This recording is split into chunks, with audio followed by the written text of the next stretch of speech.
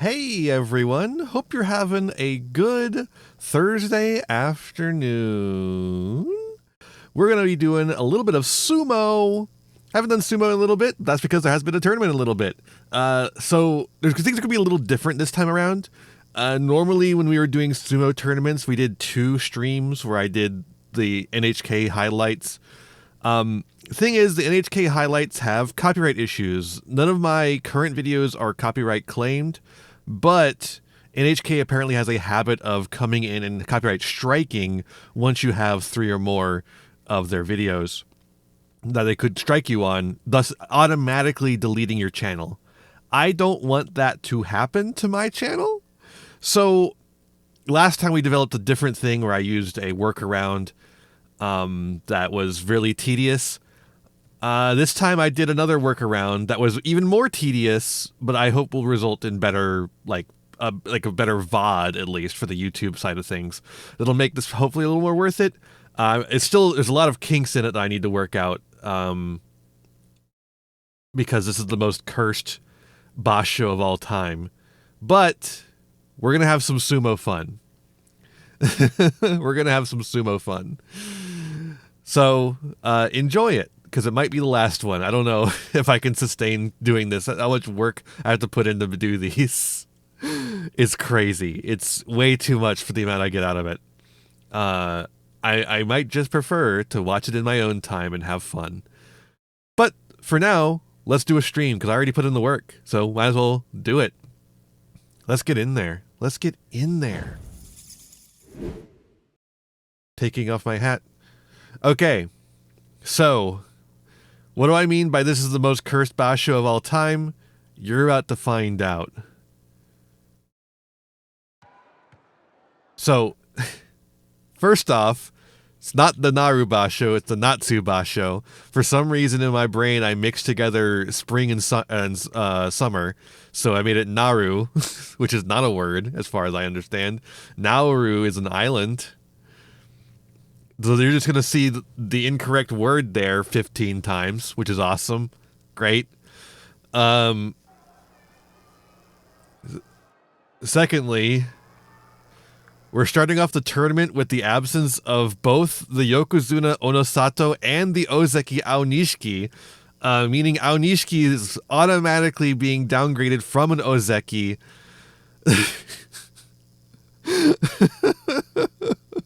And it's only going to get worse from here, folks.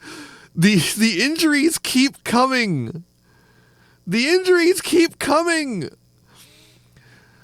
Additionally, this fucking thing that I made was so goddamn resource intensive. I'm going to have to change that. I did some workarounds to make it work, that it was really hard to actually get rendering. It was going to take like 19 hours to render yesterday. Did not have the time for that. So I had to like individually go through and freeze frame about 300 effects. But it looking so cool. It's got the stats and it's got the names and everything. It's got their scores from the last tournament. And then it's going to have their scores as we keep going forward. It's really cool. It just, oh boy, it took so much work. God damn it takes so much work. Too many hours went into this. But yeah, okay, let's watch some sumo. So if you're wondering where this is all coming from, this footage comes directly from the Sumo Association's YouTube channel. So it's not coming from NHK.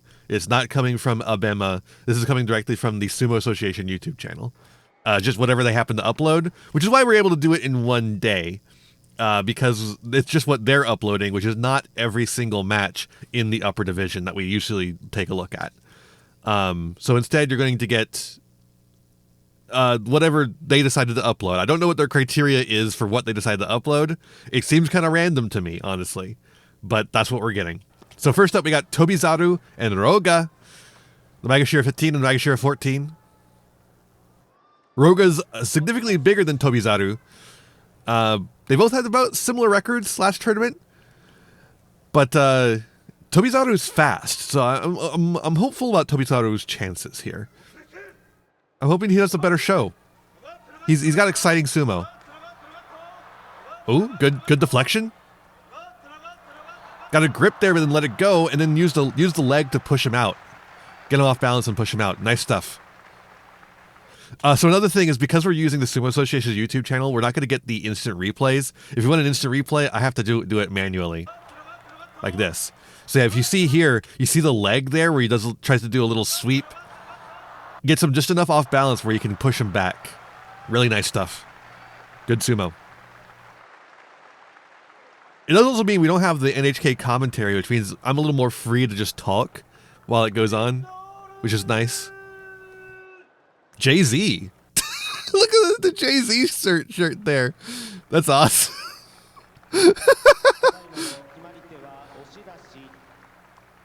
Do a little bit of crowd watching.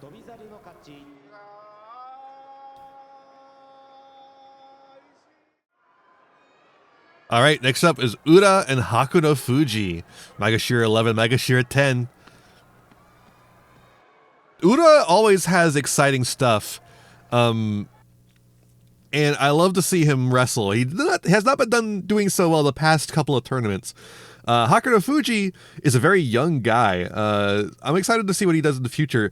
Last tournament, he had an injury that kept him out for 4 matches. I would love to see what he did with those 4 matches if he hadn't been injured. So let's see what happens with this tournament.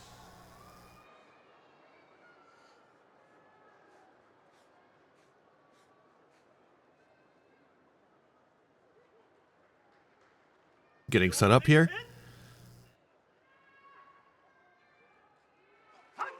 Ooh, powerful tachiai. Ura going low and then pushing him out. Hakuno Fuji tried to do a pull there. You can watch. Hakuno Fuji tried to do a pull and Ura just went right along with it and let him go. Just didn't lose balance, just kept on pushing forward as he tried to do the pull and managed to push him right out. Good stuff. Nice job, Ura. So you might notice the scores only update when they grab the money, and that's because of the way the rematches work. I don't do a score until we do a grab of the money. Bam! See? Right there.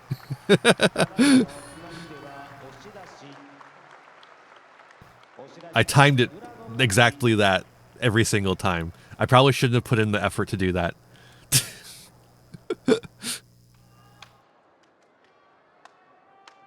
All right, Nishiki Fuji and Asanoyama. I've got nothing to say about either of these guys. They're rank and filers that I just don't pay attention to because they don't do much exciting. Asanoyama, I think, is the more exciting of the two. I think they both got Kachikoshi last time. They're perfectly fine wrestlers. It's just they don't really say. I guess Nishiki Fuji is the guy who always has the cupping all over his body. He's the fucking octopus man. But that's the only thing I can really think about him.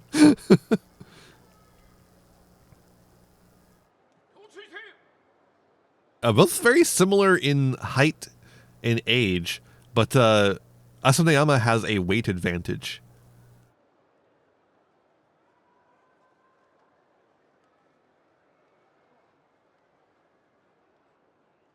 All right, they're squared up. Okay, strong attacks and out.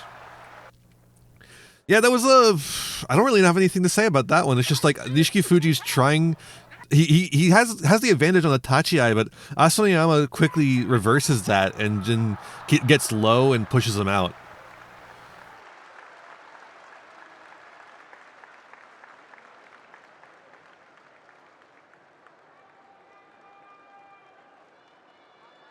Gets a nice grip on the old waist there.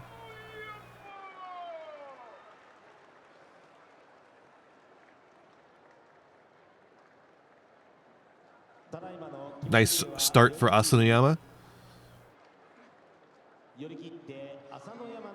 How do you like my overlay, folks? Is it cool? I think it's cool. All right, Daisho versus Oho. Daisho, really strong pushing thrusting technique. Always exciting to watch. Oho, he's like, Oh, he's a guy I don't really have much to say about. He's very tall. Look at that, 192 centimeters. One of the taller guys in the upper echelon here. And it's that's all I really have to say about him because he's not particularly interesting to me. Well, what technique? Oh, you know, pushing thrusting.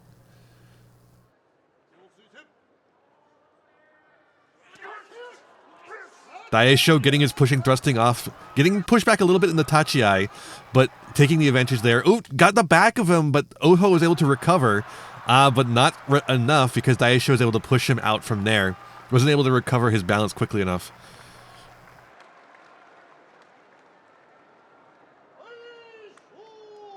A good first win for Daisho.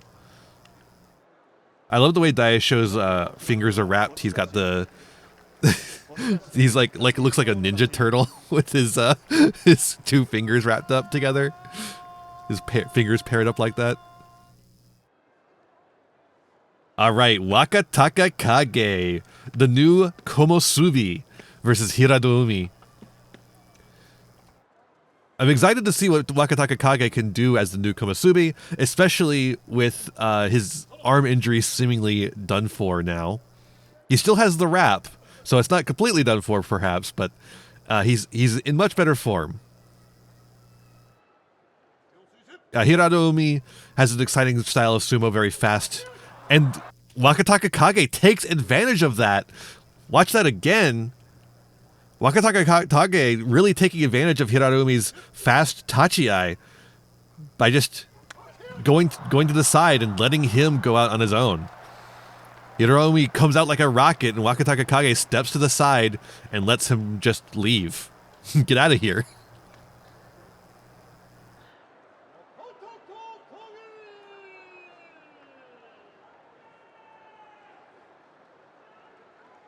There we go.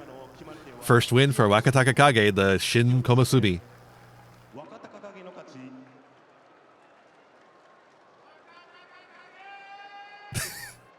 Someone's a big Wakataka Kage fan. All right. We have Atami Fuji, a Sekawake now, against Ichi Yamamoto, the sleepiest man on Mars. The Maegashira 2 is 190 centimeters. Again, one of the bigger guys up here. But of course, going against Atami Fuji, 197 kilograms. That's fucking insane. Dude's only 23, too. He's 7 years younger than me. What is going on? Look at him. He looks my age, at least.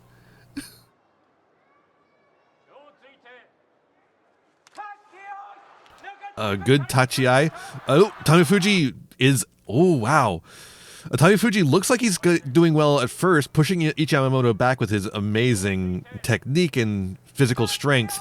But Ichi Yamamoto is able to redirect that force and just step to the side and push Atami Fuji forward. Once Atami Fuji gets off balance, he has a hard time getting back in balance. And so he's able to just push him forward even more and get him out. So there's Ichi Yamamoto with his first win. Atami Fuji starting off the tournament with a loss. I will say, though, the Sekawake and the Komosubi have a rough first part of the tournament. They're going up against some of the best in their first few things. So if Atami Fuji ends up having like a bad first record to start the tournament off with, don't be too surprised. All right, Kirishima, the winner of the previous tournament, up against Takanosho. Kirishima, same age as me. What the fuck? He does not look like he should be the same age as me. The recently re-promoted Ozeki, Kirishima, against the Maegashira 1. Like, I could talk about how Takanosho, did get his Kachikoshi, but Kirishima won the last tournament, and he shows exactly how with that impressive technique there. Takanosho goes in. Hold up. Let's get a replay of that. I have to do it manually again. I don't have any slow-mo either, but, Takanosho goes in, goes for a throat thrust, but he Kirishima senses the overextension, and then just he's not there anymore. He just decides he's not there anymore, lets Takanosho start to fall on his own, and then pushes him down for the final touchdown. Also, sorry, I don't remember all the names of the moves, so I'm not going to be talking about those. I considered putting them in my overlay, but then I realized that would be even more work for me to do, and I don't need that. I didn't need more work. All right, last one for day one. Wait, no, not last one yet. We still have one after this. This is the second to last one for day one. Kotozakura, the Ozeki, versus Fujinokawa. Kotozakura, of course, a large man as well. 189 centimeters, 178 kilograms. Fujinokawa, one of the smallest guys, especially up this high. I think he's got the smallest weight of all of them, 123 kilograms. He's only age 21. That's fucked up. But he's a Maegashira 1. He has really good technique to make up for his lack of size.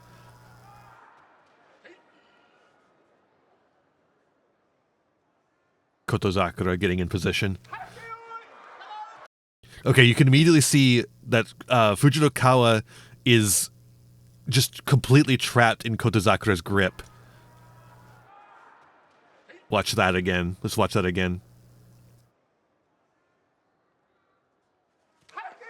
So you see he goes in, Kotozakura tries to grab him, Fujinokawa gets out, he starts pushing. Okay, very good. He gets into Kotozakura's kitchen there, just like hitting him really hard to like get a strong tachiai, and immediately starts pulling out because he doesn't want to get into Kotozakura's grip. Getting into Kotozakura's grip with the size differential is just a death sentence for him. So if you watch that again, hope we can get another look at that.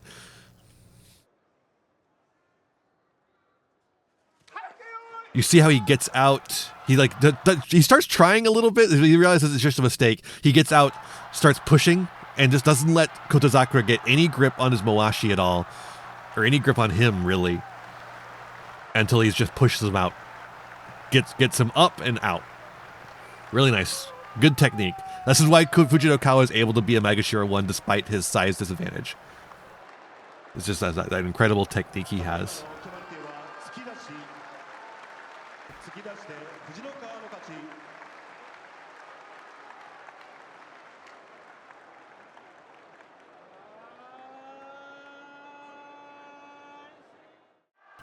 All right, last one for today is Hoshoryu and Takayasu, the Yokozuna versus the Komusubi. And these two have a bit of a rivalry going on. They love to do a stare down. Maybe we'll get to see one here. Hoshoryu was waiting for him to toss the salt so he could toss his. Oop, they do a little bit of a stare down.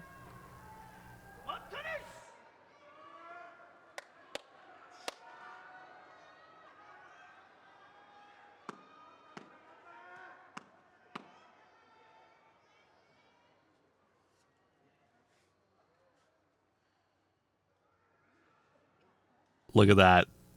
They love to stare at each other. They love staring each other down.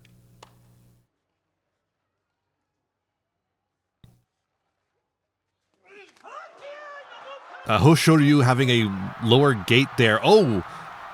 And pays for it as Takayasu's able to force him down. That did not look good. Oh no! Hoshoryu looks to have been injured from that. He pulled something. That is not good. The Yokozuna, the only Yokozuna left in this tournament, having an injury like that. Oh, it's hard for him to walk. Ugh. That is unfortunate. Yeah, Takayasu gets the win there. Hoshoryu starting to turn it off with a 1 loss. 0-1. Oh, Hoshoryu needing help to get out of the stadium. Oh god, that is not good. That is not good. cursed ass basho. Oh, he forgot to bow. He has to go bow to the stadium before he leaves. I think anyone would have forgiven him for not doing that, but he did it anyways. Good sport.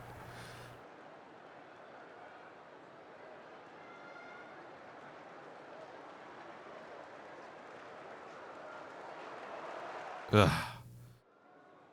All right, day 2 again misspelled. It's Natsu, not Naru. We've got Wakanosho versus Fujiryoga. Wakanosho is a newcomer. Oh, also, yeah, we had the absences. Let me just do this. Let's do the absences real quick. So yeah, Hoshoryu is absent now. That he did have to retire from this tournament after that leg pull we just saw, which is not good. Not good. So this tournament is going to be Yokozuna-less. The Yokozunas, as you might know, or might not know, are the ones who do the ceremony to bless the tournament to prevent evil from seeping in, evil spirits from doing shit, to make, like, please the gods and all that kind of stuff. They do have a comic wrestler, I guess they're the equivalent of a Harlem Globetrotter for sumo, who's doing that now. But it does feel like extra cursed because you don't have the 2 Yokozuna there to do the ceremonies. It is fully cursed, even down to everything that I tried to export this fucking video so I could do it for the stream. And it was going to take 19 hours. I had to go in and individually freeze frame everything. I tried to render that, and then my fucking hard drive I was rendering it to disappeared. It just disconnected and was like, nope, sorry. So I had to export it to a different hard drive. This fucking basho is cursed, dude. This fucking basho is cursed as hell. Anyways, we've got Wakanosho Fujiryoga. Wakanosho, a newcomer to the top ranks. Now in Maegashira 16, was in yugioh. He had a win yesterday in our days, but we didn't see that one obviously. But he's looking good so far. Fujiryoga, a newcomer from the previous tournament, and he, if I remember correctly, last tournament he had a makekoshi, I think. But he started off strong this time with a 1 win. So we got 2 wins going on here. Fujiryoga, a much larger man than Wakanosho.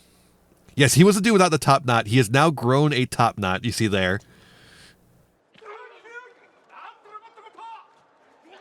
Okay, despite being the larger of the 2, Fujiryoga is being pushed back a little bit by Wakanosho. They are in the center. Very big pushing thrusting battle.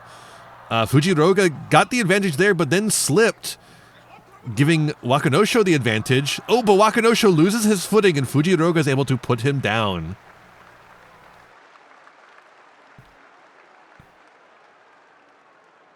Oh, looks like Wakanosho's bleeding a little bit. Cursed basho.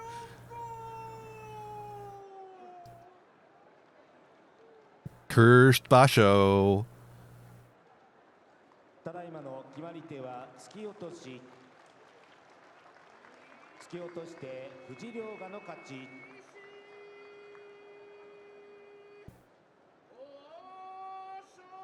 I don't know why the videos include so much of the ending bit there.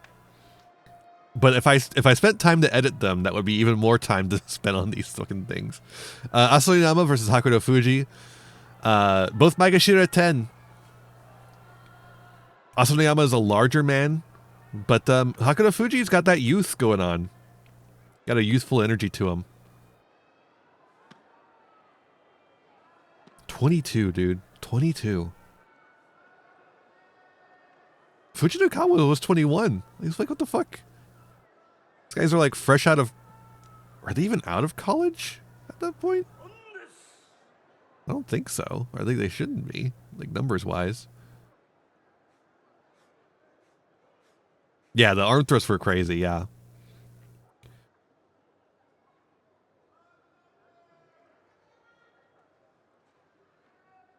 Why was there a little frame of something else there? What the fuck?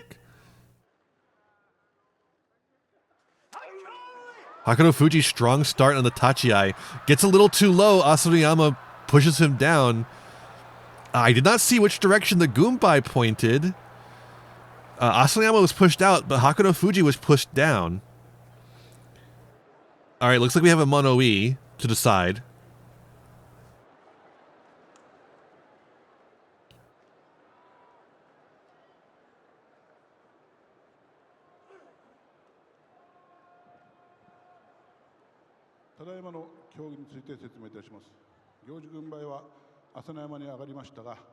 What the fuck? I have subtitles. I put subtitles in. Why aren't they here?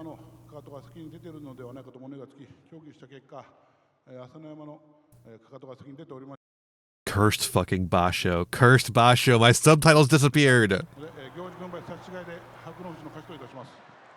I believe that was it's going to Hakuno Fuji. Let's get a replay of it just to see what's going on there.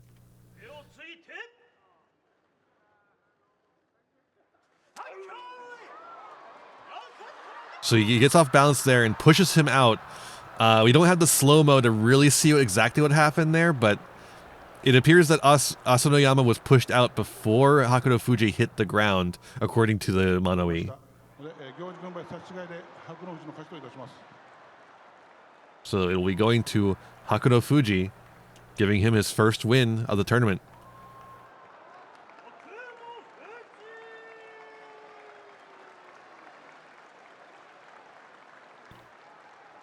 Yeah, unfortunately, not ideal to not be using the NHK footage, but I don't have I can't use the NHK footage legally speaking, so.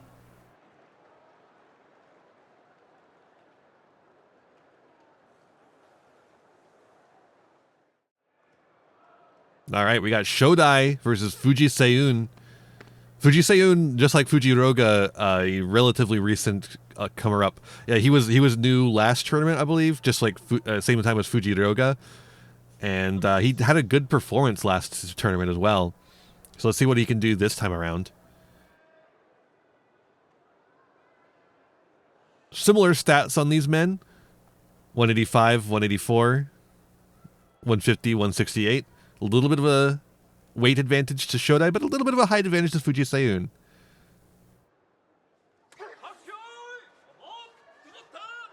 Oh, wow. Good grip of the arms there, but Fuji Seiyun is able to get out of it, but Shodai is able to take advantage of his overextension as Fuji Seiyun tries to get that last little bit of push, and Shodai stays in the ring while letting his opponent fall to the ground.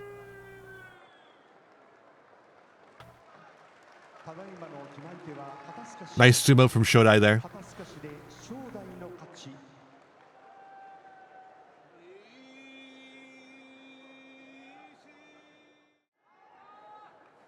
Daie Sho versus Wakamoto Haru.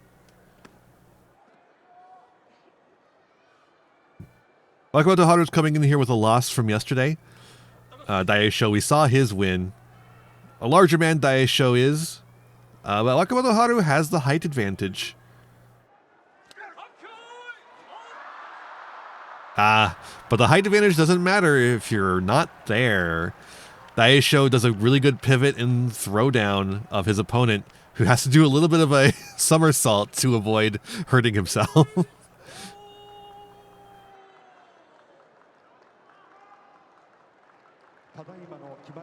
So that's 2-0 and 0-2. That's true, Ferret Lord, but c'est la vie. I don't actually know that NHK is state-run media, though. I think it's a corporation. I could be wrong on that, though. Ichiyamamoto and Takayasu, the Komusubi and the Maegashira 2. Ichiyamamoto, one of the tallest guys here. Kirishima and Wakataka Kage are both in this tourney. We'll be seeing them later.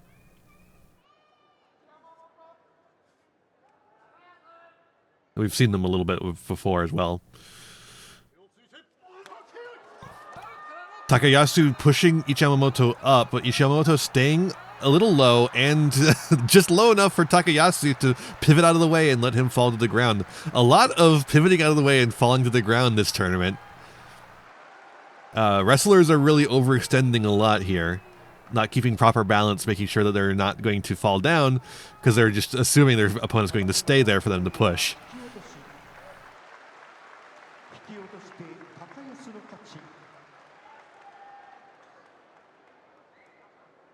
Oh, it is? Okay, cool.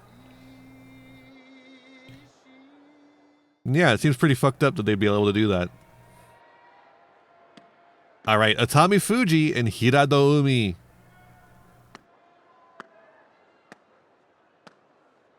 The Shin Sekawake hoping to get his first win of the tournament.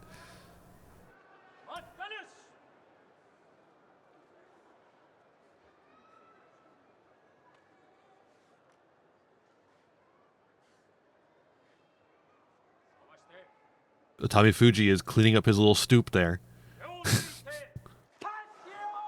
Strong Tachiai. Hirado Umi comes in fast as always, but Atami Fuji is just the immovable the immovable object. Hirado Umi going really low. Atami Fuji trying to lift him up. Oh, but is not able to lift him up before Hirado Umi is able to push him out.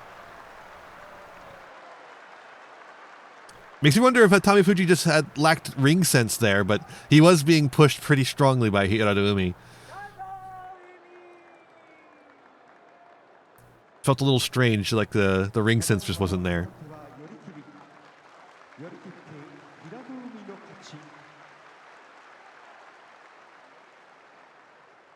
That's 2 losses for Atami Fuji. Here we go. Wakataka Kage, the Komosubi versus Ozeki Kotozakura. Ozeki having a bad start, but that is normal for Kotozakura. He does not start well in tournaments usually. He has to build up momentum, I suppose.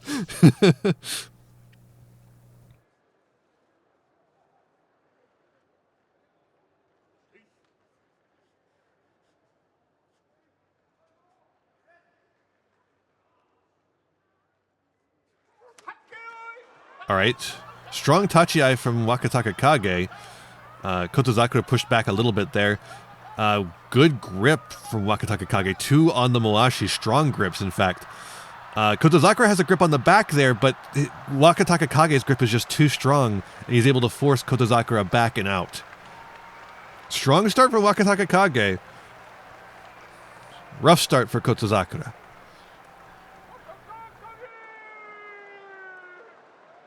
His grip there was just too strong for Kotozakura to overcome.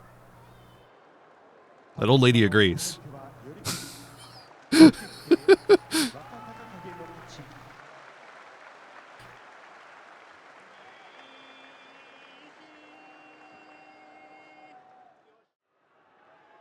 All right, Kirishima versus Yoshino Fuji. Now, with both Yokozuna gone, this is the last match of the day. And also, Yoshino Fuji is at his strongest when there's a Yokozuna for him to fight. There's no Yokozuna anymore, so I'm a little worried about him. But he's still going up against the Ozeki. I don't know why it says Oseki there. God damn it. All right, good Tachi-ai from both men. Oh, but Kirishima gets to the back of him. Oh, good recovery from Yoshino Fuji. Usually you're not able to get that kind of recovery from that kind of thing. Yoshino Fuji coming back in. Oh, but then he gets a little too low, and Kirishima was able to push him down.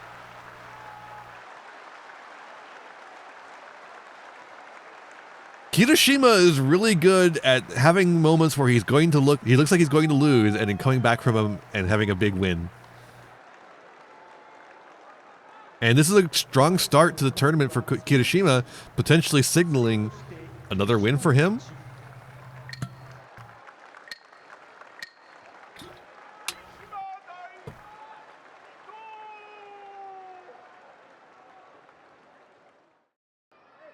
All right, here we are, day 3 of the Natsu Basho, not Naru Basho. Thank you. Asanoyama versus Ura. Ura did take a loss yesterday. We didn't see. But here he is against Asanoyama. He's good at forcing his opponent to do those spins. Yeah, Kirishima just has really good movement and like sense of the ring. God, he's just so good. He's just so good.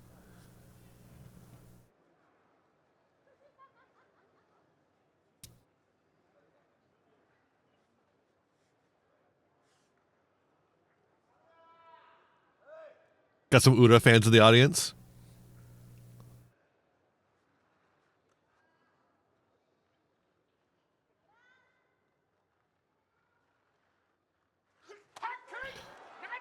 Ura gets pushed back immediately and out. Asuniyama's size is just able to completely overwhelm Ura. Unfortunate for Ura, but not unexpected.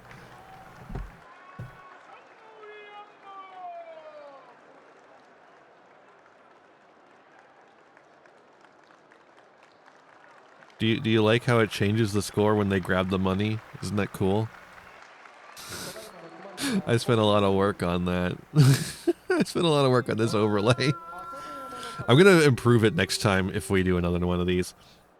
Where I'm going to try and make those stats automatic so there's not any typos in them. Very good sportsmanship from Asunami there, yes. I love when they go to offer the help. They don't always do it. I wish they did it more often.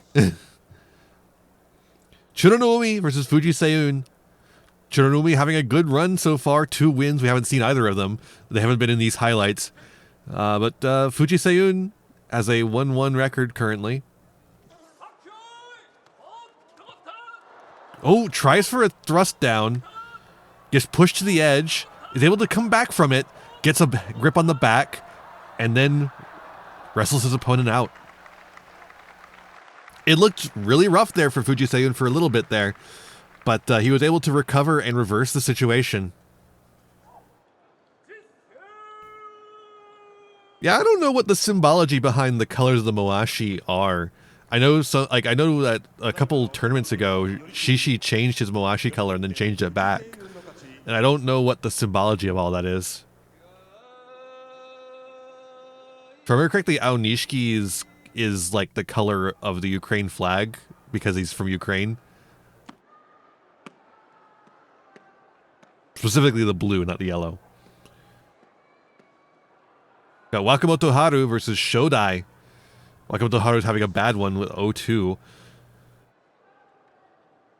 Shodai's got him on the weight, but not on the height. But that's the same thing that happened with the last bout we saw with Wakamoto Haru, and he lost that one. So, doesn't really necessarily mean anything.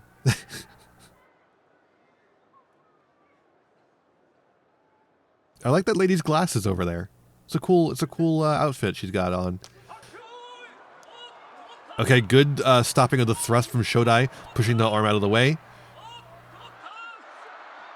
Oh, Wakamoto Haru gets the grip on the back though, and that's just what he needed to push Shodai just a little bit over the edge to get him out of there.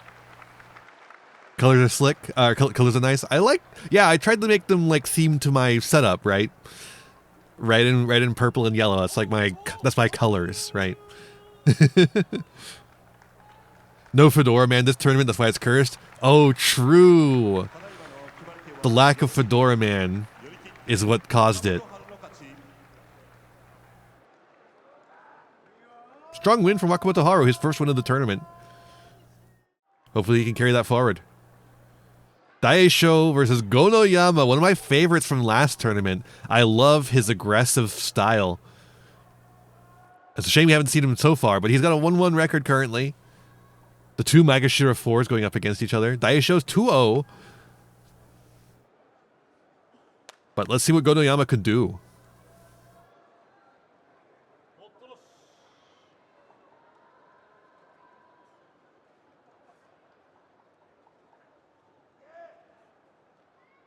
I love how they like get down there and then they get back up and then they come back down again.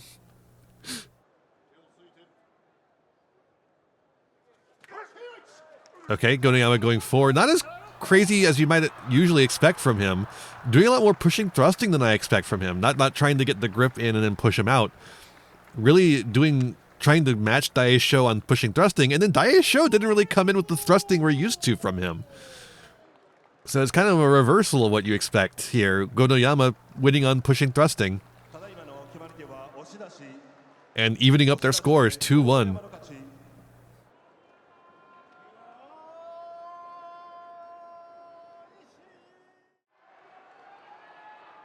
Hiradoumi versus Takayasu.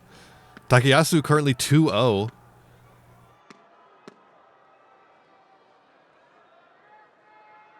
Let's see if he can keep that streak going against Hiradoumi.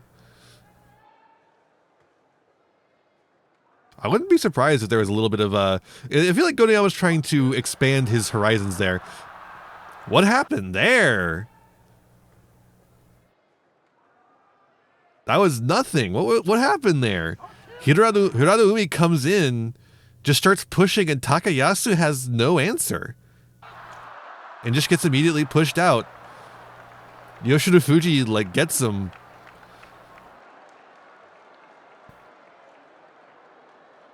As usual, Takayasu, an older man, has trouble getting up. And I was like, by older man, I mean he's 6 years older than I am.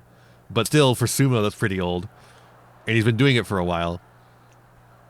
He has a little bit of trouble getting up. I hope that's not going to be permanent. Cursed basho! Cursed basho. Hiradoumi gets the win. They both leave 2-1. Sometimes you win because you're put in size to lose. Literally, I don't know what Takayasu was thinking there.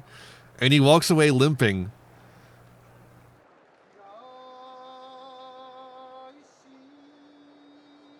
Damn. We got a song for Wakataka Kage, which means he's up next. Wakataka Kage versus Yoshida Fuji. Was that a Vuvuzela? No, that's just a guy yelling. Okay. Komusubi versus a Maegashira 2. Again, Yoshida Fuji better against Yokozuna usually, so let's see what he does against a Komusubi.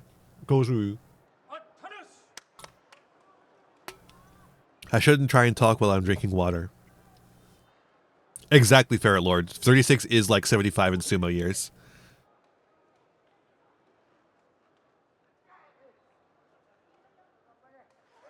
Wakataka goes in. Yoshida Fuji trying to get a grip, but Wakataka Kage just has the inside position and moves him out. Let's get another look at that because that was a quick one. I have to be selective with the ones I go back on because this is like a 3-hour-long video. Wow, really just gets the position he wants and moves him out. Yoshida Fuji trying to do things, but they're just not happening. Tried to get a grip on the back, tried to push him. None of it worked. Not a bit. 3-0 for Wakataka Kage. Early lead. We're not really going to be keeping track of leads for a little bit, but it's a good start. It's a good start for sure. Ichi Yamamoto versus the Sekawake Koto Shoho. I believe also a Shin Sekawake.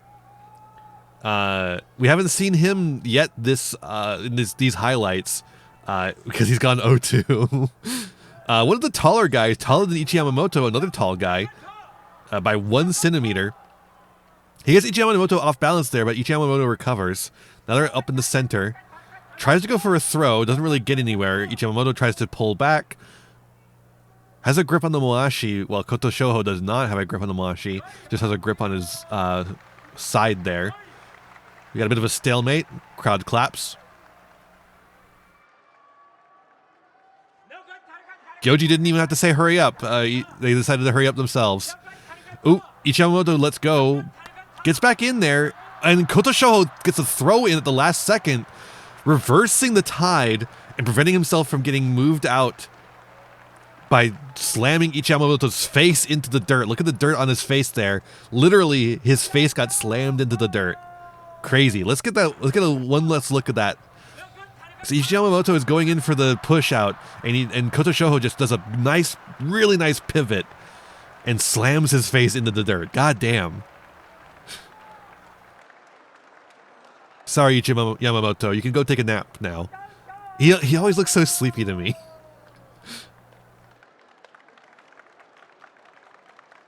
Very good ring sense, yes. Yeah, he's on the rice bags there. He does that pivot. Really good.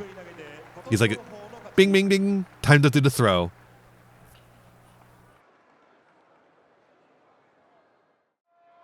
All right, Atami Fuji against Oho. Two of the bigger men, 187 centimeters, 197 kilograms versus 192 centimeters and 185 kilograms. Atami Fuji not having a good start here, but again, with as a Sekawake, you don't have a good start usually. You're going up against a lot of very strong people at the start.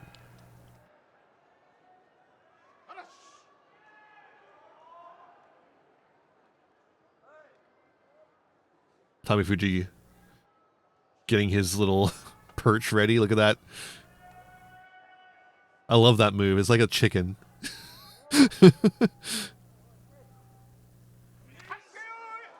Atami Fuji just pushes him out.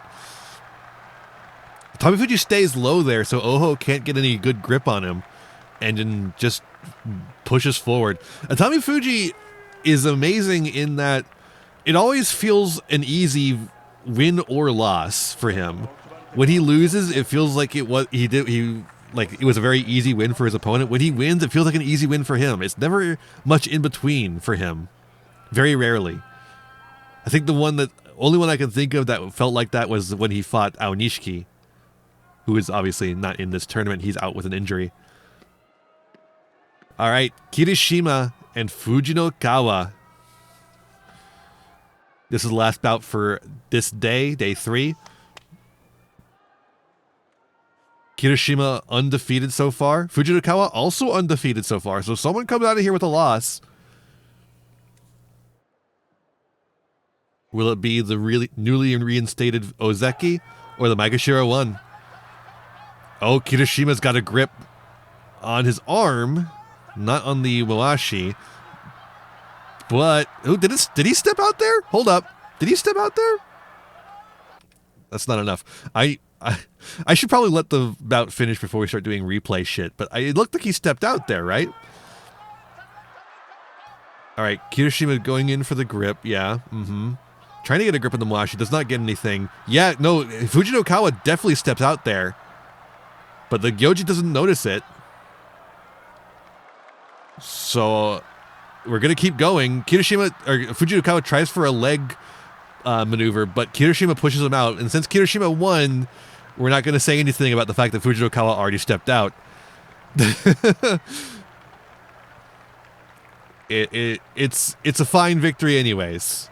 But the fact that Fujinokawa did not notice he stepped out means bad ring sense on his part. Did not notice that. But the Gyoji didn't notice it either, because Kirishima was in the way. Kirishima undefeated once again. Good sign for his tournament chances. Neither of them look happy from that win. Yeah. I think Kirishima looks tired as fuck. That went longer than it needed to, for one, but it went a while. Kotozakura and Takanosho. By the way, I learned something recently. That move that Kotozakura does there. Watch it again. This move that he does here, where he does that. He's got a buddy in the wings who's doing the same move back at him. So he's not just doing it to be like intimidating. He's doing it as like to psych himself up with the other guy, his little buddy there, which is fucking awesome. I fucking love that. It's so cute. I love when sumo wrestlers are cute. Ozeki not having a good tournament so far. But it's only day 3, so let's see what happens here. Kotozakura got an inside position there. Oh, good. Got him at the back there. Oh, but Takanosho's able to skirt around, but it's not enough. Takanosho looked like he was going to be able to escape there, but Kotozakura was able to stay on him well enough to prevent him from escaping and push him out for his first win. Let's see if this is a recovery for Kotozakura.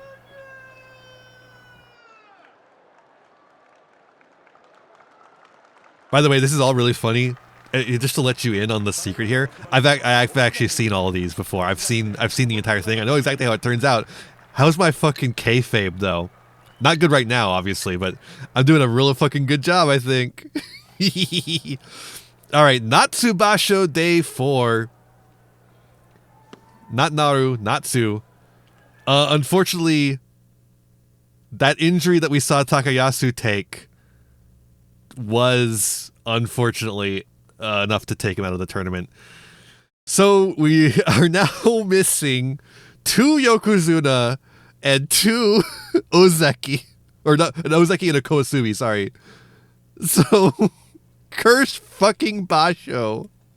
Cursed Basho. Alright. We've got Tobizaru and Fujiroga. Fujiroga having a 2-1 record. Tobizaru 3-0, having a really good time. Having a really good tournament. Look at that guy in the purple hair there. Awesome. That's awesome. That's really good purple. Is that a wig? Fujiroga pushes Tobizaru to the edge, tries to slap down, doesn't get anywhere. Tobizaru using his agility to his advantage to get around the ring, but not enough. He ends up tripping there, and Fujiroga slaps him down.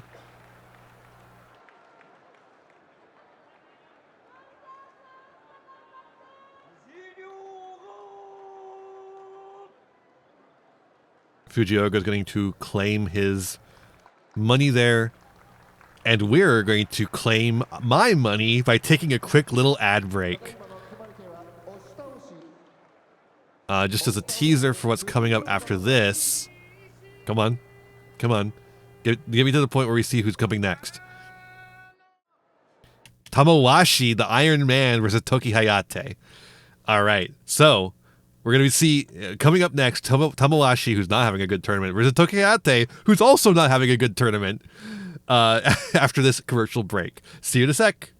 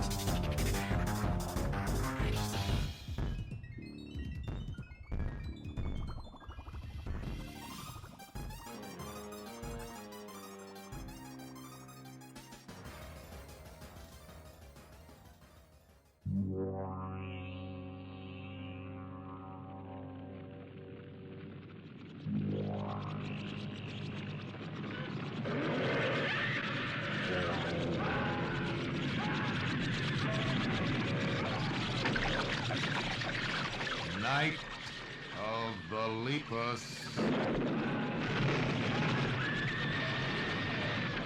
Rated PG.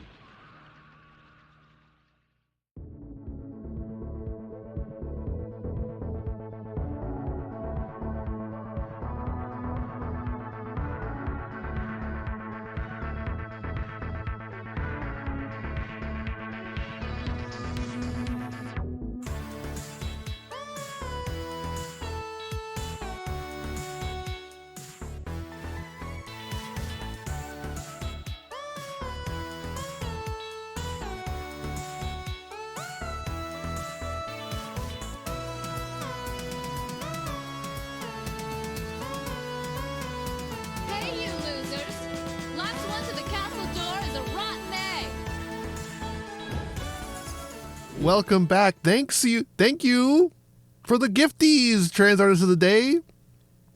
Holy moly.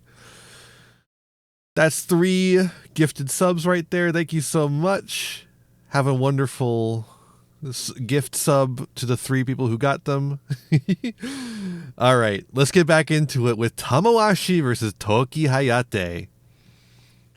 Tamawashi 03, Toki Hayate 03. Tamawashi in danger of being demoted down to yugioh, the veteran. A little concerned, potentially, but let's see what happens. Thank you so much, Trans Artist of the Day. I appreciate you.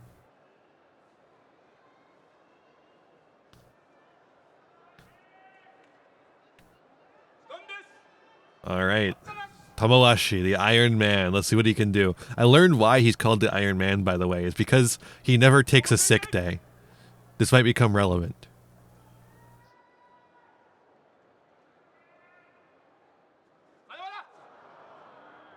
Oh, false start.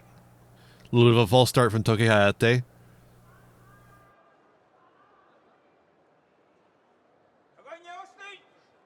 Reset.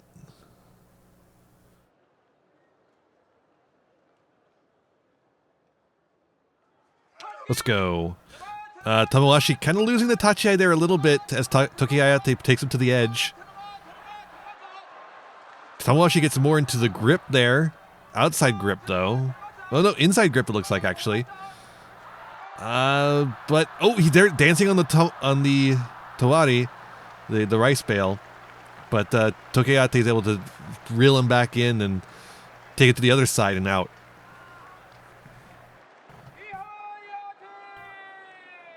And that's an 0-4 for Tamawashi in day 4. Unfortunate for the veteran. 41-year-old. 41 years is how old a lot of these other guys look to me, but Tamawashi's not able to get a lot of anything going for some reason. Oh, we got Shishi. First time seeing Shishi in these highlights versus Ura. I have a feeling Ura's flexibility and agility will give him an advantage here because Shishi is not very good at pivoting. He's just really good at moving in one direction. One of the taller men here, 192 centimeters. Good starting thrust. Shishi is able to push him down a little bit, but Ura is able to stay on his balance and then just completely go around to the other side of him and push him down. Ura's agility really wins the day here. Able to get to the other side of Shishi and push him where he's weak.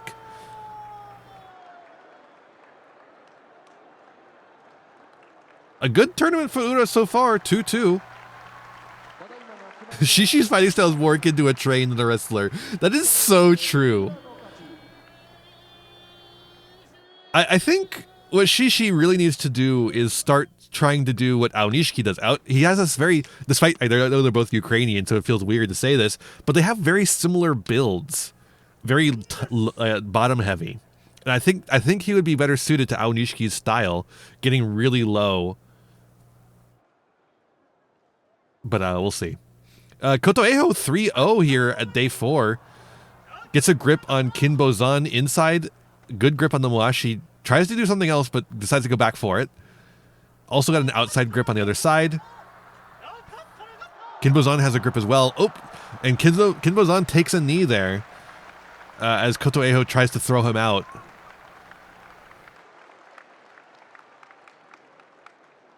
And that's 4-0 for Kotoeho. The Magashira 13 is undefeated thus far.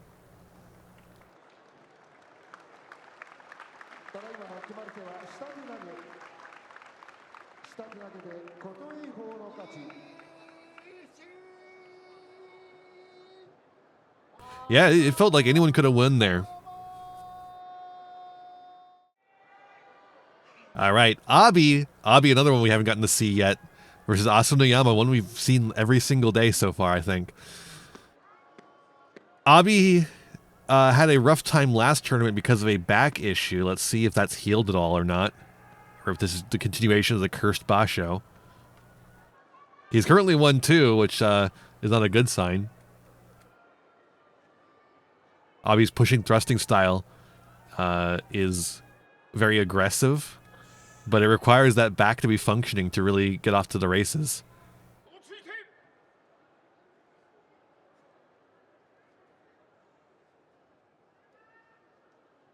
What a smooth man. He must have shaved. He's the guy who dropped out and came back in. There was so many of them last time.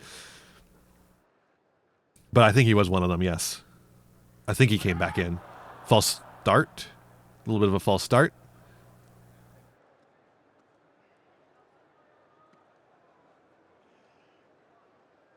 That is funny without using the NHK broadcast and using the official Sumo channel. We get to see all the false starts. The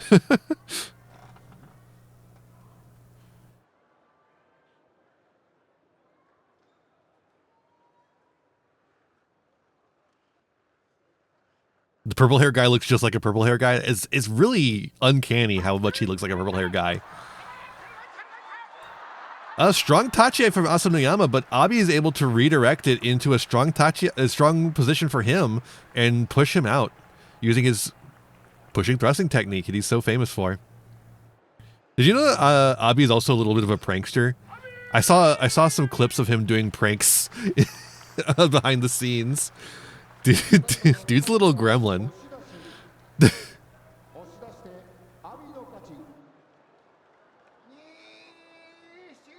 He does the like tap you on the shoulder on the other side and then leave and then pretend like he didn't tap you. He does that shit. We've got Hakuno Fuji versus Asa Hakuryu. Haven't seen Asa Hakuryu these highlights yet. He's 2-1 currently. Hakuno Fuji also 2-1.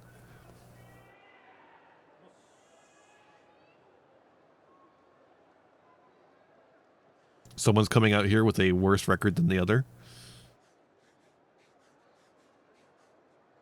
Got to make their zone uncomfortable. Get a good grip on with those tutters.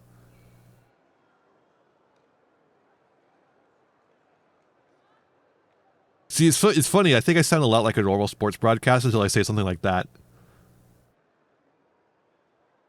Problem with getting into sumo is that I now do the belly pad occasionally. All the time. I'm doing it all the fucking time now.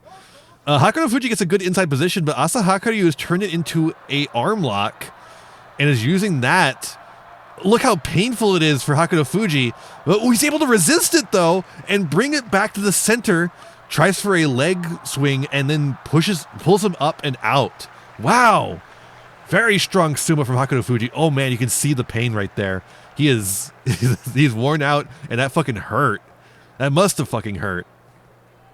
That was some good sumo there from Hakuno Fuji. And Asa Hakuryu tried his best, but god damn. Hakuno Fuji is able to withstand it and then reverse it. 3-1 for Hakuno Fuji.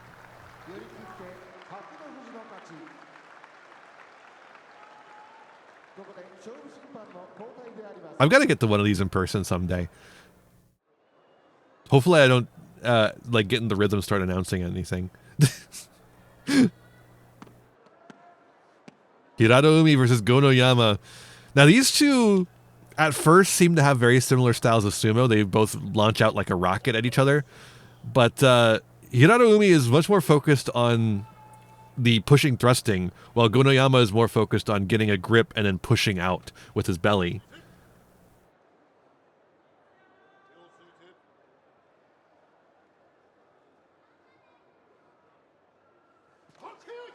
And here goes Gonoyama coming in with the pushing thrusting. And then does a little... He's there, and then he's not there, and Hirado comes down to the clay. It's interesting, yeah, Gonoyama seems to be doing a new strat here, where he's doing a lot more pushing thrusting than he was before, incorporating some of the other strategies into his own.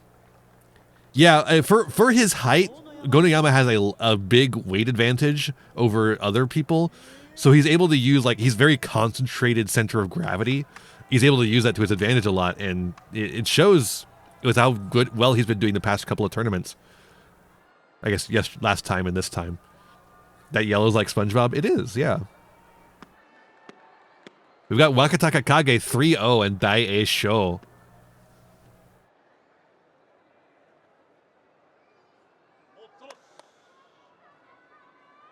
Everyone's favorite Wakataka Kage because he's fun to say and fun to watch. Not a huge guy, Wakataka Kage, as far as these go. He's more muscular than anything else. Daisho trying to push him back, but Wakataka Kage just says, doesn't bother me. Comes in to get his grip, moves him out, and out. Moves him to the side and out. That guy's got pins on his jacket there. That's fun. I like that. 4-0 for Wakataka Kage.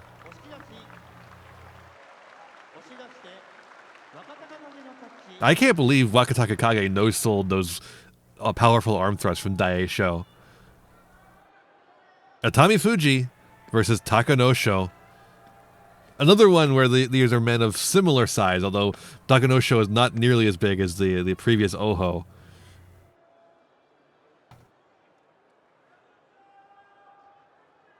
It was like the fucking Undertaker, yeah, with Wakataka Kage just ignoring those thrusts.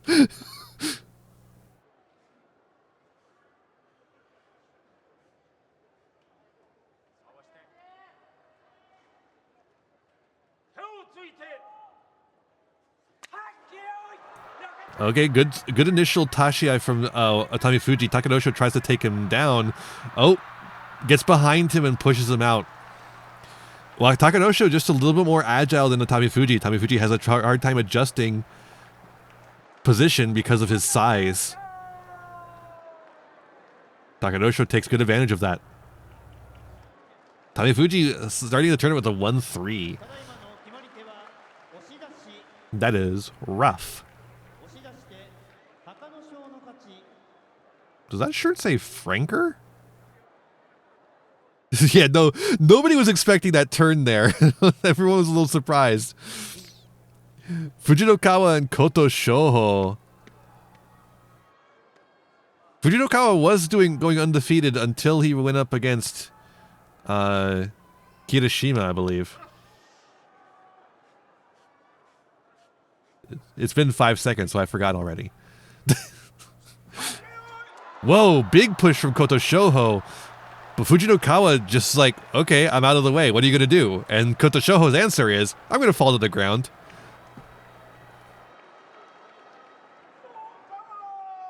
Was not expecting Fujinokawa to be pushed back so far and just collapsed from it.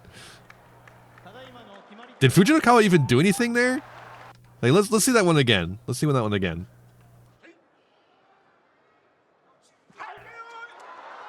He does. He has a little slap on the back. To help him down. But by that point, I think Koto Shoho was already pretty far down. Minra, thank you for the raid. Welcome, Raiders. We're watching Sumo. I'm commentating the highlights of the most recent Sumo tournament, the May Basho, the Natsu Basho. I hope you are ready to enjoy some good Sumo goodness. How was your stream? How are you enjoying music? Were you playing your album? I know it's on Spotify now. Isn't that awesome? I'm glad you got that worked out. Dragon Raid. Hell yeah. Oh, we got a good one for you too. Koto Zakura versus Yoshino Fuji. Two large men. Losing because you thought your opponent would be better? Yeah, I don't think he expected Fujinokawa to be so light to be pushed around like that.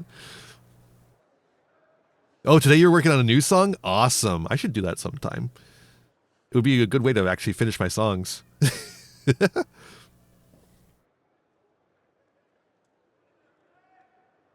Kotozakura taking his time to lower down. Fujinokawa, good start here, pushing Kotozakura back. Kotozakura gets him to the edge, though, and out.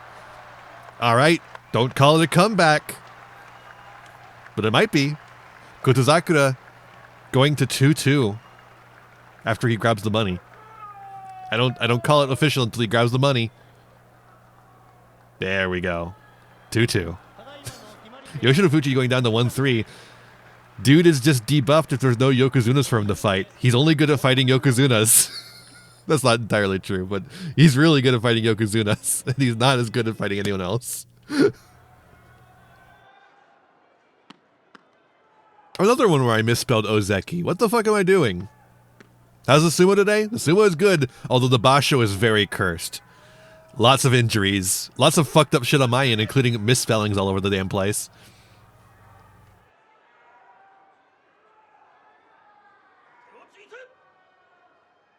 Kirishima versus Ichiyamamoto. Ichiyamamoto gets a good start on the tachiai. Whoa. Kirishima almost falls down there himself, but he stops his fall with Ichiyamamoto. Kirishima, the winner of the previous tournament, showing exactly how he got that position, going 4-0 in the 4th day of the tournament.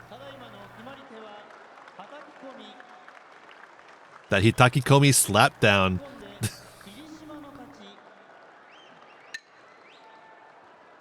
Thank you, Mr. Announcer Guy, for reminding me what that move is called. I don't remember the names of the moves. All right, day 5 of the Natsubasho. Again, I wish I had time to check this over. The current leaderboards are Ozeki Kirishima, Wakatake, the Komusubi, and the Maegashira 13 Koto Eiho. A bit of an unexpected guy coming to be in the top here. But yeah, coming into day 4, or day 5, the 4-0 members, Kirishima, Wakatake Kage, and Koto Eiho. Speaking of Koto Eiho, we got Koto Eiho first up here. Up against Roga at 3-1. Koto Eiho, a young man, age 22. That's got to be like fresh out of college.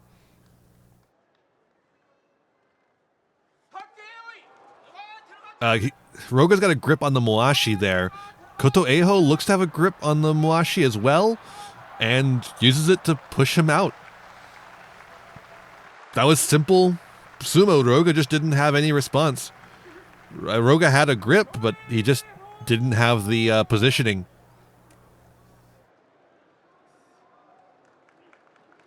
It's funny, they're both the same height, but Koto Eiho was making sure that Roga was up higher than him.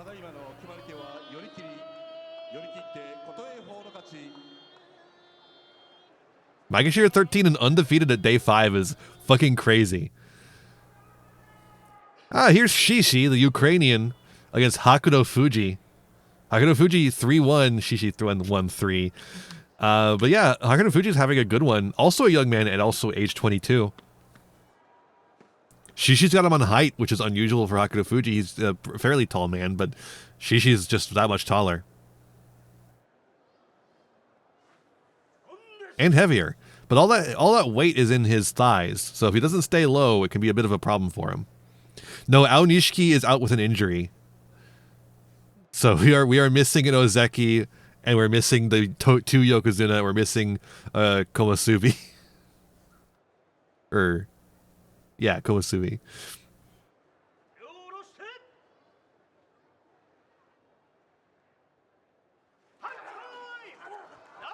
Shishi kind of goes for something interesting there, gets a nice grip and brings Hakuno Fuji to the edge and then down. Hakuno Fuji did a good job there redirecting to try and stay in the ring longer. He did stay in the ring longer, but not enough to get an advantage before Shishi was able to throw him down to the ground.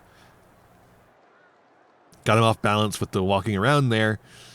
Couldn't stay balanced for long doing those kind of tactics. Shishi just had too much of a good grip on him for him to do anything.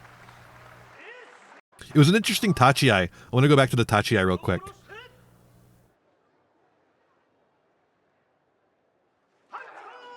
You see how Shishi kind of moves his arms there? He does a little trick there. He's like going for one thing and then does another. See that? He starts moving his arms forward and then keeps them low to like do a push up, to push Hakuno Fuji up so Shishi can get a lower position. Really good stuff.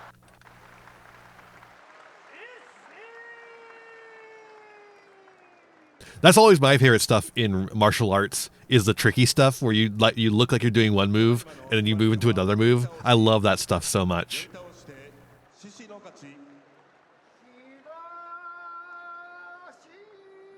Yeah, for sure. For sure, trans artist of the day. All right, Asanoyama 2-2 now against Kinbozan. We've only seen once so far. I didn't really say anything about him. He's a tall man. Look at that, 195 centimeters. I think he's the tallest guy here. 179 kilograms. I think a lot of that, though, is just in how tall he is. Asanoyama, another tall guy, though, 188 centimeters. He battled the giants here. Very similar heights, very similar weights, similar ages, similar ranking, similar scores. 2-2, 2-2. Should be pretty even sumo, theoretically.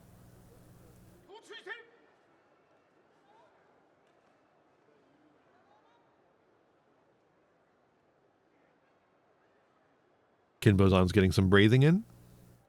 Look at that guy's glasses. Hold up. Look at that guy's glasses. Oh, and of course they move the camera down as soon as I say that. What is up with his glasses? False start. It's interesting. I don't know what goes on with the false start because it kind of seems like the gyoji doesn't indicate anything. They just start when they start. So I don't know how you end up with the false start when they just start when they start. But look at that guy's glasses. Look at them. Why are they so small? They're like, maybe it's the trick of the angle, but they look like they're really tiny on the face. What the fuck is up with that?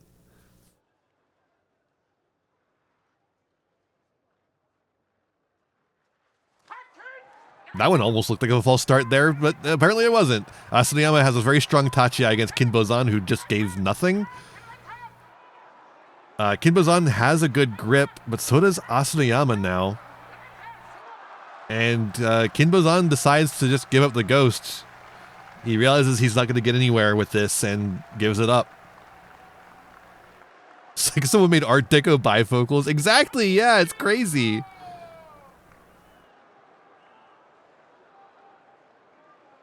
That's 3-2 Asanoyama.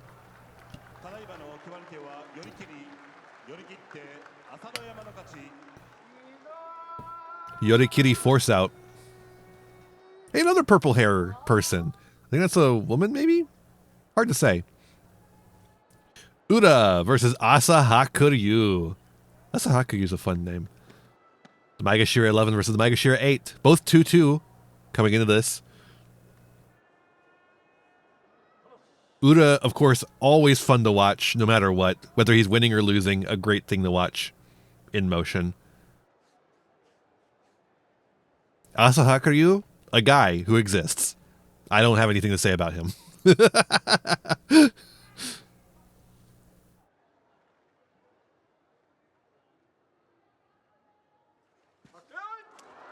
Ooh, Ura does some really tricky maneuver there. Holy moly, let's watch that again. A soft tachi-ai, which almost makes you think that Ura's going to get... like Asahakuryu kind of gets to the back of Ura, but Ura quickly spins around, grabs Asahakuryu's arm, and then pulls him around to the edge of the doyo and pushes him out from the back. Incredible sumo from Ura. Something you don't... most people couldn't even pull off. Ura is able to pull off with aplomb. Incredible stuff from Ura. That's 3-2 for Ura. And the crowd loves it. He may not be in his home region of Osaka, but everyone still loves Ura. He's got a lot of fans. Asahakuryu is the platonic sumo. He's what you think of when you think of a sumo wrestler. That is true, yeah. That's what I feel about a lot of the like rank and filers like Wakamoto Haru. He's like, yeah, that's a guy. Fujiseun, however, I do have things I think about because Fujiseun is a relative newcomer to the higher ranks of sumo, having made his debut last tournament, I believe. It was either last tournament or the tournament before. I think it was last tournament. And he's been showing off his ability. He's already at Maegashira 6 despite that. And look at how strong his sumo is. Able to get a good grip on Wakamoto Haru and throw him out of the ring. Slipped out of the arm lock like nothing. Yeah, no, Fujiseun is a fucking good wrestler. 4-1 for him in day 5. Similar stats on those two men, by the way. Very similar. All right, Wakataka Kage, the Komosubi, the only Komosubi left in the race now, and Maegashira won Takanosho. Same age, similar height, very different weight.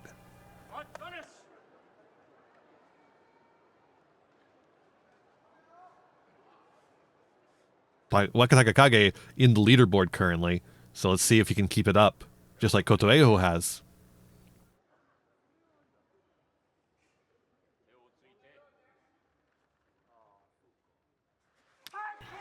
Going low, too low.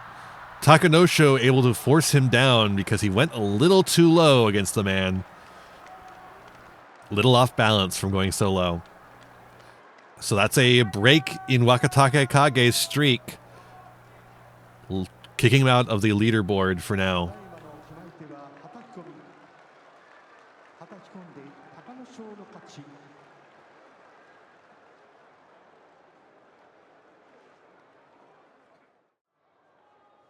All right.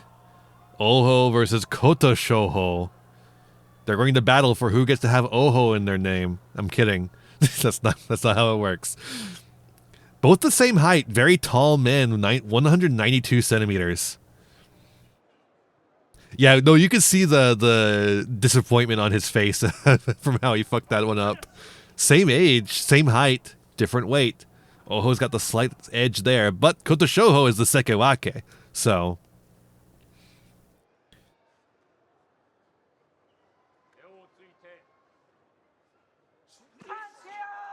even Tachiai.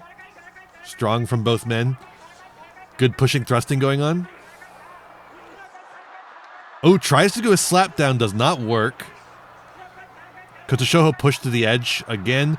Ooh, gets a grip on the back and out. The grip on the back of the Mawashi was very powerful there. Look, he's bleeding a little bit. Cursed basho. Cursed basho. He's bleeding. Busted his lip open a little bit. I think it was just a fingernail. Folks, you got to cut your fingernails if you're going to wrestle.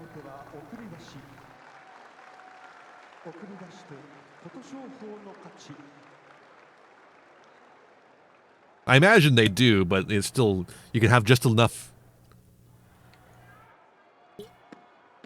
Yeah, Oho is now called.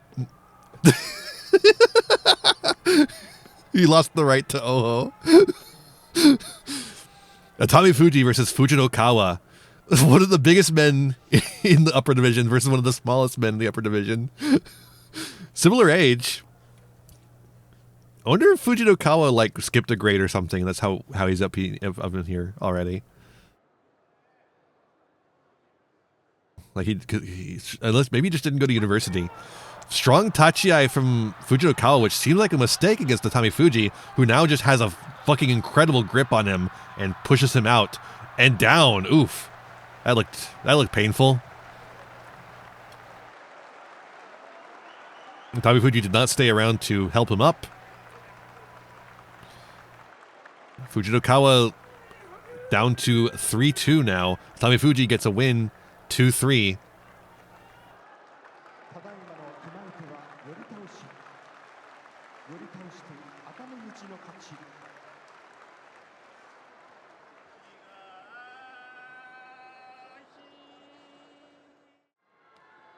It did seem a little unnecessary because that was a throw there. I don't know what was going on there. Maybe Atami Fuji was just excited to get his win. I don't know. Kirishima, the last person in the leaderboard who hasn't done their match yet. Kirishima 4-0. Hiradoumi 2-2. Kirishima stretching a little bit, getting limber.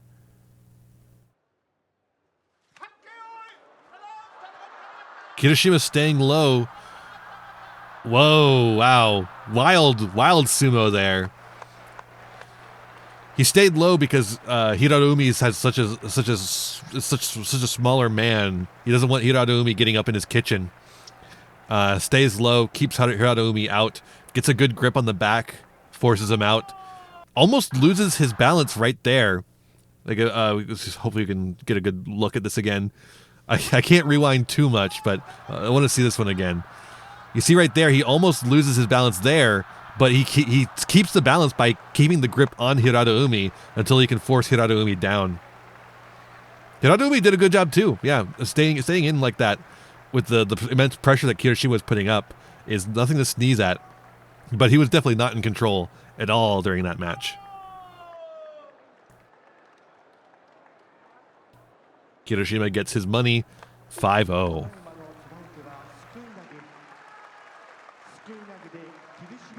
That's Suinage.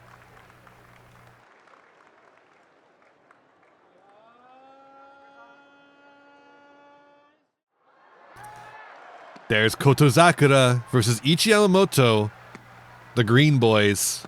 Sleepiest Man on Mars versus the Ozeki, Kotozakura. Ichi Yamamoto's got a slight height advantage on the very large man. But the weight goes to Kotozakura.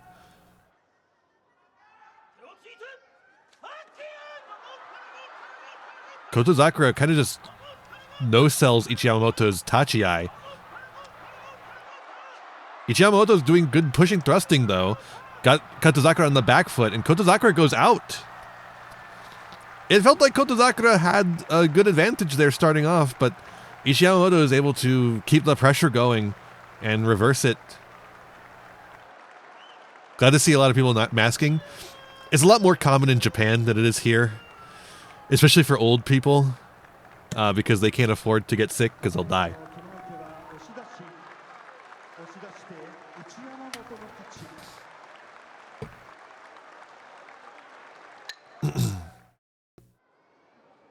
All right, day 6 of the Natsu Basho.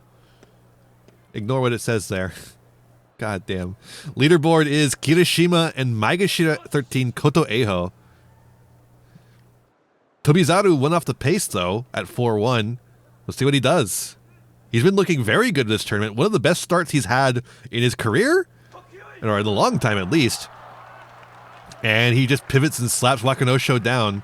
Wakanosho also doing well for his first time in the upper divisions, but was not expecting Tobizaru to just not be home.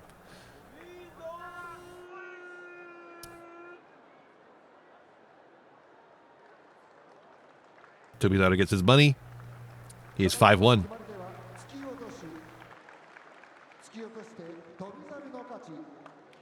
Still one off the pace.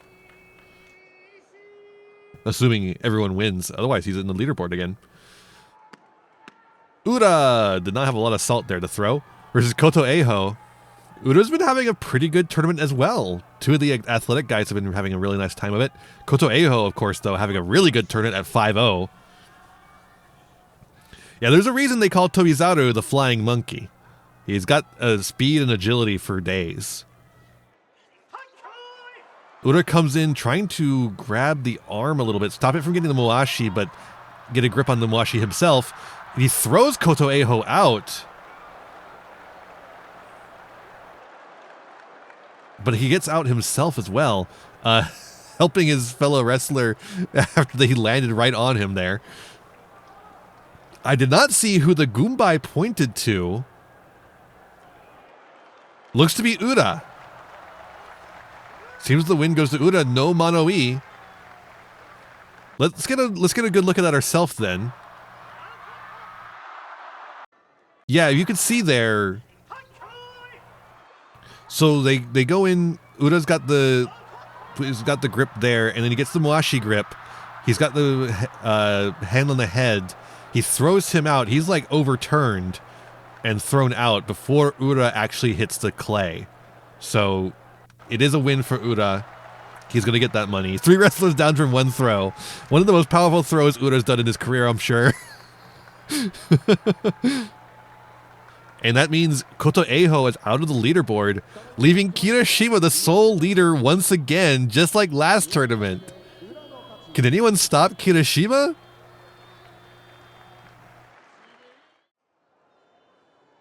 Here's Shishi up against Asonoyama. Yeah, Koto Eiho was like fully horizontal and like being chucked out like a rocket before Ura falls. It's kind of crazy.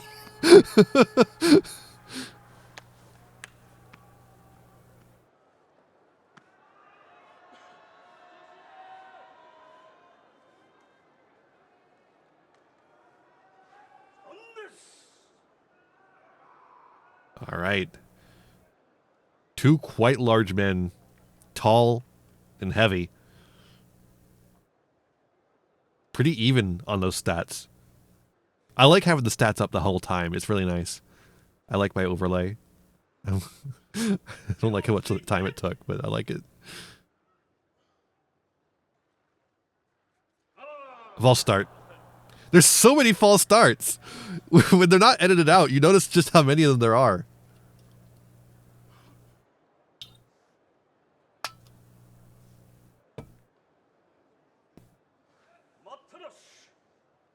Because it does kind of seem like they're just supposed to feel it out when they're going to go. It was just weird.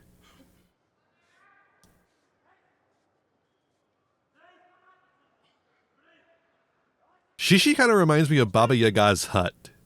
He's got the chicken leg going, big old chicken legs. Oh, he's got a good grip on Asanoyama's arm, but Asanoyama not letting him do anything with it. It gets completely off balance and gets pushed out.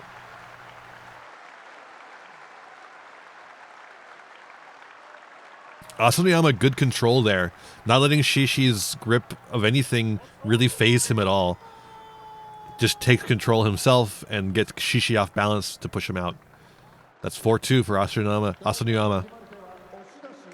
Yeah, Shishi was trying to be in control, but he just was not. Asanoyama would not allow it.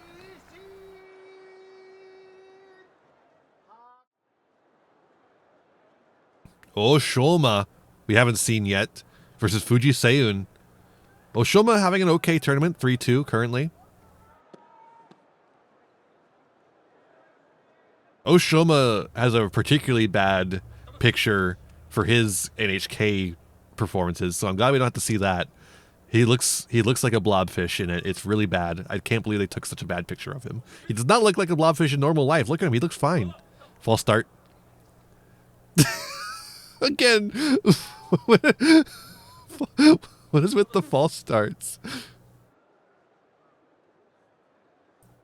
Seems like they could save some time if they had something that wasn't so prone to false starts. Okay, here we go.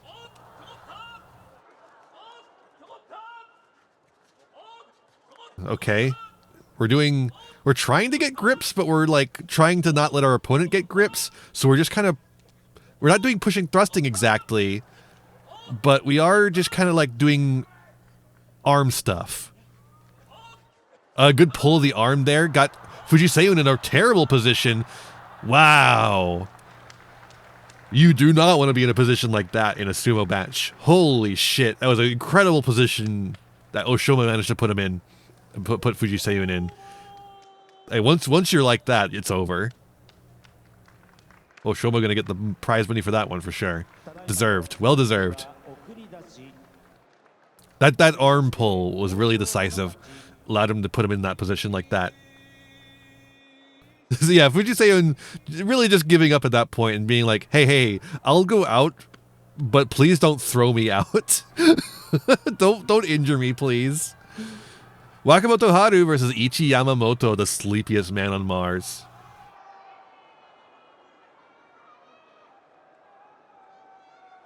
It's a reference to the Santa Claus Conquers the Martians. He's like Droppo to me. Whoa, big deflection from Wakamoto Haru. Just completely disorients Ichi Yamamoto and he's not able to recover. And the fact he wasn't able just down was impressive, but he wasn't able to recover either, so impressive does not necessarily win.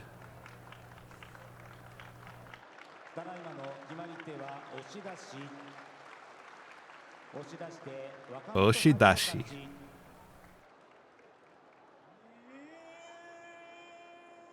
Ichi Yamamoto not awake for that match. Yeah. Wakataka Kage now one off the pace up against Fujinokawa. So yeah, it must have been Kirishima before. Yes, I was correct then. Cool. Memory did stand long enough.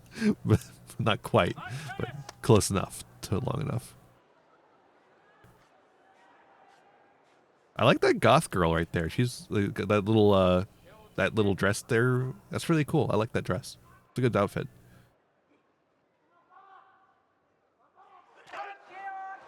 Strong Tachi-ai. Wakamoto Haru's got a grip on the Moashi. Fujikawa does not. He's got an inside grip, but not strong, and he lets it go. Gets it back in there a little bit.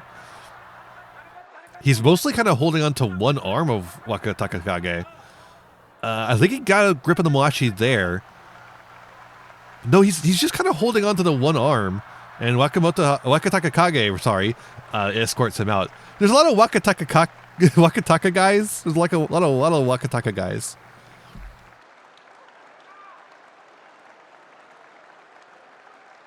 Yeah, the start felt pretty even, but Wakatakakage really took control there.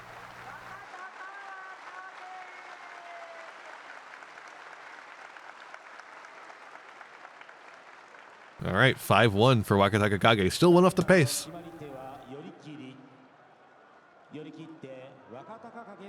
Of course, you know, the only person who's not one off the pace is Kirishima. So if Kirishima loses, all these guys who are one off the pace will be in the leaderboard.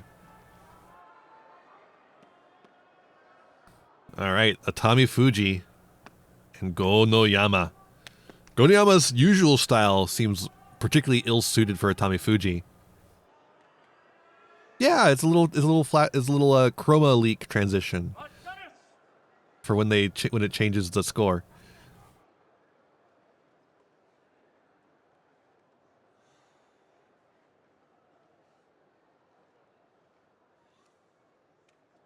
Oh, there's another lady with a cool dress over here. I like that. I think you can see my mouse. No, maybe you can't. Oopsie.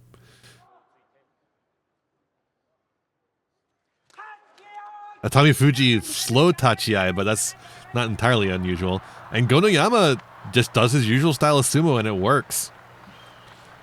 Got a good grip on Atami Fuji, kept him up instead of down, and pushed him out. Atami Fuji's large, but Go no Yama's center of gravity just lets him be a huge pushing force when he moves forward quickly.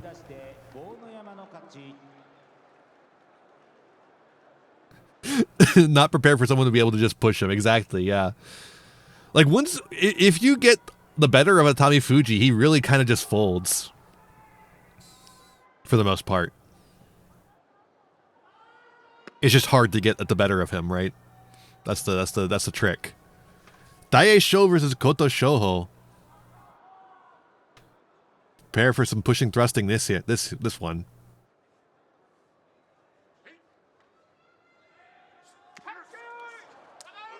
They're both powerful pusher thrusters. Daisho not really able to get anything going as Koto Shoho shuts down his attacks with his own pushing thrusting and gets himself the next win.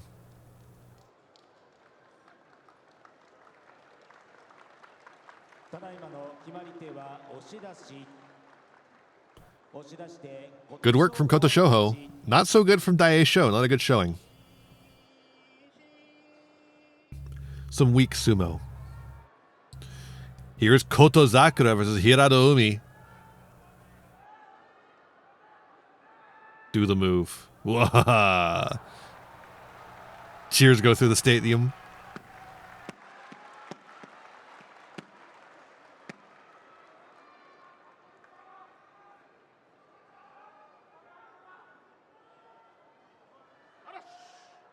All right, Koto Zakura.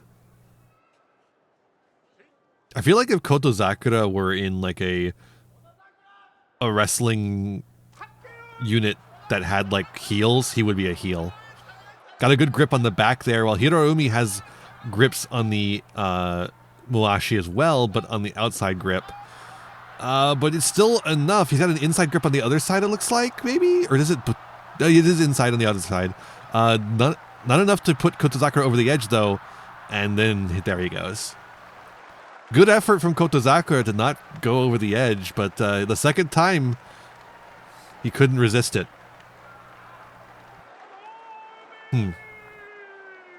Kotozakura not looking so hot this tournament. That's 2-4 for him. And 3-3 for Hirado Umi.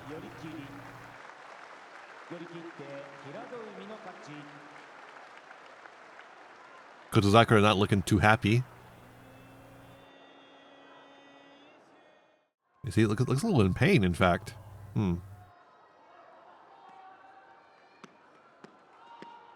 Kirishima versus Oho. Oho has a chance here to dethrone Kirishima from his top space. It's still early in the tournament, though, so there's plenty of opportunities for that to happen as well. Let's see what Oho can do against the winner of the last tournament and the newly reinstated Ozeki.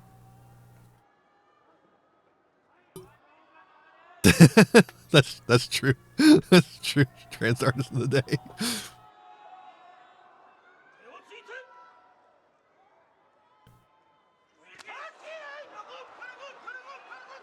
Kirishima's fishing for that grip on the Moashi, gets it. Oho also has a grip. They almost take out the Gyoji. Kirishima looks like he's about to lose there, but reverses it, gets back to the center, gets another grip on the Moashi. Looks like he's got... lets it go to try and slip out. Oho doesn't let him slip out at first, but then eventually he gets out.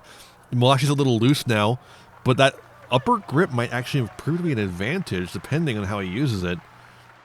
Kicks out the sticks there. Oh, wow! Swings Oho around with the Moashi. The Moashi being up a higher axis like that allows him for just a massive swing. Very impressive. Let's see that one again. He kicks the sticks out there and then whoom!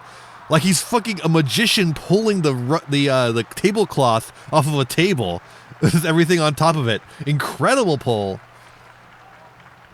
If I was Oho, I wouldn't even necessarily be mad about that one. That was insane. Yeah, you better be recording that, old man. Holy shit, that was incredible.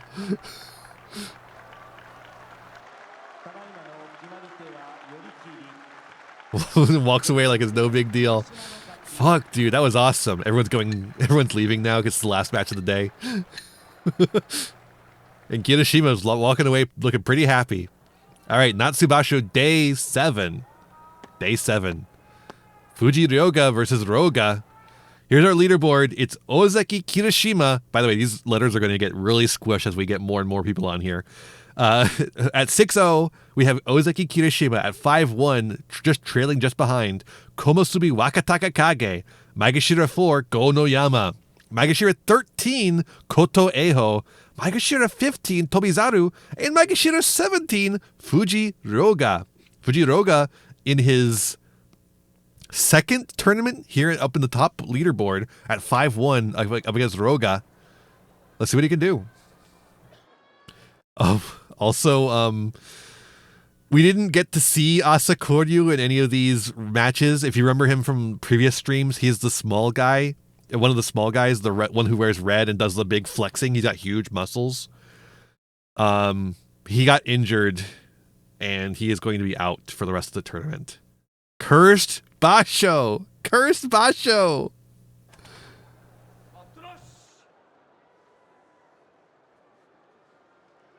It's a shame we didn't get to see him because I like him a lot.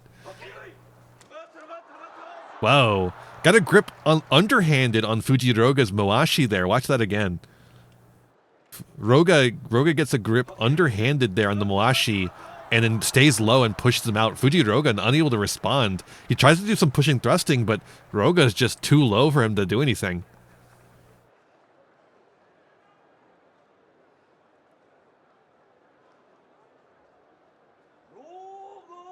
Yeah, that shove was powerful.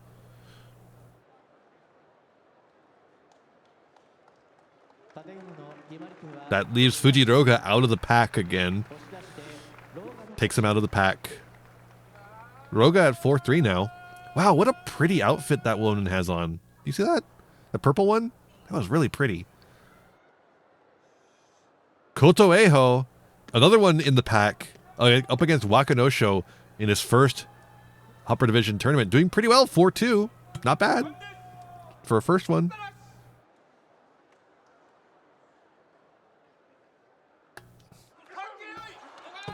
Huge shove from Wakanosho. Strong tachiai. Now we're doing pushing, shoving. Oh, wow. He had a good grip on Koto Eho's arm, but wasn't able to maintain his balance. Look at all these strong thrusts here. He gets a grip on Koto Eho's arm, but Koto Eho pulls him instead. I actually think Koto Eho had the better grip there. Hold up. Let's get another look there. Yeah, no, Koto Eho is grabbing his elbow there and pulling him forward, causing him to fall down. I wish I could go frame by frame on that, but I don't have that ability.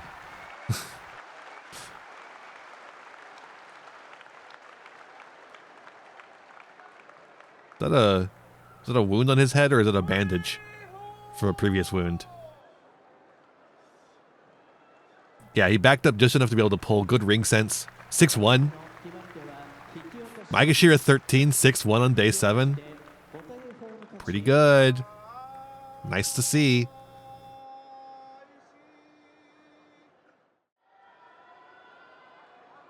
Someone who's not nice to see, Tokai Hayate at 1-5, unfortunately. He's got a very bad record this time around. The Maegashira 12 struggling this time. Wonder if he's injured. It's possible. Up against Asaniyama. Tokayate is not one of the smallest guys, but he is on the smaller side. So you need technique to back that up, and I don't know if he's really been showing it. Haven't seen any cupping yet. Yeah, that's true. That's true. Maybe it's something that can't be solved with cupping. I don't know what kind of thing wouldn't be able to be solved by cupping. Cupping solves everything, but you know.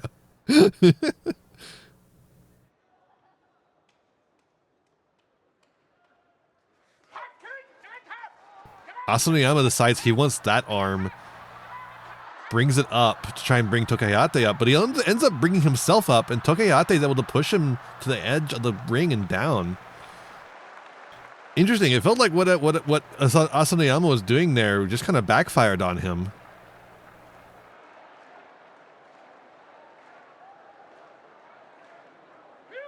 And Tokayate was able to take advantage of that.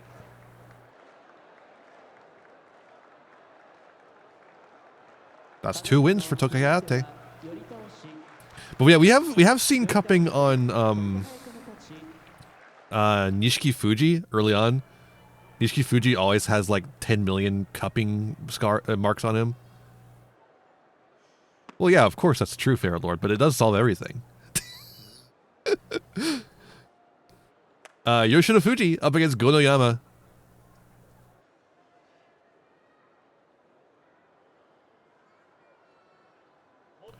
Gonoyama a little off the pace of everyone else. Not in the leaderboard. Yoshino Fuji many off the pace. But he's a very big guy, and he's got very strong sumo. Of course, so does Gonoyama.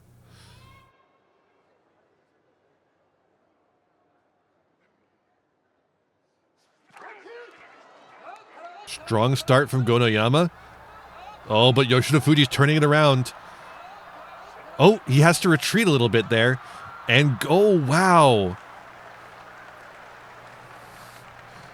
Gonoyama able to slap him down as he's pushed out of the doyo. That win goes to Yoshino Fuji because Gonoyama was out.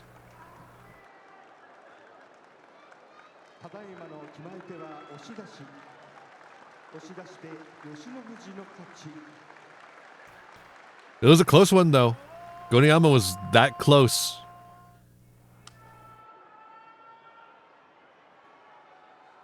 Wakataka Kage versus Ichi Yamamoto, the 2 longest names in all of sumo.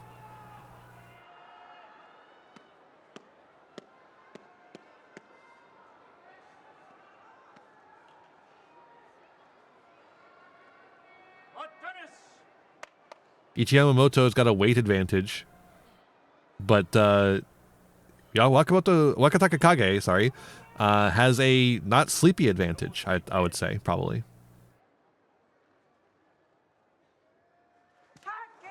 They go in, both low. But Wakataka Kage gets Ichi Yamamoto up and just pushes him out from there. It looked evenly matched at first, but then Wakataka Kage just says, "No, it's not. Actually, it's never been evenly matched. It was always been my favor." 6-1 for Wakataka Kage.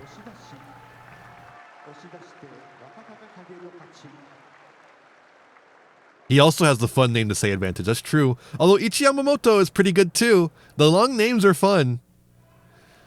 All right. Up next is Hiradoumi versus Koto Shouho. But first, we're going to take a quick ad break, and we'll be right back.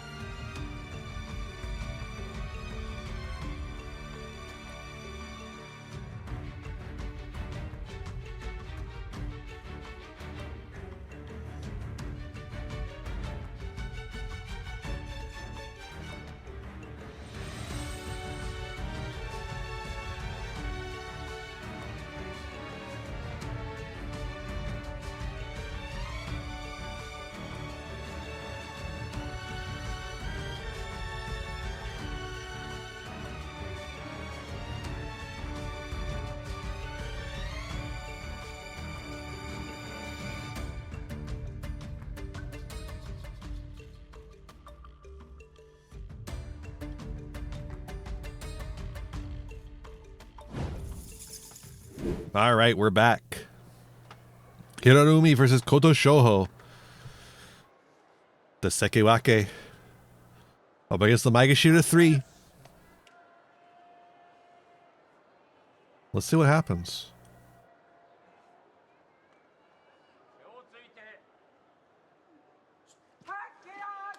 Tries to get Hiradumi up, does not work. Kotoshoho staying low.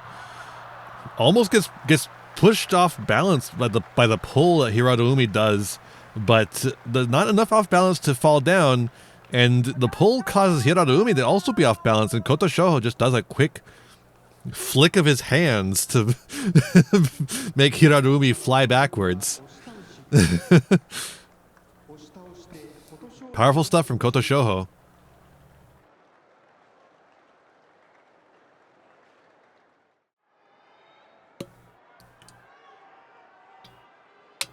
Atami Fuji and Wakamoto Haru.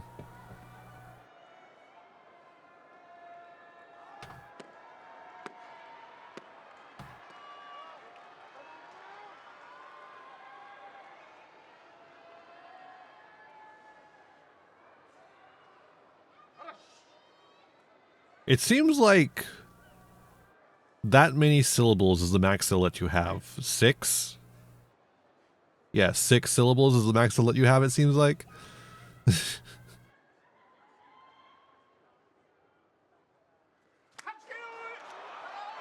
Strong Tachi-ai, but Atami Fuji just pushes through. It's like a very even Tachi-ai even, but that's just because Atami Fuji is slow to rev up. Wakamoto Haru doesn't really bring anything to the table that Atami Fuji can't handle, and Atami Fuji steamrolls through.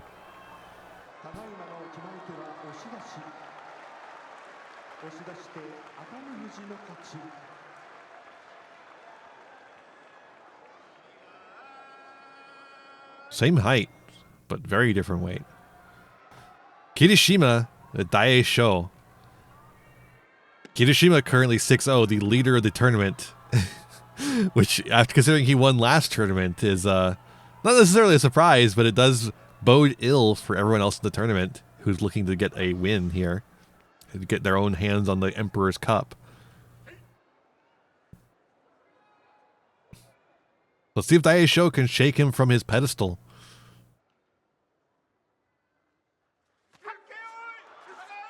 A good thrust to get Kirishima up. Oh, wow! One more look at that. Pulls him forward, tries to do the slap down. It's not enough. And in so doing, he puts himself in a dangerous position that Kirishima is fully ready to take advantage of. Kirishima pushes him out, making this a perfect first week for Kirishima. That's 7 days in a row of wins. Kirishima might legitimately be one of the best to ever do it. After he's recovered from his recovering from that injury that brought him down from the Ozeki status. Man, he's had a really nice streak. He's had a really nice couple of tournaments here. Kotozakura versus Oho. It's just like it's not even that he's a winner. It's just that his technique is so good. It's so nice to watch.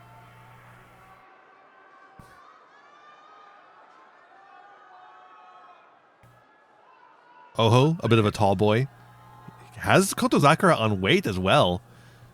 It doesn't really look it, but Oho actually does have an advantage on the stats here. Taller, heavier,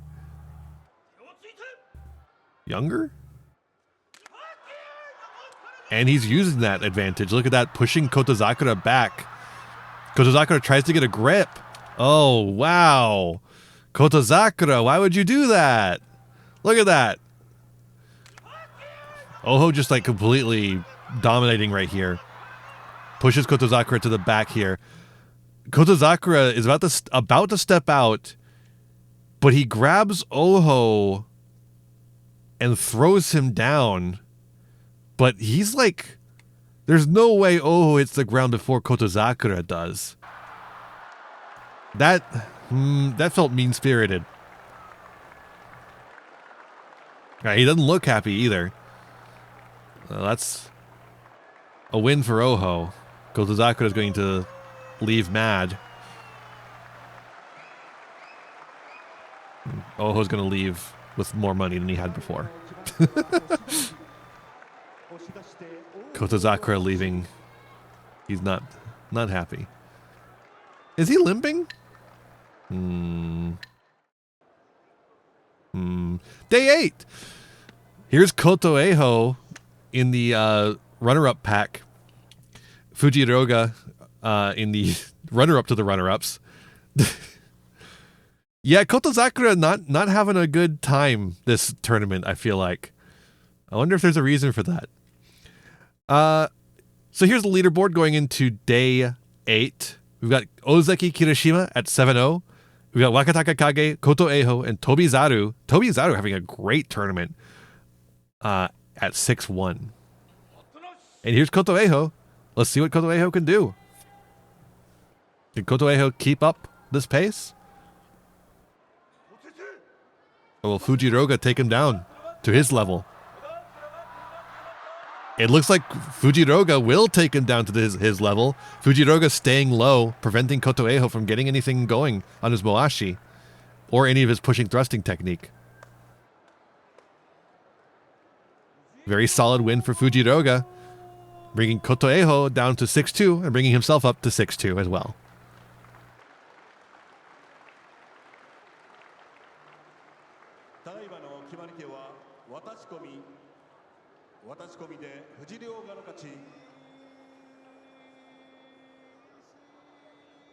Good stuff. Ura versus Tobizaru. Two very quick, agile men.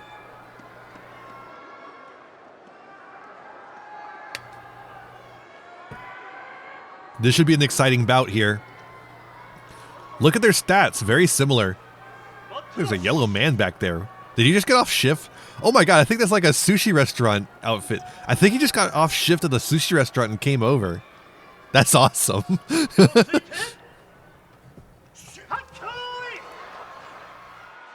All right, they're both kind of pushing from a low position. Ura goes to the edge, using his incredible flexibility to stay in the ring as Tobizaru tries to push him out. Tobizaru gets him to the edge again. Ura pushes him back. Oh, Ura going for an inside position, trying to throw Tobizaru. Tobizaru does not fall. They push him to the edge. Ura falls. Tobizaru goes out. But who's who? Looks like a Monoi is called. Will my subtitles show up this time? There's only one way to find out.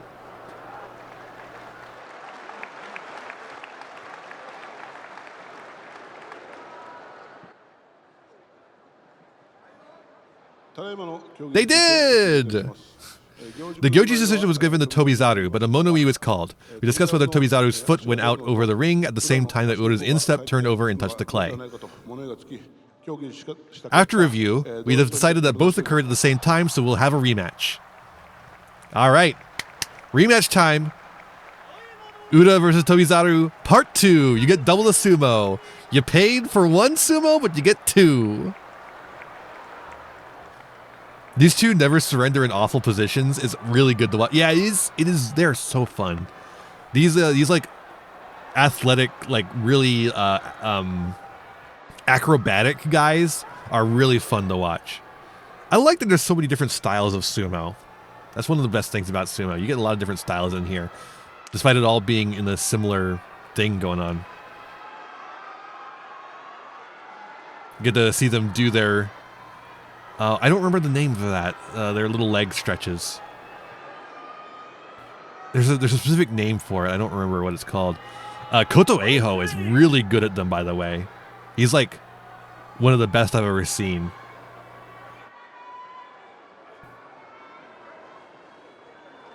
All right, they go back to their corners, get their washcloth. Some of these guys do really weird shit where they wash their armpits and then they wash their face. Have you noticed that? It's fucked up, dude. Other way around, please.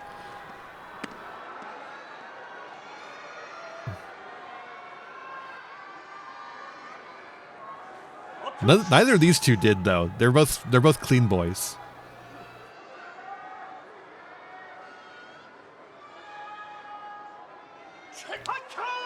All right, they're going in. Same as before.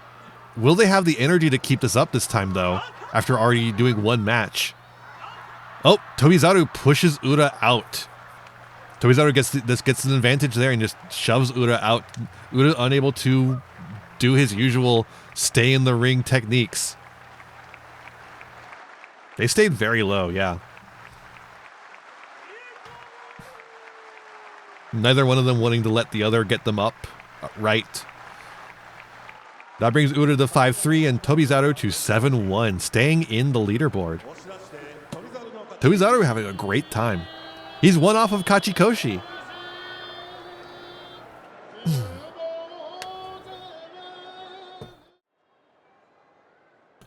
Mitakeumi, a guy we haven't seen yet, actually.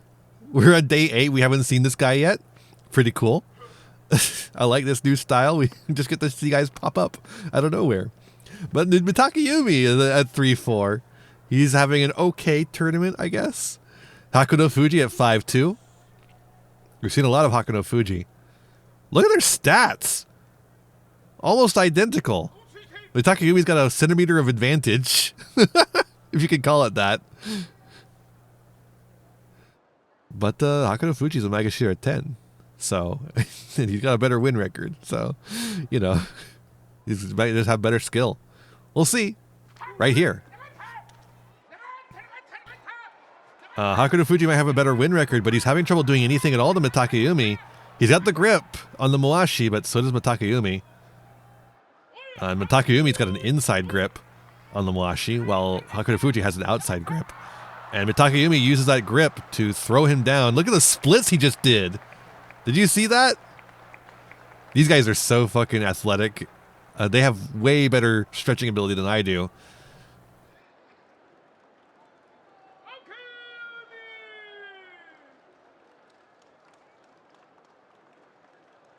And that's Mitakeumi's 4th win on day 8. Evens up his record.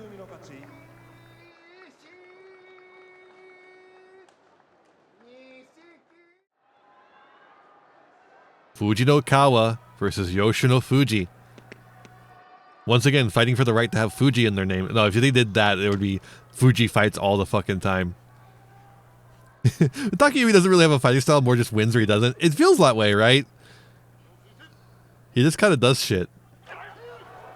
Yoshino Fuji gets a strong grip on Fujinokawa's arm. Fujinokawa's trying to slip out, and he does, but at that point, Yoshino Fuji has him kind of trapped against the wall of the doyo, or the edge of the doyo, and is able to just force him out from there. Yoshino Fuji, sorry, so large, he's really able to kind of box you in like that. 4-4 and 5-3. I wonder if we'll see Yoshino Fuji take Fujinokawa's Magashira 1 spot. I don't know. Wakataka Kage went off the pace against Oho 3-4. I put a space between the 180 and the 5. God damn it, dude.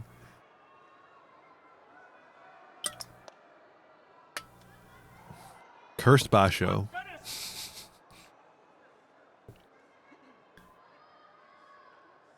Yeah, next time I'm just going to make drop-down menus that'll just automatically fill all that information in.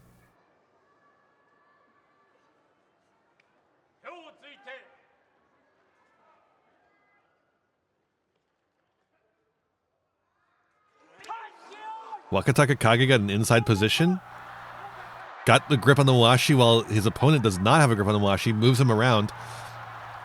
And pushes him out. Complete control. This is a man on a mission. The Yokozunas are away, so the Komusubi will play. He's looking for his 2nd Emperor's Cup here.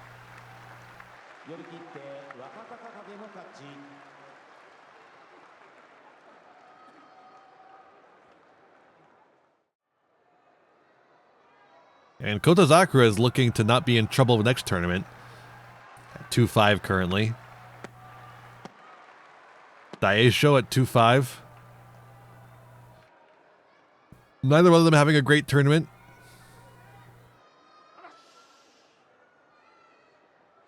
Someone has to win here, though.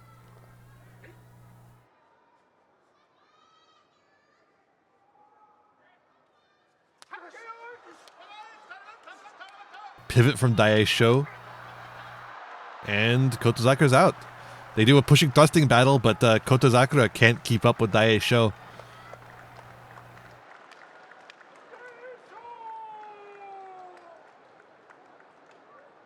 I can't imagine that's improved Kotozakura's mood.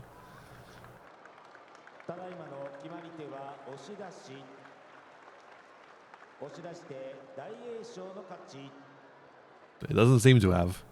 He looks a little grumpy.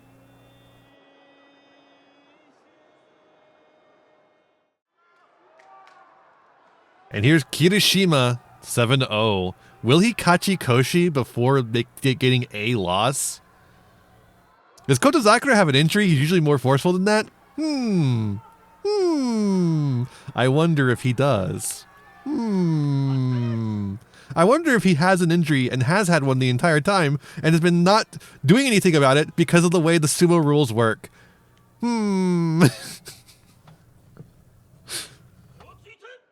I guess we'll just have to find out. Goniyama rockets into Kirishima, but Kirishima does not budge. Kirishima gets an inside position, does not let Goniyama get anything going. Tries to throw, does not really succeed there. And Goniyama brings Kirishima to the edge and pushes him out. I think that throw might have been a mistake. Let Goniyama get out of the hold that he had while not really getting anything from him. And then Goniyama was able to get in and push him out. So that's 7-1 for Kirishima. No Kachi Koshi yet. And that means that everyone else at 7-1 is now in the leaderboard. So here we are at day 9, the Natsu Basho, not Naru, thank you. With the leaderboard, we've got at 7-1, the Ozeki Kirishima, the Komusubi Wakatakakage, and Maegashira 15, Tobizaru in the leaderboard. One off the pace, we have the Maegashira 4, Gonoyama. Very important match that Gonoyama won there. Kept himself in the pace and also brought Ozeki Kirishima down a peg to get him closer to that cup. We've also got Maegashira 13, Koto Eiho, and the Maegashira 17, Fuji Ryoga.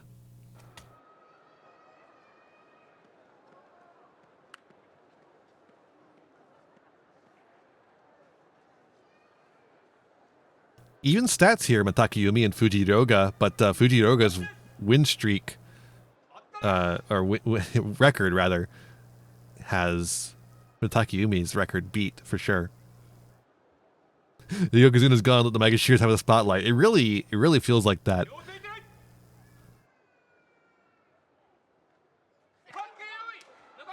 Fuji Ryoga staying low against Matakayumi almost forces him out, but then does force him out eventually. Keeps on him very well, despite Matakayumi pivoting out. I've noticed that's the strength of Fuji Ryoga. These guys like to pivot out of the pushes that he does, but he's really good at staying on them after they do. He's got a good sense of that. That's 7-4 for Fuji Ryoga. Staying on pace.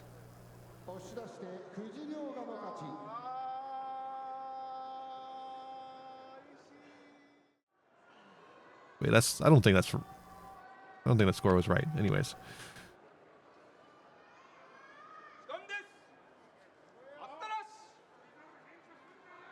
Like it should have been 7-2, right? I don't know why that was wrong like that. Here's Koto Eiho versus Tobizaru. This is a really important one because Koto Eiho is one off the pace. Tobizaru is on pace. And Koto Eiho shoves Tobizaru out of the ring.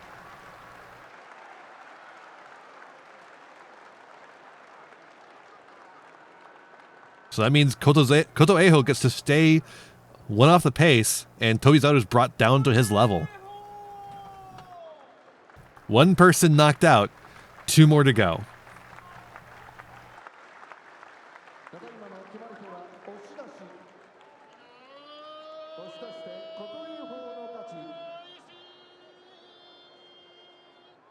Yeah, that was you could tell it was an important match because they both went all out. So here's Mirrored Records, Ura and Toki Hayate, 2 smaller guys, similar in stats. So it's going to come down to skill, and Ura's been showing his skill this tournament.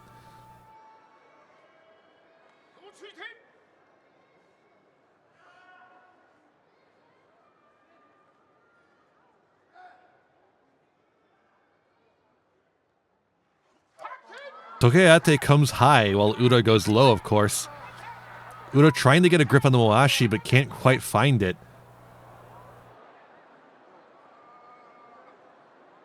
They decided it was a false start.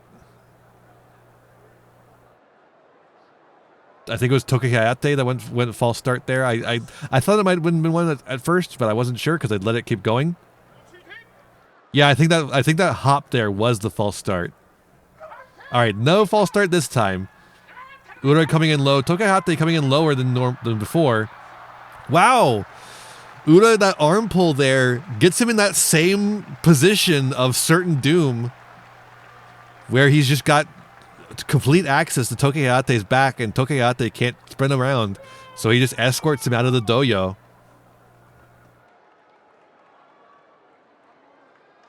That's Ura, 6'3". He's one off the pace.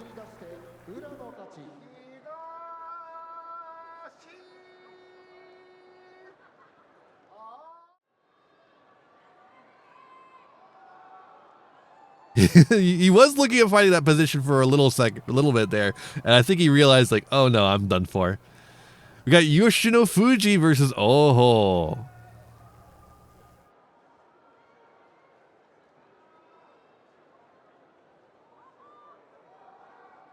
Oho getting a big stretch there. I like announcing them like they're fucking cats. Big stretch. Like doing the sports announcer voice for a cat stretching. Big stretch there from Furball. Strong Tachi-ai. Whoa, Yoshino Fuji tries to get a good grip, but Oho said, no, your arms are locked in mine. And Yoshino Fuji's like, that's fine with me. I'll spin you around and escort you out. Wow. It did look like for a second that the Oho was in control, but Yoshino Fuji proves that he was not. That's 6-3 for Yoshino Fuji. One off the pace.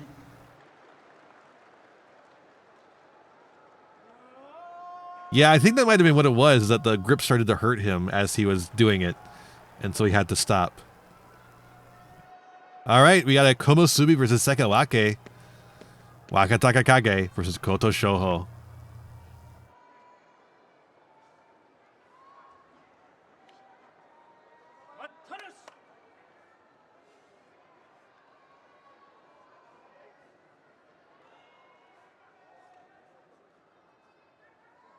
Important one for Wakataka Kage because now he is in the leaderboard alongside Kirishima. He is to stay in. Koto Shoho is currently one off the pace. If he can get a win, he stays that way. And he does. Wow, Wakataka Kage, who seemed to be in control for most of this tournament, really did not feel in control at all right there. Koto Shoho completely shut him down. And that's 7-2 for Wakataka Kage and 6-3 for Koto Shoho. Now there's only one man left at the top of the leaderboard. Once again, Kirishima. Could anyone stop Kirishima from getting his Kachikoshi here on day whatever, 9? Day 9. We got a Tommy Fuji versus Dai Sho. Yeah, they both started off strong, and then Koto Shoho really just turned it on.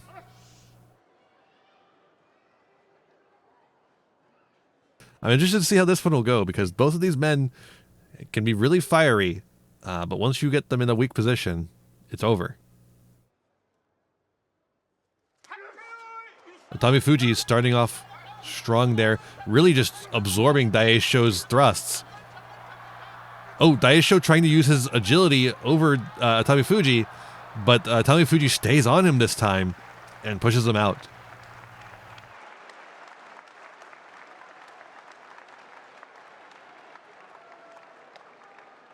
So frontal force out there, I believe. Again, I'm not super expert on the names of the moves.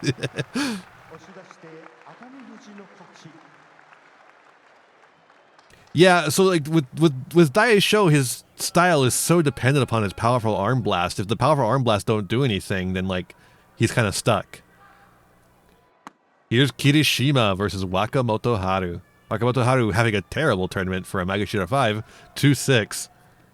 Kirishima obviously in the lead right now. Can Wakamoto Haru take a win off of Kirishima? Only one way to find out, and that's to watch.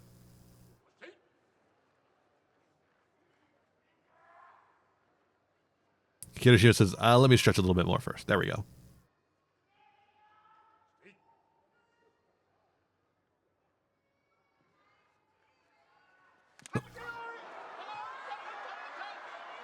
Yeah, Kirishima got demoted once, came back, and has been on a tear ever since. It's crazy.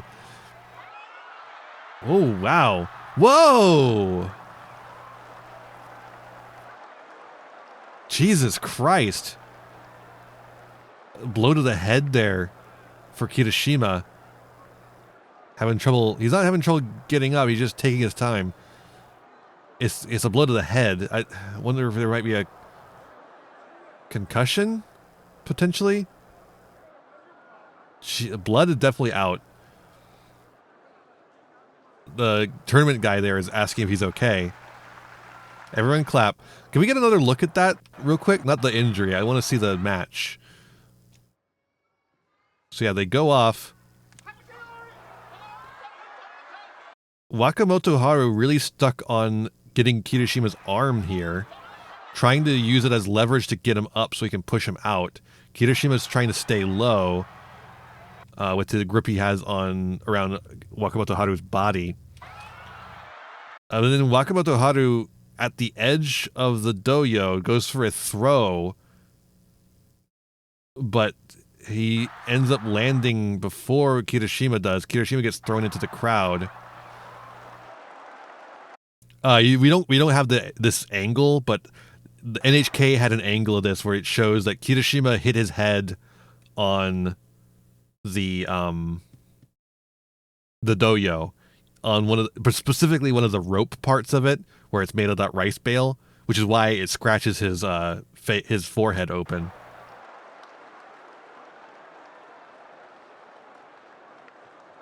I don't know if he got a concussion or not here, but definitely not a good fall.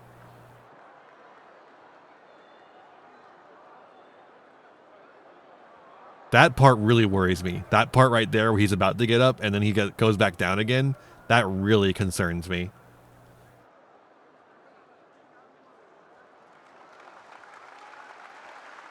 He's getting up there. Blood and everything. And he gets the win because Wakamoto Haru did come down first. Did you see that? Just did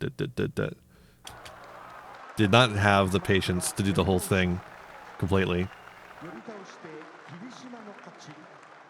Ooh.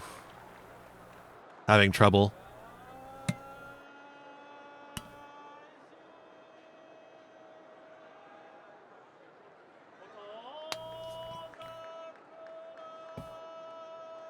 Oh man, Wakamoto Haru feels bad about it too. Look at that. Dude, he feels so bad about it. You can tell. He's like, oh no, what did I do? All right, Kotozakura versus Gonoyama. Gonoyama won off the pace. Kirishima is sole leader currently. So one off the pace is a good place to be.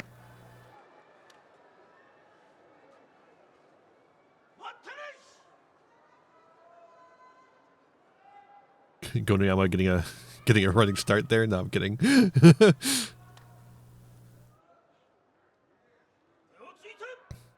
We also had to back up a little bit. Yeah, cursed ass basho for real. Whoa, that looked really good for Gonoyama there for a second, and then Kotozakura was able to recover. But we're gonna have a mono E here. Let's see. Let's look at that again real quick before we get that mono E, so we can decide for ourselves a little bit. So yeah, Gonoyama comes in hard, gets Kotozakura to the edge. Kotozakura reverses it, gets Gonoyama to the edge, and then they both kind of tumble out.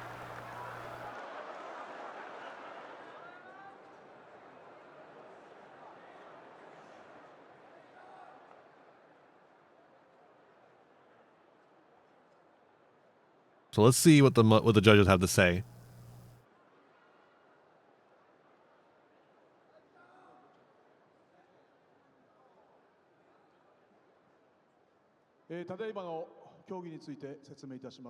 Goji pointed to Gonoyama, and it was confirmed that Kotozakura stepped out first. Therefore, the original decision stands. The winner is Gonoyama.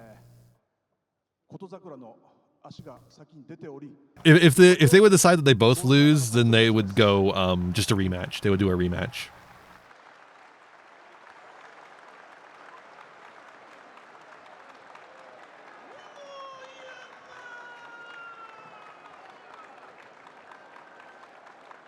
So yeah, that goes to Gonoyama, keeping him one off the pace, and Kotozakura very upset, I imagine.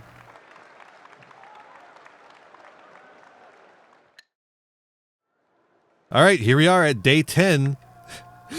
First time seeing Ryuden here. Ryuden just hasn't had any good matches, apparently, up against Kotoeho. So here we are with the leaderboard. It's Ozeki, Kirishima, and first, once again, at 8-1. 7-2, we have Komosubi Wakataka Kage, the Magashira 4, Gonoyama, the Magashira 13, Kotoeho, Magashira 15, Tobizaru, and the Magashira 17, Fuji Ryoga. I probably don't need to say all those anymore. You know them. You love them.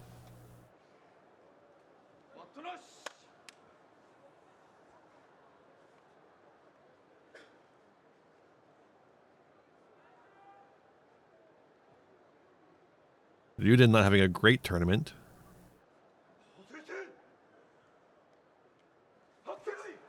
Kotoeho coming up, pushing him out. Wow. Wow. Ryuden puts up absolutely nothing. I think Ryuden might be seeing himself going back down to Yugioh. Unfortunately.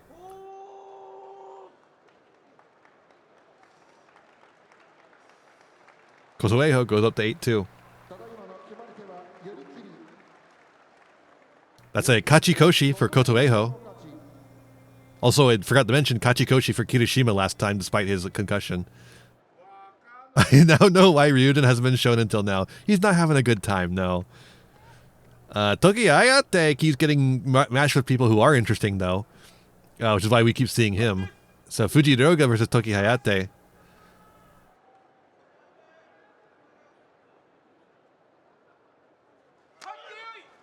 Fujiroga pushing, and out. Tokiayate doesn't have any time to do anything.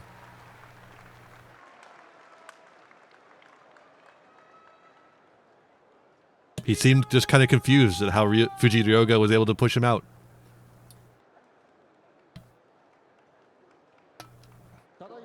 That's Kachikoshi for Fujiroga.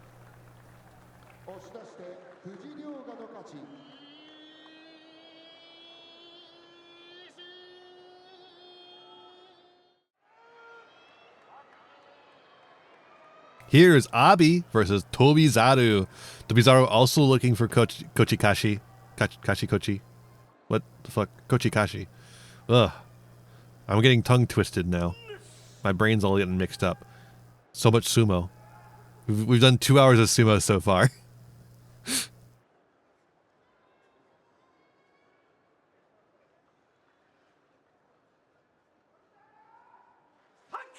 Tobizaru, very soft Tachi-ai. Tries to come in low. Abi doesn't want it. Gets him up with his pushing thrusting, but Tobizaru is able to redirect Abi to the ground. Tobizaru, Kachikoshi. keeps one off the pace. He's still in the leaderboard. Impressive tournament for Tobizaru. Really good stuff.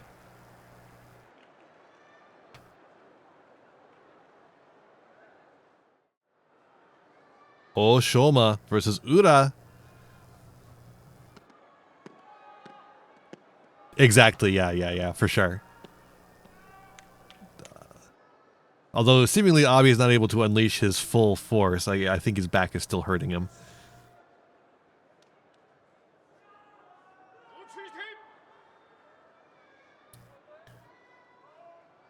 Ura is one off the pace, so I think he would really like to stay there, I imagine.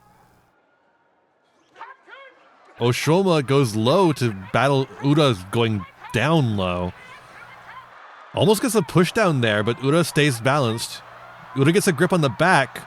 Oh, Oshoma tries to go for a throw there, but Ura is able to withstand. It looks like he kind of hurts his arm there, torques it a little bit.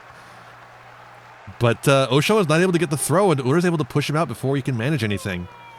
So there goes Ura, Magashira 11 at 7-3. Bing! There it is, 7-3. Oshoma going down to 5-5. A good tournament for Ura. If only he could have put this performance in his hometown of Osaka, but that's okay. He's doing good here. He is very comfortable being slid back like that. He's a smaller guy, so I think he has to be used to that. Oh boy. Here is Tamawashi the Iron Man. He is already at Makekoshi with 09 currently. He's up against Asahaka 3-6. We also kind of have to talk about this. So we don't have this footage. This footage wasn't on the Sumo channel for good reason. So yesterday, day 9, Shishi did the little step to the side and slap down kind of thing on the Tachiai against Tamawashi. And people fucking hated it. Oh my god, people fucking hated it because a white guy did the fucking step to the side slap down thing to a veteran sumo wrestler like Tamawashi. It's a little bit of a disrespectful thing to do in general. It kind of just like, I don't respect you enough to think that you'll not do this. But to be fair, Tamawashi did fall for it and fell down to the ground and lost. You got to be prepared for that kind of shit in sumo. It's one of the things you can do. You have to be prepared for it. That's my opinion on it. But to be fair, he should be retired at this point. Yeah, well, with a score like this, Tamawashi is currently looking at going down to yugioh. But let's see if he can recover a little bit here. Unless he decides to retire. I would, if I was him, I would probably retire before going down to yugioh, if I'm being real. But maybe he needs the money or something. I don't know. The other thing is, let's just get that's out of the way right now. Do you see all that tape on Tamawashi's leg? Tamawashi is not just old, he's also injured. That's a leg injury he has. That's why he's 09. It's not just because he's old. It's part of it. But he's also severe. He's also injured. But he's the Iron Man. He's the Iron Man. So he can't fucking say, I'm not going to do it for this one. Because that's his thing. He's the Iron Man because he doesn't fucking take sick days. So instead he goes 09. But with that shameful defeat yesterday, can he pull it together? Wow, there we go. There's a victory for him. There's one victory for him. 1-9 Tamawashi. That shameful defeat last time, it seems to have brought a little bit of pep in his step. But also Asahaka just really didn't bring anything to the table.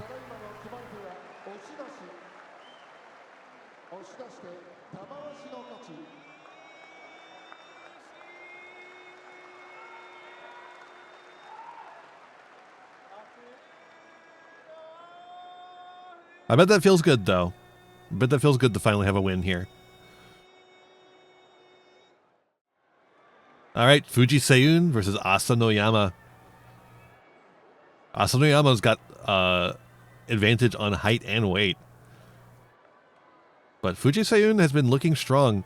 He's not on the pace anymore. He's pretty much 5'4" is a little far out, but he's still doing well. He's still doing well for this is his second tournament, I believe. Or second tournament in the higher ranks, I should say. Fuji Seiyun is not the saddest looking man. That would be Fujinokawa, but Fuji Seiyun's pretty close. Fuji Seiyun's pretty close.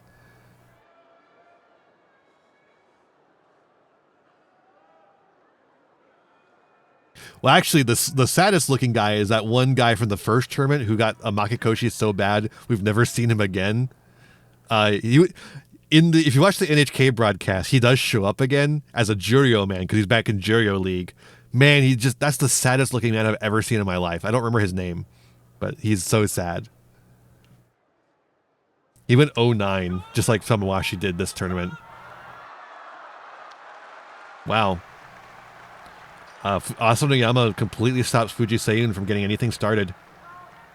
Pushes him out.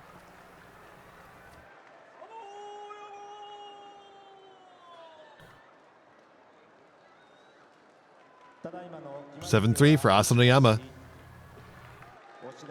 He's a little off the pace. One off. Yoshino Fuji versus Ichi Yamamoto.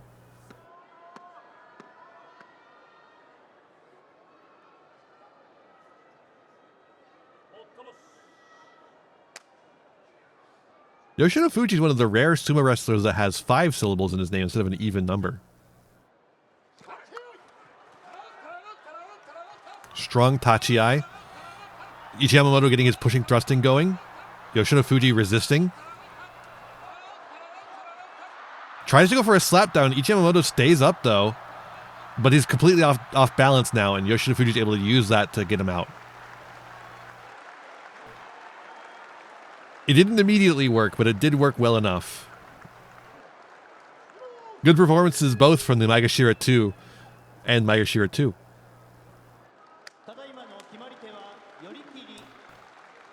Now Yoshino Fuji, it remains one off the pace. And Ichi Yamamoto has 6 losses, unfortunately.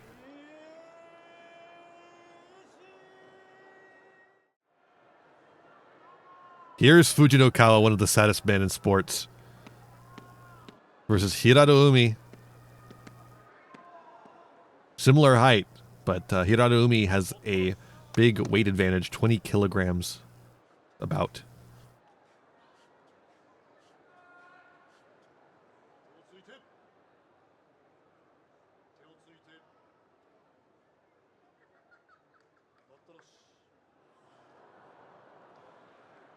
Okay. Try again.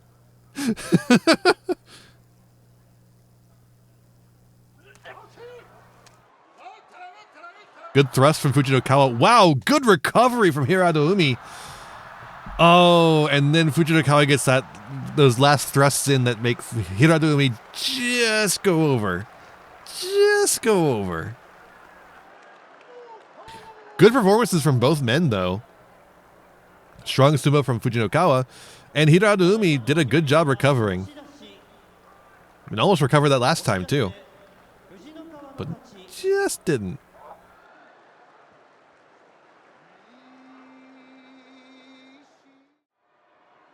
Atami Fuji versus Wakataka Kage. Can Wakataka Kage stay one off the pace? Let's see. Atami Fuji, 5-4 now. He's got a winning record at least.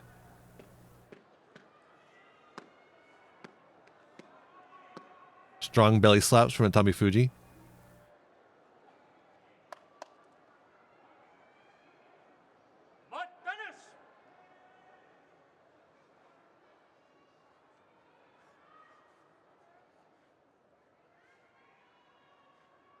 They're ready.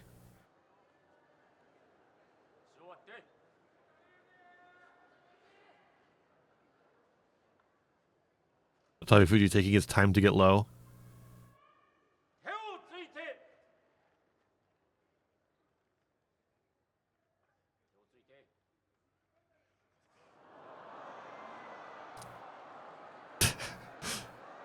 Atami Fuji not good enough. Has to apologize there a little bit. Atami Fuji fan in the audience there?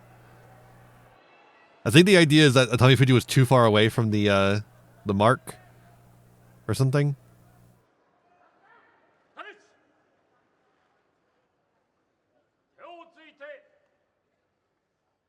Maybe? I don't know, because he's the same distance this time.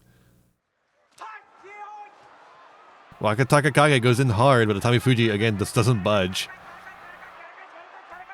Wakataka Kage has a grip on the Moashi that he's using to move Atami Fuji around the ring. Atami Fuji stays in, though. He's got a grip on the back. Atami Fuji is trying to grab his arms and move him up so he can push him out. Wakataka Kage reverses it. Atami Fuji is trying his best, but he can't manage it. And Wakataka Kage gets the win. He's excited about that one. You could tell he did the but he had to do it subtly because he can't be shown showboating.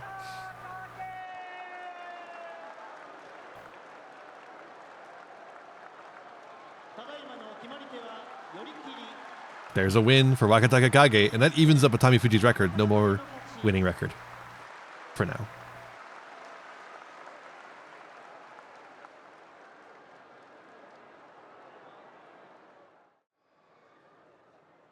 This was a good match. It was.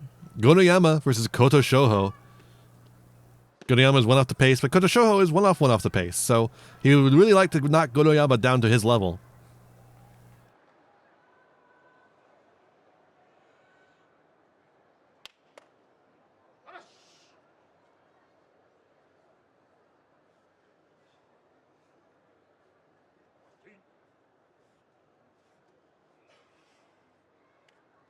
Gonoyama going low. Koto Eho. Getting there. There we go. Gonoyama brushing some dust off the clay. Gonoyama's starting strong. Wins the Tachiai there. Whoa, Koto Eho, or Koto Shoho rather, does a brilliant maneuver there to try and get Gonoyama to go out. Gonoyama does not buy it though. He does not buy what Koto Shoho is selling. Oh, Koto Shoho pushes Gonoyama out, but falls down at the same time. Gunbai has pointed to Gonoyama. Let's see what the Mono-E has to say. I'm sure we're going to have a Mono-E here.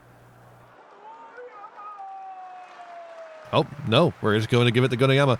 Yeah, good enough. Let's get a replay of that then.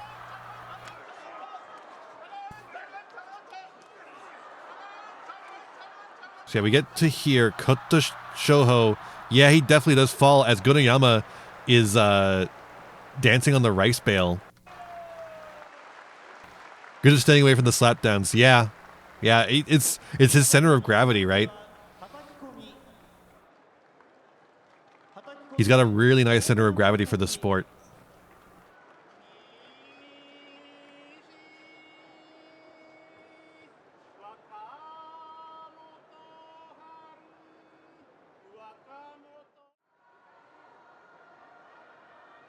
Arm jag was really nice.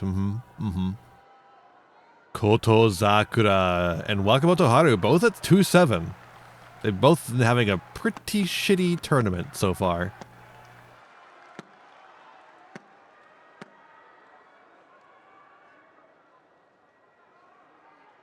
They're both at risk of Makekoshi.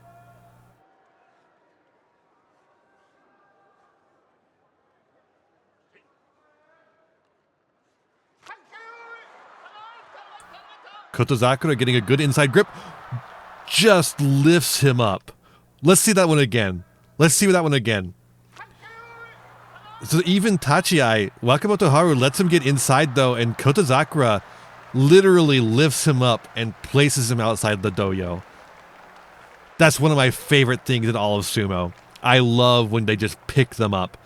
Kotozakura has a size advantage, but also just the way his body is shaped, it creates leverage for him to be able to lift up Wakamoto Haru like that and place him outside the doyo.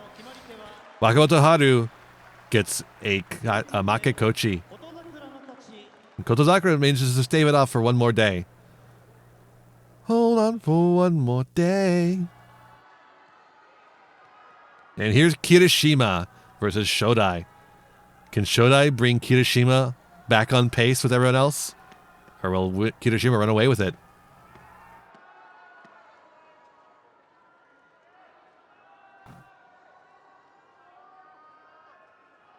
Yeah, I can't tell if Wakamoto Haru didn't realize he was out or if he was just like surprised he got lifted like that.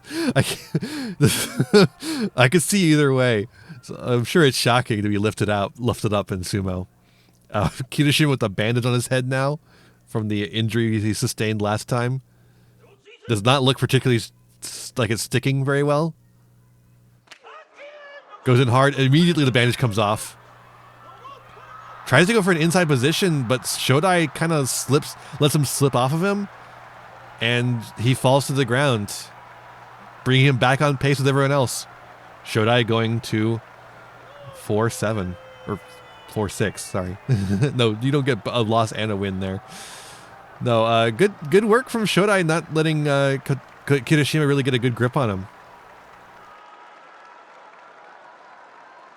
And bad footwork from Kirishima. I wonder if this is the effects of the injury he sustained last time. All right, day 11. Natsu basho, not Naru. Tamawashi back up to the doyo.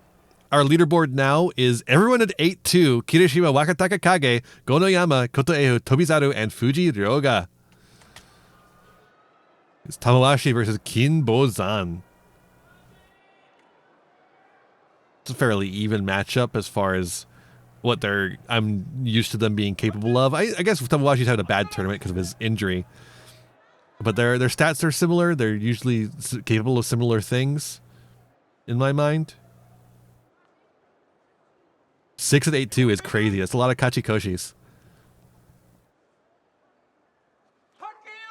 Weak tachiai from both men, but especially Tamawashi, who's been pushed back to the edge immediately. But he comes back fierce with Kinbozan and a good just swing to the side. They're really shoving, more of a shove than anything else. I guess you could call it a pull or a throw, but more of a shove to me. And he just kind of shoves Kinbozan to the side. Kinbozan's balance is not there, and he gets pushed to the ground. Tamawashi walking away with 2 wins, which hopefully makes the sting a little less strong.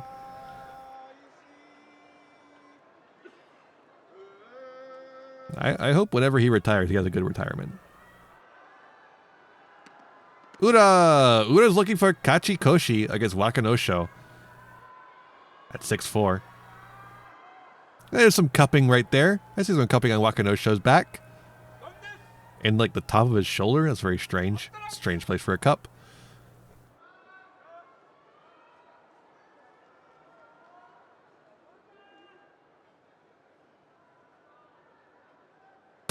Oh, just slammed my water bottle into my mouse. Wow. Ura, just the master of staying in the ring. Wakanosho tries as hard as he can to push Ura out, and he cannot do that. I want to see that one more time, because that was just incredible sumo. Incredible technique from Ura. Look at this. Wakanosho is fiery out of the gate, pushes Ura right to the edge, but then can't do the finished job. Can't finish the job. Ura just will not go out, and then manages to get a really good throw in for the win. Ura in prime performance here. This is the best I've seen Ura. Now 8-3, that's Kachikoshi for Ura. 1 off the pace.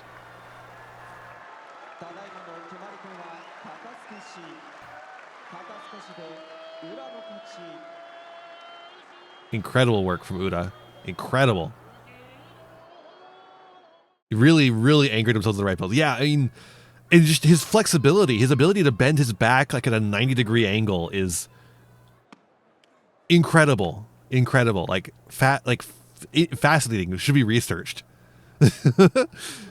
We have Fujiroga versus Hakuno Fuji. Fujiroga is one off the pace, or actually no, Fujiroga is up at the pace. Hakuno Fuji's off the pace now. One off the pace. So Hakuno Fuji be looking to bring Fujiroga down to his level. Let's see if he can do it. Similar ages on these men. Both having a good time in this basho. Hakuno Fuji comes in strong. Fujiroga does win the Tachiai though. Pushes him back. Tries to get an inside, but then Hakuno Fuji switches it, where he's got the inside. Fujiroga tries to go for the Mawashi, but it destabilizes his footwork, and Hakuno Fuji lets him fall to the ground with a nice little swing. That's Hakuno Fuji's win, bringing Fujiroga down with him at X3. 8-3, both of them now.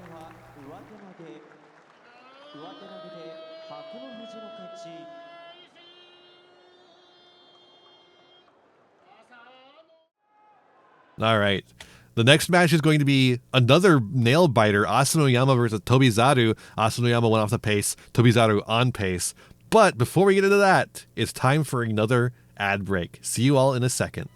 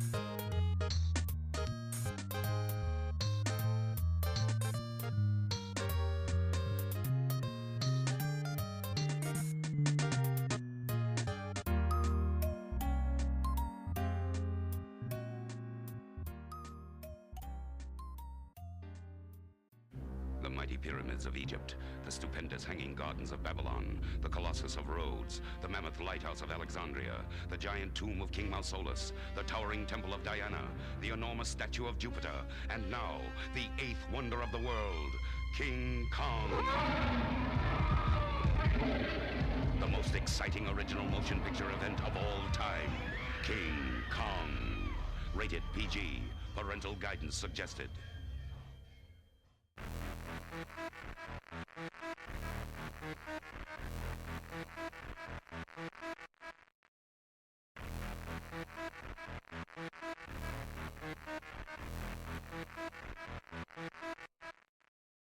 Everyone, put your hands together, and I'll mark us with a special sign. Hey there, Raiders and everyone else. We're back. Hey, hero girls, how are you? How was your stream? What were you doing? Let's find out. Let's see here. What does it say? Scroll, damn it. It doesn't want to. Okay, I'll scroll here instead. Final Fantasy Online. There we go. Just grinding. Okay. Hell yeah. Hell yeah. Hell yeah. All right. We're doing Sumo. We're watching the Natsu basho using my new Sumo overlay to avoid copyright issues because we're using different footage. We're not using NHK footage. If you're an NHK person watching this, we're not using your footage. We're using the Sumo Association official footage on their YouTube channel. So hopefully that's fine. But yeah, we're at day 11. We're watching Asanoyama versus Tobizaru. Tobizaru's on pace for the tournament. It's been a curse house tournament, that's true. All of our Yokozuna are gone. One of our Ozekis is gone. One of our Komusumis is gone. But that means there's more room for the Maegashira to play. So Tobizaru, the Maegashira 15, is at 8-2 on pace for the tournament. And Asanoyama's one behind. One off the pace. So let's see what happens.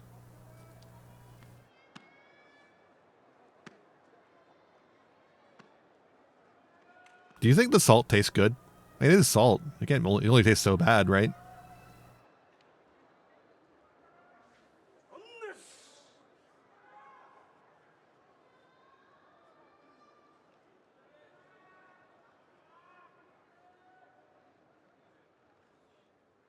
So he's always ready. Asanoyama wants to stretch a little more.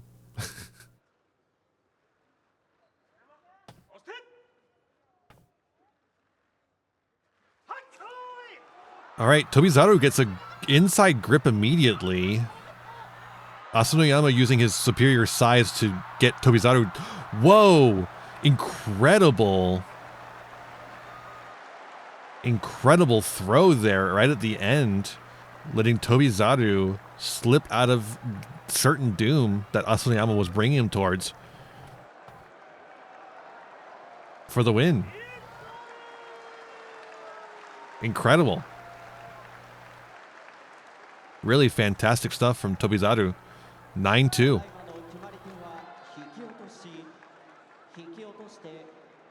That means Asanoyama's no longer on pace. He's one off the pace, I guess you could say.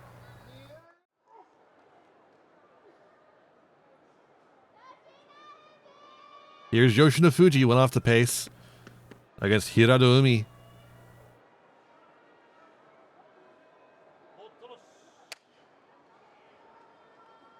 Yeah, no, like Asanoyama was in a perfect position. I don't know how he could expect Tobizaru to pull a move like that. Hirado Umi going fast and hard, just like me with my wife. Wow, this is a good one. Okay, Yoshino Fuji is giving as good as he gets. Oh, and there it is. That one little pull was the decision maker.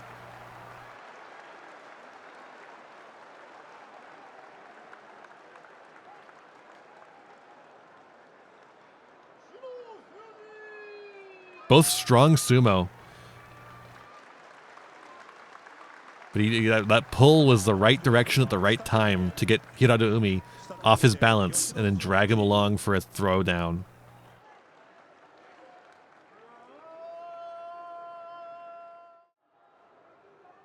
Fujino Kawa and Oho. 5-6 and 4-6 respectively.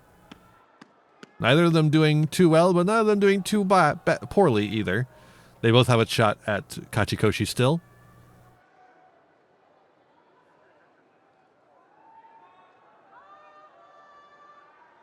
But they both still have a shot at Makekoshi as well.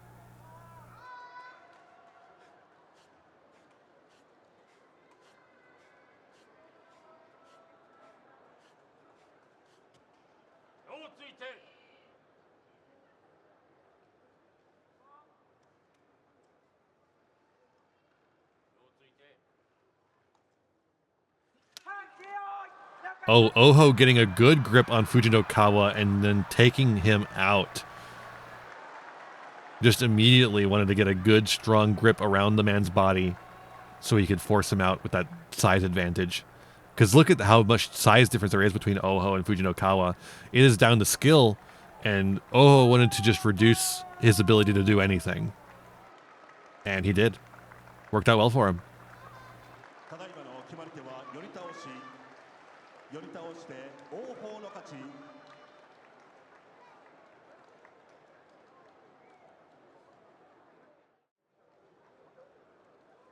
Fuji Seiyun and Koto Shoho, 5-5 and 6-4. Again, similar things as last time. It's neither one's having a great tournament, but neither of them are having a terrible tournament either.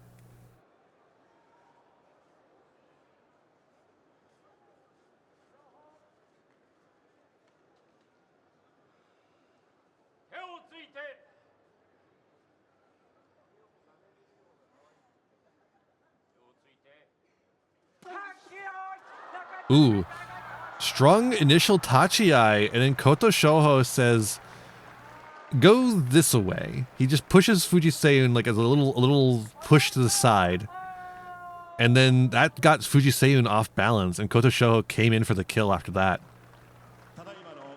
Koto Shoho 7-4.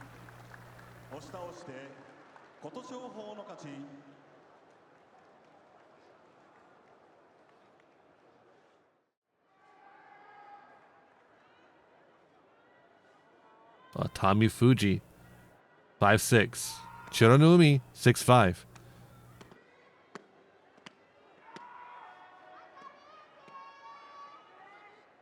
That can't be right. It's... Did this one get fucked up? This one might have gotten fucked up.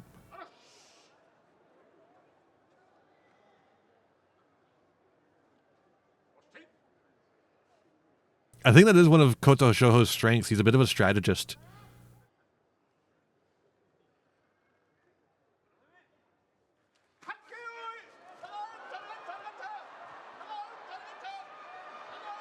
Chironumi trying to lift Atami Fuji to get a good angle on him. Got a grip on the Moashi he's using. And he uses it to get Atami Fuji out.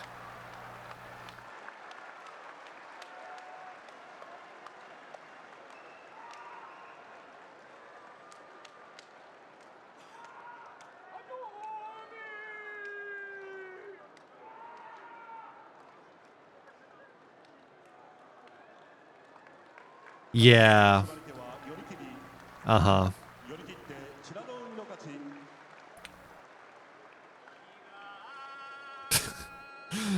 Yeah. No, I fucked this one up. I fucked the scores up on that one, sorry.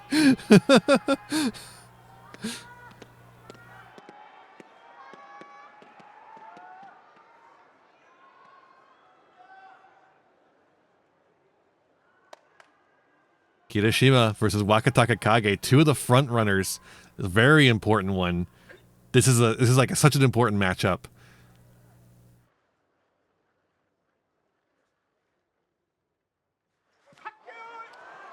Strong tachi-ai, but then they both back up a little bit. Wakataka Kage going for a grip on the Moashi. Trying to get both, but decides not to, because he's still trying to also keep Kirishima from getting more grip on his Moashi. He's relinquished his grip on the Moashi, and Kirishima lets him out. Forces him out. The bandage stayed on this time. He used two, looks like.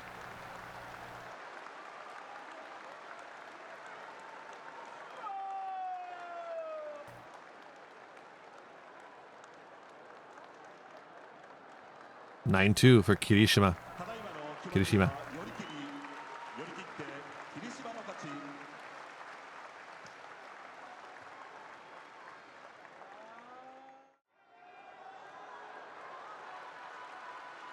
Koto Sakura versus Shodai.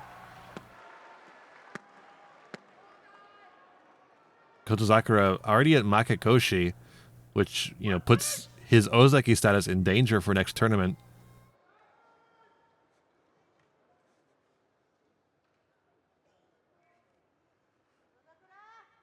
He's ready, but Shodai is not.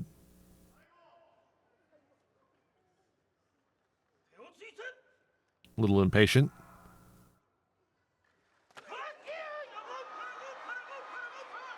Strong Tachiai. Oh, Shodai gets to the back of him and forces him out. Kotozakura really not putting up much of anything outside of the Tachiai. Barely bows. He's not feeling well. He must not be feeling well. Kind of limping.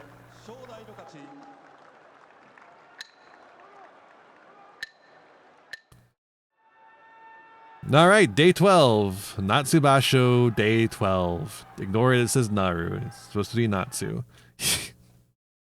Okay, so here's where the leaderboard gets so big that the numbers start to not look good, or the words don't start to look not good.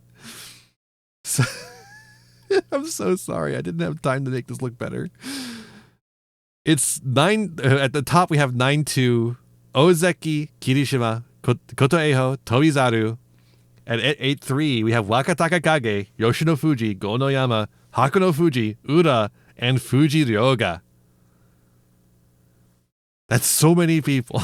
There's so many people up in the leaderboard here.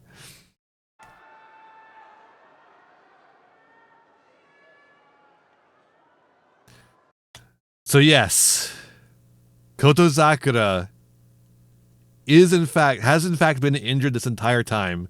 And that's why it's been going so poorly for him. He's decided to finally drop and get some fucking rest. It's interesting, while this tournament was going on, Kotozakura and his like stable of men saved a guy and his car. Like his car went off the road into the water, and like him and his boys lifted the car and brought it onto the road. And I'm wondering if that perhaps is where the injury might have come from. Lifting a fucking car. I don't know. But we're also missing Maegashira 10 Asanoyama. So, cursed fucking basho.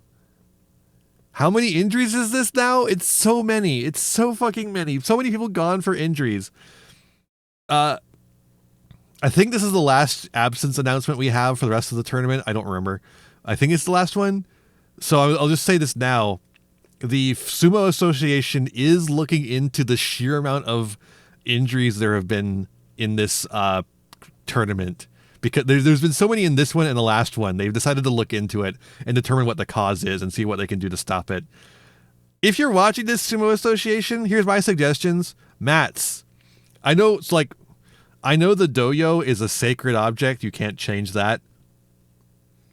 Don't worry about that. Don't change the doyo at all. What I'm saying is around the doyo, put a bunch of mats. Because I think most of the injuries, generally, some of them are coming from just like, you're not going to be able to stop all injuries, right? Wrestling is a sport that, any kind of wrestling is a sport where you are going to have injuries. However, if you have mats around, it's going to stop like probably a decent portion of the injuries that are caused by people just being launched off the doyo and then landing on people. That's not a good system. It's not a good system. So mats around the doyo. Another suggestion I have is space out the days. We're doing a wrestle every single day for 15 days. Every 2 months, they wrestle for 15 days straight. What if we either spaced out the tournaments, maybe make it 3 months, or maybe a little longer than that? Or if you want to keep the same amount of tournaments in the year, space out the days. Do 1 day on, 1 day off. 1 day on, 1 day off.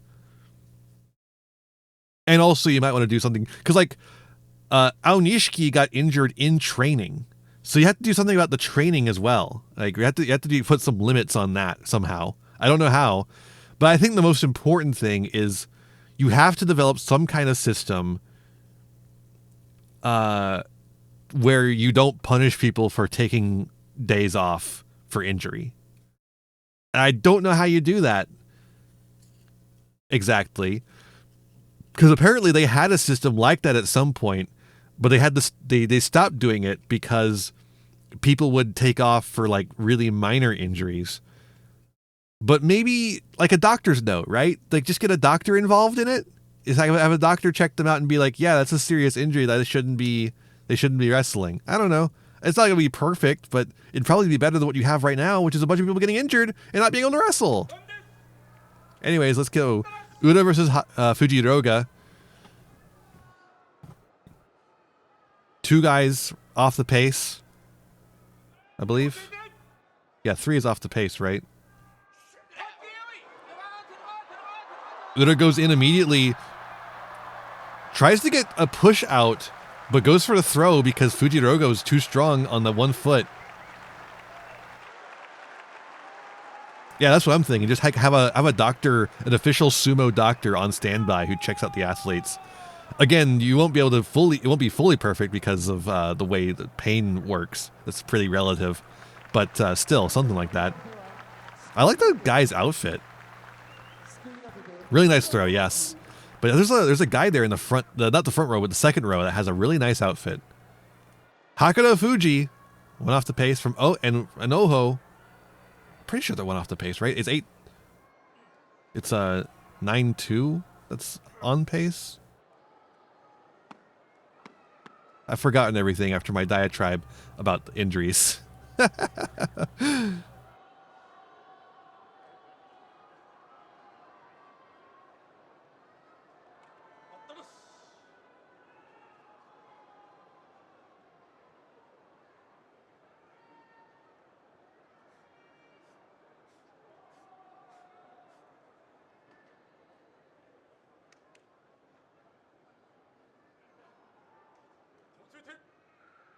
That's fair, translators of the day. That is fair. Oh, good push from Hakuto Fuji to get Oho up so he can get an under position. Oho tries to do something with his leg there. He's trying to lock the leg as Hakuto Fuji tries to push him over. Hakuto Fuji's being pushed to the edge, and then Oho does a swing to throw him down.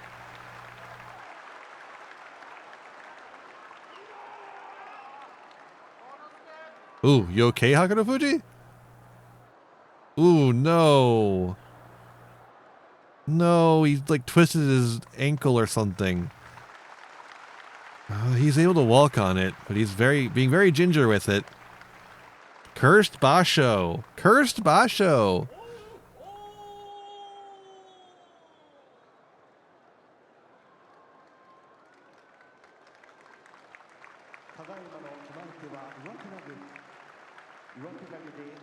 He's walking carefully on that thing.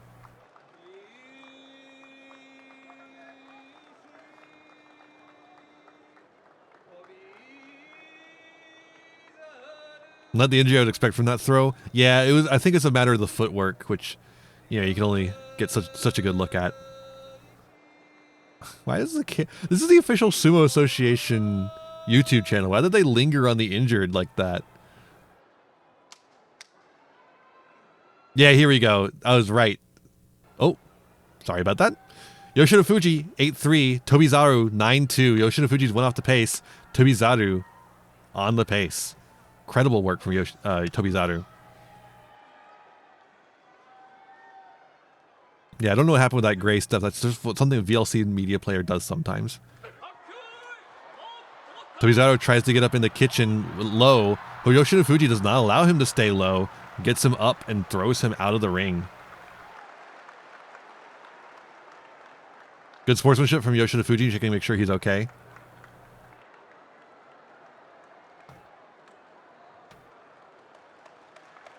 So that means Tobizaru is now 1 off the pace, and Yoshida Fuji has brought him down to his level.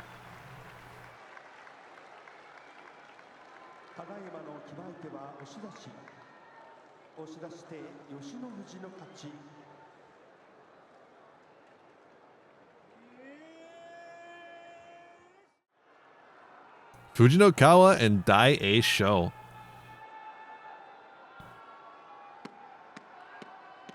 Yeah, I mean, with the performance that Tobizaru has had, I can't imagine any result at this point is going to make Tobizaru mad. He's going to stay in good spirits pretty much no matter what, I think. Tournament's already been a success for him. False start. Oh dear. Yeah, okay. Daie's show has a big eye injury that he got, I think, yesterday. Yeah, we didn't have him on, I don't think. So now he's got a big eye injury and his eye is super swollen. It's fucked. Don't look at it.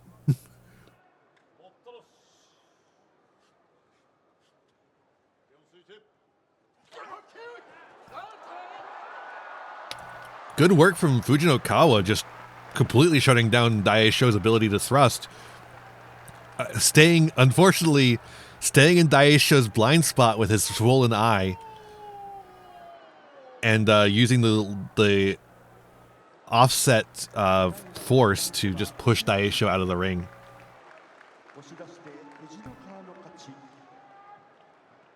It seemed like a false start. Yeah.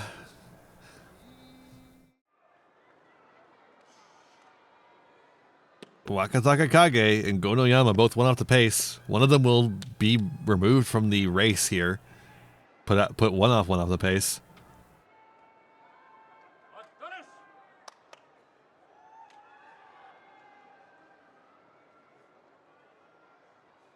Who will it be? The Fireball Gonoyama or Wakataka Kage, the really strong guy?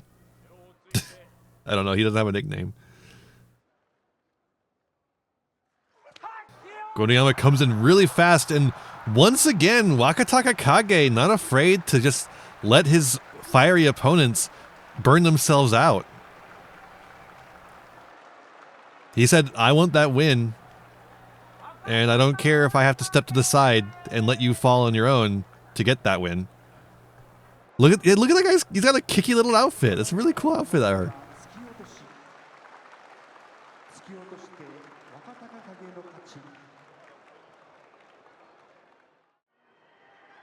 All right, Atami Fuji and Fuji Seiyun, both at 5'6" currently. This time the records are correct. Last time he was at 5'5" and then got the 5'6" from the loss.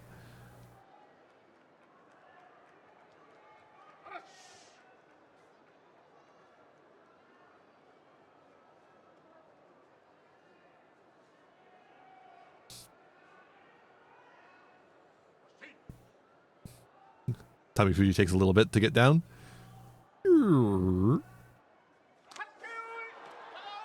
Fast approach from Fuji Seiyun, getting the underhand grip on the Moashi, while Atami Fuji tries to pull his arms. Oh shit!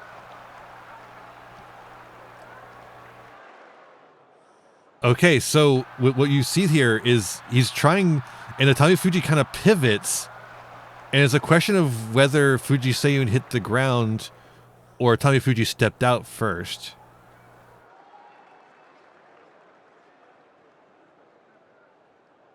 I believe that walkie-talkie there is how they communicate with the person who has the high-speed footage so they can get the slow-mo. It looked like Atami Fuji was all good to me as well, but Gyoji's decision went to Fuji Seiyun. However, upon review, he determined that the foot going out and the body touching the clay occurred simultaneously, therefore we're going to have a rematch. Let's do that one more time then. Yeah, no, he hits the ground and the foot touches the ground at the same time.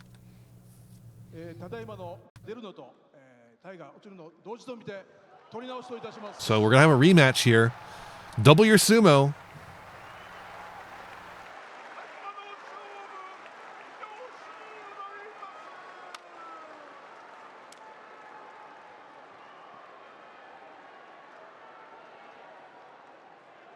Let them do all their rituals once again.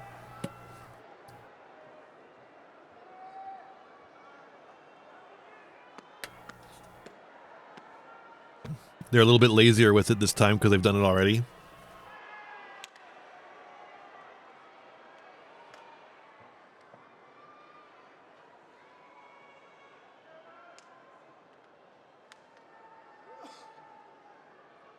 It's a big cough from the audience.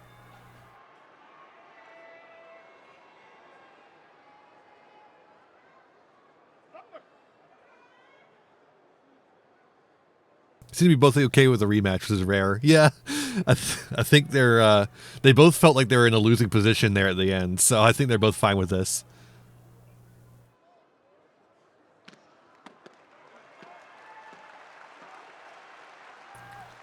It's crazy how much preamble there is to a sumo match.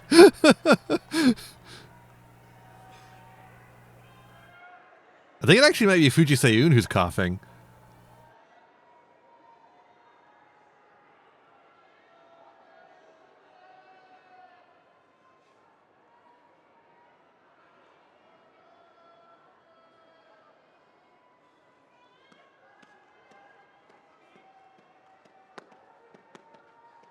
Okay, come on.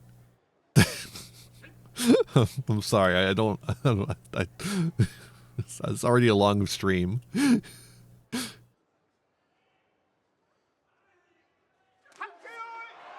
Goes in again for the same strategy Fuji Seiyun does, but this time Atami Fuji is ready for it and just pushes him out.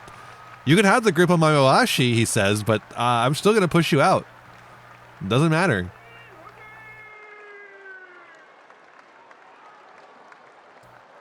Atami Fuji gets his big bundle of envelopes, and he's 6'6". While Fuji Seiyun leaves 5'7", one off of Makekoshi. 30-minute preamble for a 10-second bout. It really is sports. It's so sports. It's crazy. All right, with no more Kotuzakura, this is the only Ozeki in the tournament. And so this is the last bout of the day. Kirishima versus Koto Shoho. The Ozeki versus the Sekiwake. Who would know in Batman or Atami Fuji when he knows your strategy? How much prep time does Batman have versus Atami Fuji? Do they have equal prep time?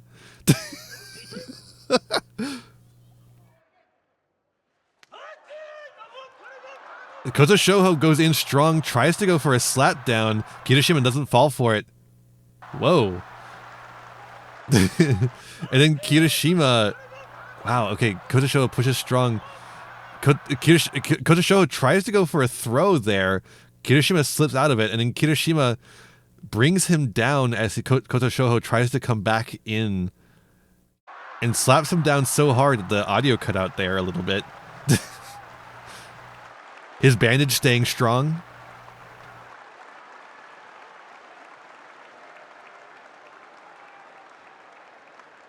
So now Kirishima is 10-2, double-digit wins for Kirishima in day 12.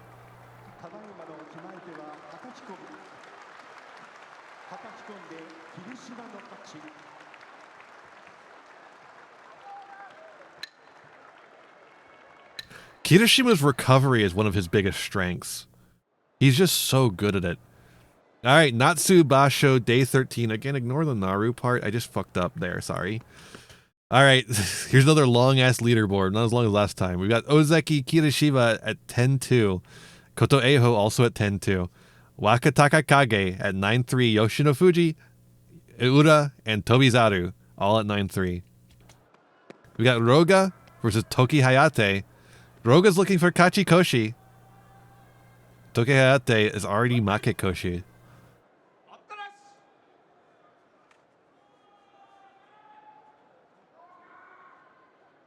There's a Roga fan in the audience.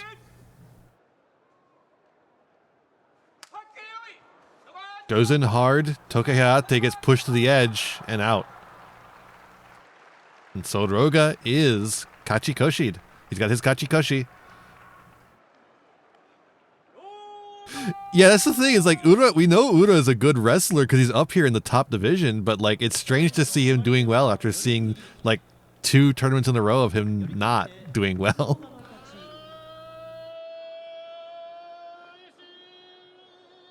It's like, surely he must have been good at some point. And like, here it is. Here he's showing it off. Churanumi versus Fuji Ryoga. Both already have their Kachikoshi, so they're just kind of fighting for a little bit of extra. They're a little too far off the pace, perhaps, for a win. But if I would still want to keep that.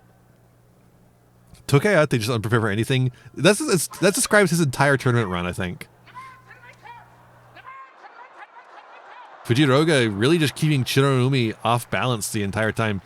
Never looked like Chironumi was in control. Fujiroga really kept control the whole entire bout. Now he goes 9-4. He's keeping one off the pace. Which, might become relevant. Who knows? Chironumi now solidly out of the race here. The yugioh race.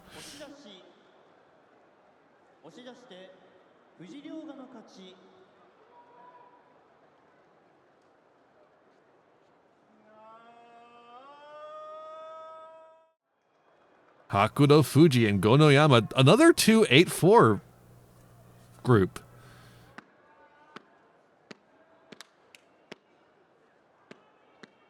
Both of these men just out of the top leaderboard, but still theoretically in the yugioh race.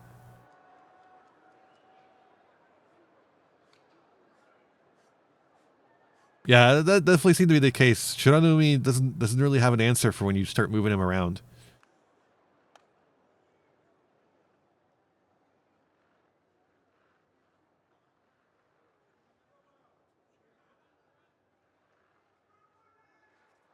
False start.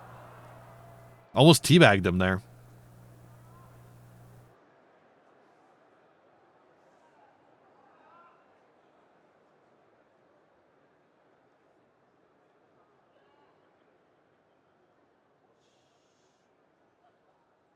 Gonoyama decides he needs to stand up for a little bit. Reposition.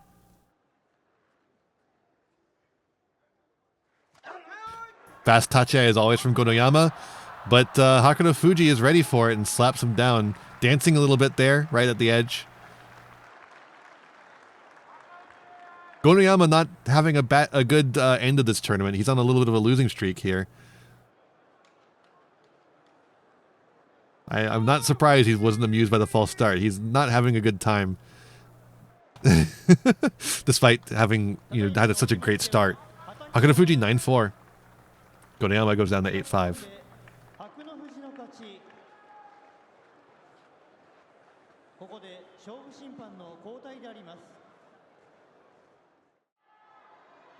Yoshino Fuji and Ura 9-3.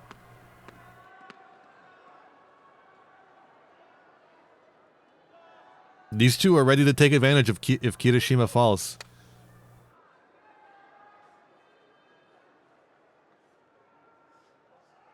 But one of them's going to be going down to X4.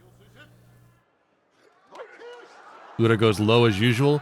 Yoshino Fuji using his sheer power. Ura tries to use his agility to get Yoshino Fuji to take himself out, but Yoshino Fuji doesn't fall for it. And eventually, Yoshino Fuji is able to overpower Ura and to get him out. Good sportsmanship there again from Yoshino Fuji. He always makes sure that his opponent is able to get up.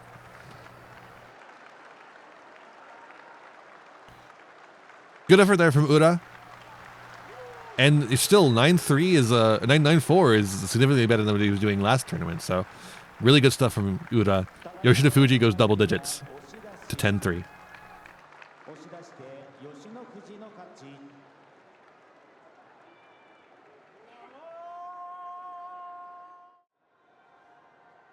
Fujinokawa and Fuji Seiyun. Too many Fujis here in the arena tonight.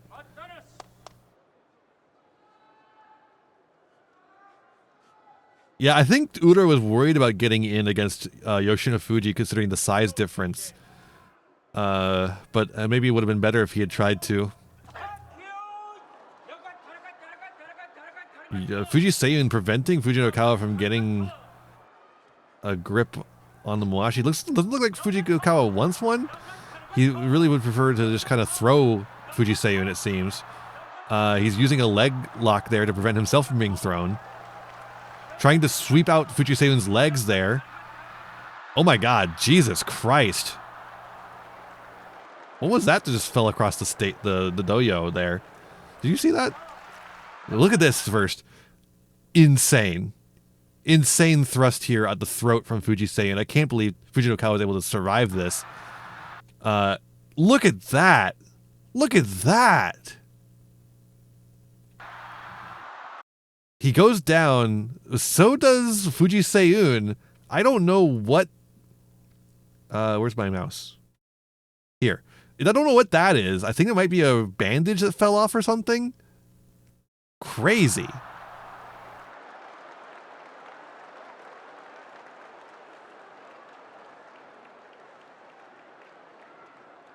That guy got it. He took care of it.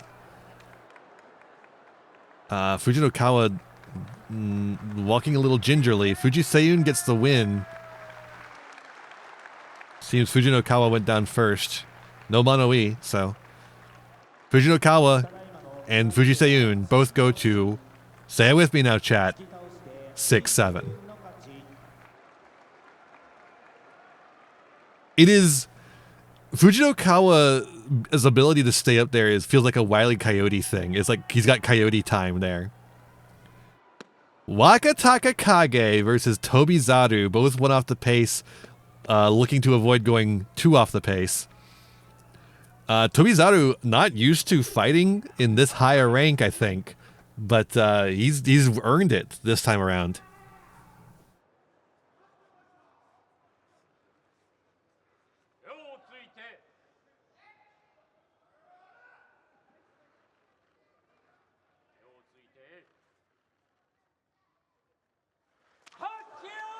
Wakataka Kage definitely winning the Tachiai there, getting a grip on Tobizaru and lifting him out and throwing him out. Wow. Lifting him up and throwing him out. I think, let's watch that again.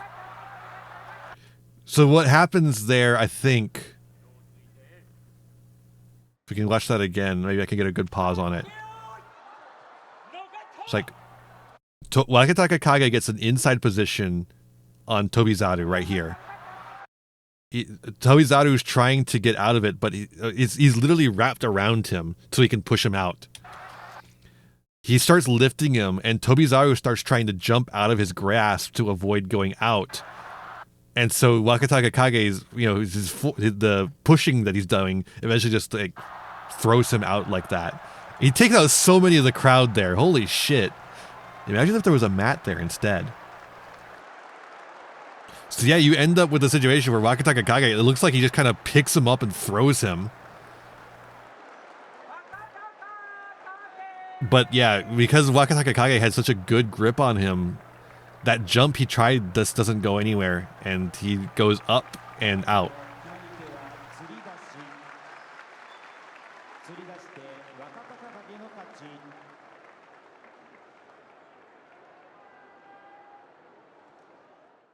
Excellent work by Wakataka Kage.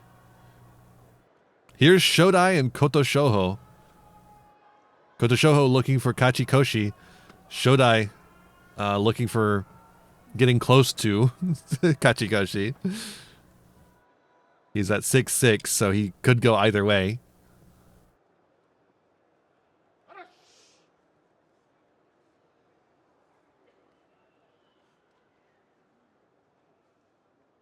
This bout is going to determine whether Shodai is in danger or looking clear. He could even go funny number, exactly.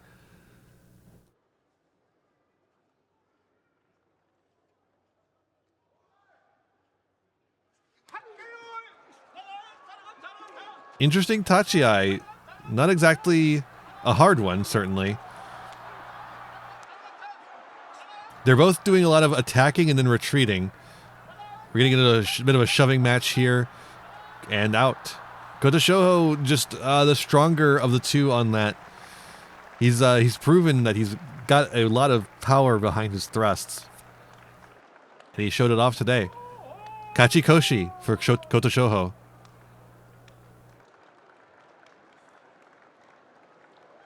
And 6-7, funny number for Shodai.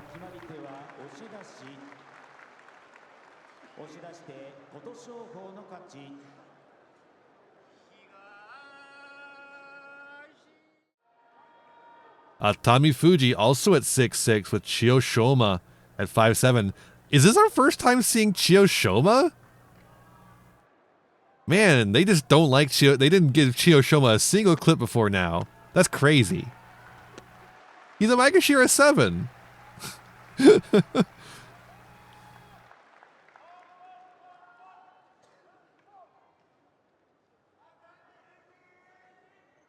There's a Tommy Fuji fan in the audience.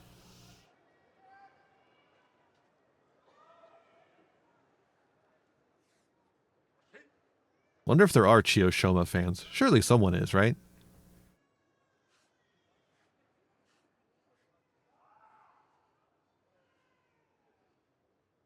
Tommy Fuji really finding his footing here. Down he goes. Boing. Chiyo Shoma more graceful lower. Did Tommy Fuji hurt something a little bit there going down like that? It was a rough landing there. In they go. Tommy Fuji really weak Tachi-ai. But, whoa. He pushes Chiyo Shoma out just before he hits the ground himself. Awkward bout. Why is this one on the YouTube channel? I guess because the Tommy Fuji is here. And he's a Sekewake. And we're running out of upper level guys. That was a very weak one, I would say. But he did get the win. He got 7-6 instead of 6-7. And that's a Makekoshi for Chiyo Shoma.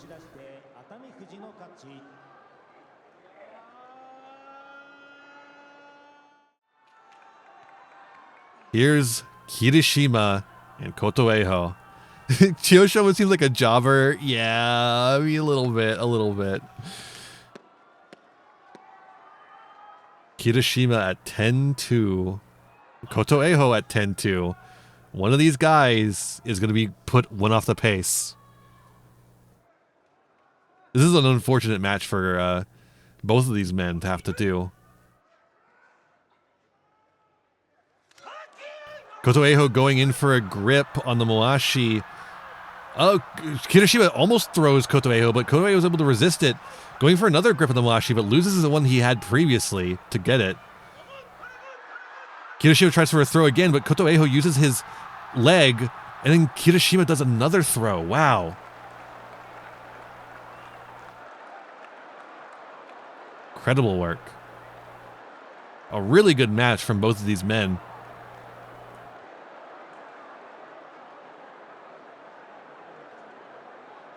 Looks like the judges are going to have a discussion about it. Have a mono-e.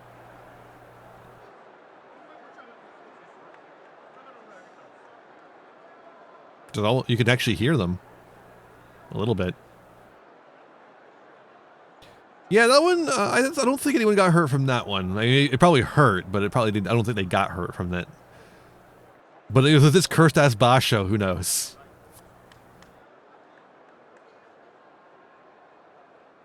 Yeah, no, Kirishima is like a fucking bulldog. Just like gets in there and doesn't let go. Oftentimes. I don't need to see them deliberating.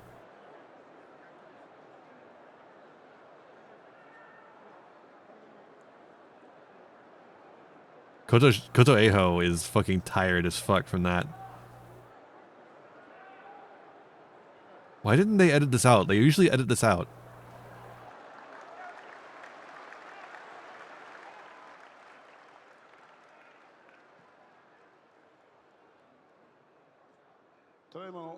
Ryugoji gave the Goombai to Kotoeho. We had a mono-e that Kotoeho's hand touched the doyo first.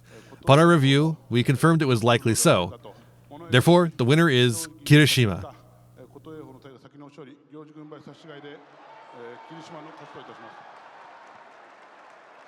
So, reversal of the Goombai. Kirishima with his wilting bandage gets the win. And Kotoeho is kicked to the curb. Them deliberating looks like the end of a funerary procession. I mean, they do all wear black except for the one guy.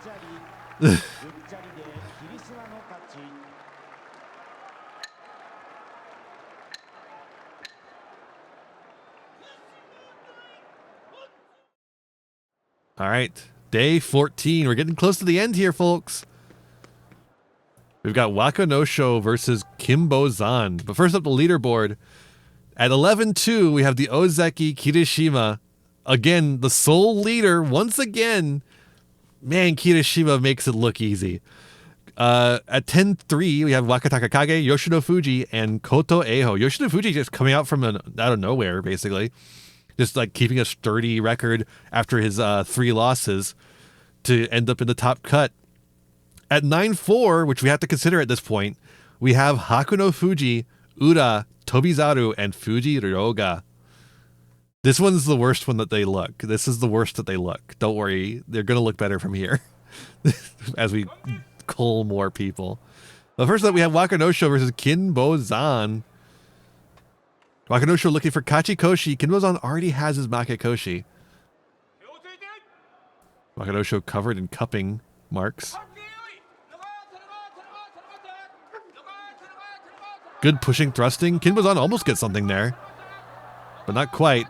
Wakanosho is a little too sturdy for that. Strong pushing thrusting match. Whoa, good slap. That slap is what does it. That slap gets Kinbo-zan off balance enough to where he can get to the side and usher him out of the dojo.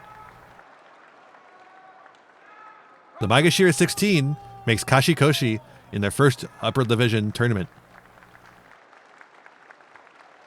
Top division, I should say.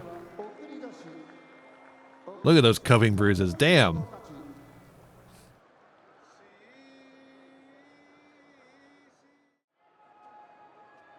Here's Chiyo Shoma in the Takeumi. It's jobber versus jobber. The Takeumi looking for Kachikoshi here. I don't know if calling them jobbers is disrespectful. I just don't know anything about them. They don't have personality to me.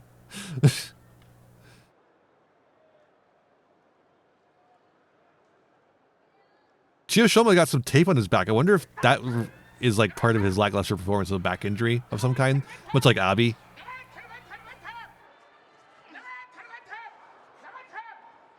Chiyo Shoma got a good grip here. A little bit of a stalemate there. They have pretty good grips on each other. Takeumi's got the inside grip on the Moashi, while Chiyo Shoma has an outside grip on the Moashi, both on the same side. So they kind of are really easily getting into stalemates like this.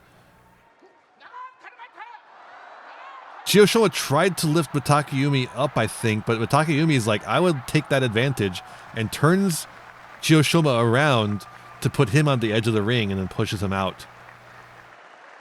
Don't say that either of them gave up, though. They both fought very hard for that. Chiyo Shoma fought to the end, but Takeumi was able to edge out the win to get his Kachikoshi.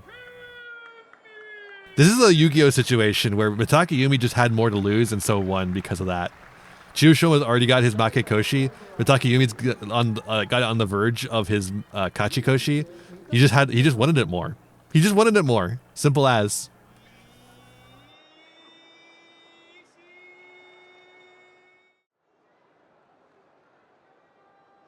All right, here we go. Chironomi versus Gonoyama. Both of these guys are at 8-5 now, so they're kind of out of the Yusho race. But let's see if Gonoyama can break his losing streak, or if Chironomi will take him out.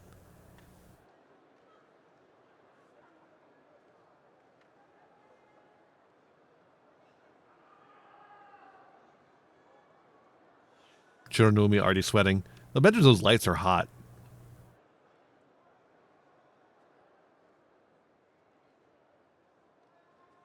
False start. What even going with that one? There's no start sign though. It's just like they just go. They just go when they go. It's weird. It's very strange. And if they don't go at the same time, it's a false start. It's like, well, how am I supposed to know? Just when it feels right. Gonoyama, again, a crazy Tachi-ai, goes forcefully into Chironomi, who's pushing back with aplomb, gets Gonoyama to the edge, moves Gonoyama where he wants him. Gonoyama pushing back, though. Trying very hard. Chironomi loses his balance there, but recovers. Gets Gonoyama to the edge. Forces him out and down. Look at the dojo. It's crumbling like the hell. Really crumbly this time around. Really good sumo from both of these.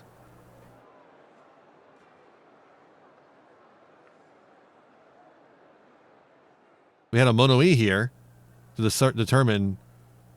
I guess there was a question. The Goombay went to Chernomi. We were checking if they went out at the same time or not. And upon our review, we confirmed Gonoyama went out first. Therefore, the winner is Chernomi. I thought that was pretty obvious myself, but I appreciate the review. They don't have my view, so, you know.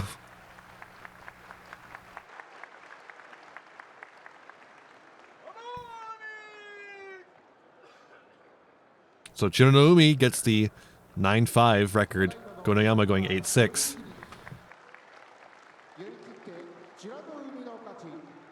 If Gonoyama loses again, it's going to be essentially like he didn't have that great start to begin with. And it'll be an 8-7. Alright, Hiradoomi versus Fuji Seiyun, both at 6-7, trying to break their meme number records.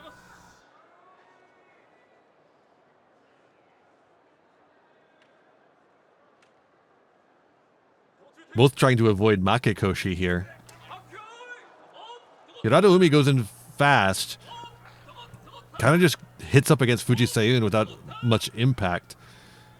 They're at the center of the doyo. Struggling to get an advantage over the other. Fuji Seiyun's got a grip on the Moashi now, which Hiradoomi does not seem particularly interested in getting for himself. Hiradoomi's at the edge, and he's out. That grip, I think, is what really made it for Fuji Seiyun. Hiradoomi's style is not to use the grip on the Moashi, but might have saved him there from the Makekoshi he is now receiving.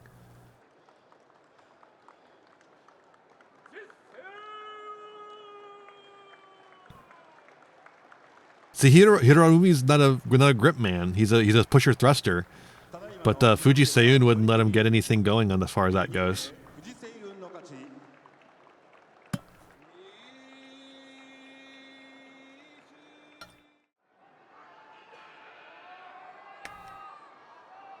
Here we go.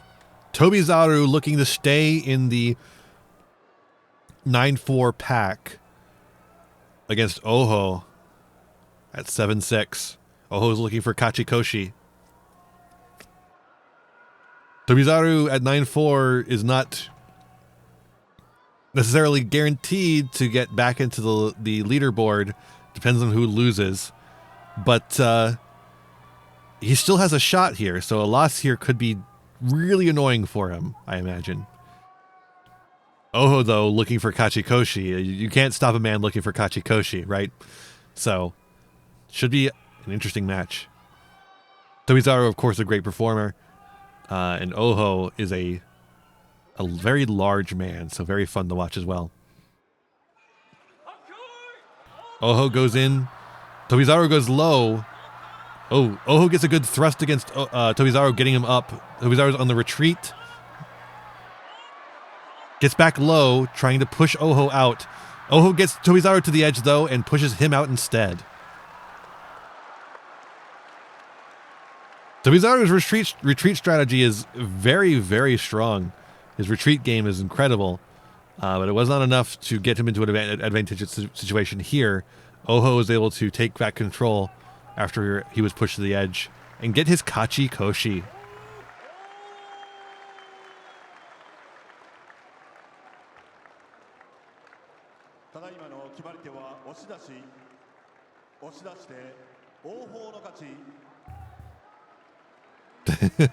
Yeah, he really did force Tobizaru to like really stay where he was so he could actually get his ass. Yoshino Fuji at 10-3, Fujiroga 9-4. Yoshino Fuji at 10-3 means that he's one off the pace. If Kirishima loses, he's in the leaderboard. Fujiroga at 9-4 is in the secondary pack, so Kirishima has to lose twice for him to be in there, and also everyone at 10-3 has to lose. But here's one of them, so he has an opportunity to make it easier for himself. Fujiroga comes in strong, but so does Yoshino Fuji. Oh, wow. Gets a really good inside position low.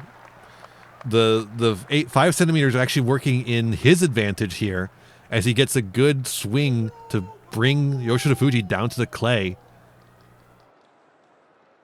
bringing him to 10-4 and his opponent to 10-4 as well, making it just that much more likely that he has a shot at getting into the championship cup. Really good for the second time top division chance. So next up we have Fujinokawa and Ura. Ura, of course, in that 9-4 pack. So we're going to be watching that in just a second, but first, a commercial break.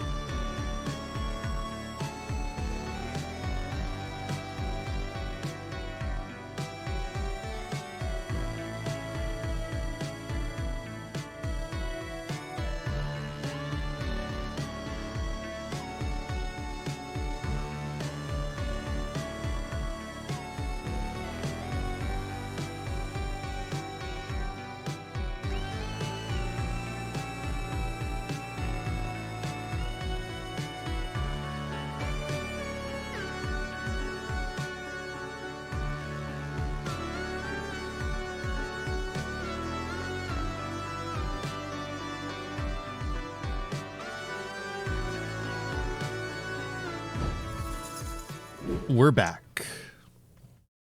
We've got Fujinokawa and Ura. Ura in the 9-4 pack trying to stay in there. Fujinokawa trying to avoid Makekoshi. Let's see what happens.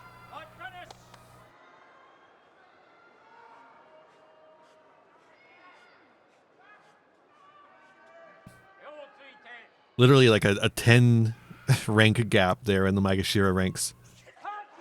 Ura goes low, as usual. Fujinokawa going low, but not that low.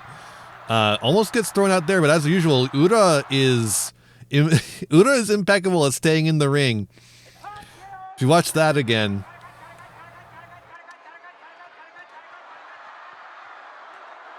Fujinokawa goes for that thrust to the throat, and Ura just moves out of the way and lets Fujinokawa fling himself out of the ring. Ura's flexibility astounds me. It's incredible.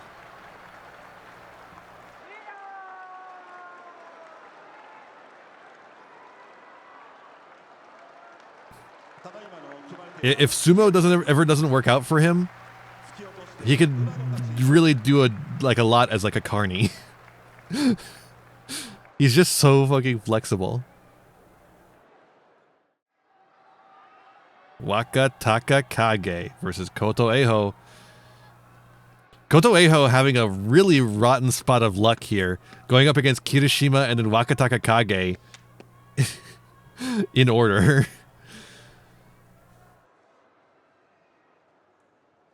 Getting pushed further and further down, but if he can knock out Wakataka Kage, then he might have a good shot if Kirishima loses his match.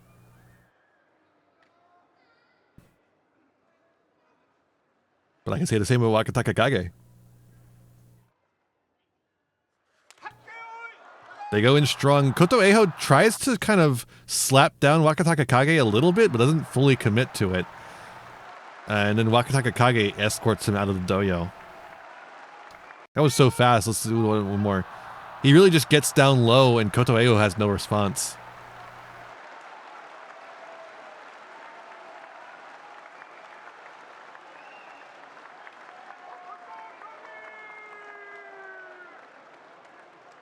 Wakataka Kage gets his bundle of bills. The lack of Yokozuna, I think, has made the bundle of bills he gets very fat compared to how it normally looks. Yeah, I think that's exactly it, Trans Artist of the Day. He's worried about trying to get out of the grip and doesn't really have the ring sense anymore. All right, it's a Sekawake battle. Atami Fuji versus Koto Eho, or Koto Shoho.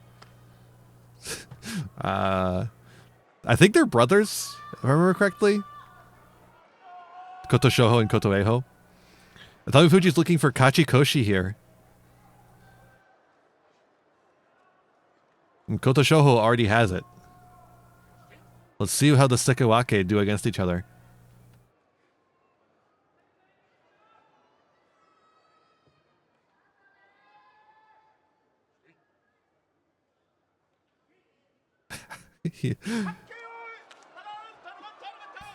Strong performance from Koto Shoho so far, keeping Atami Fuji back. Atami Fuji gets a good grip on the Moashi, though, and is beginning to just put Koto Shoho where he wants. And he brings him to the edge of the ring and out.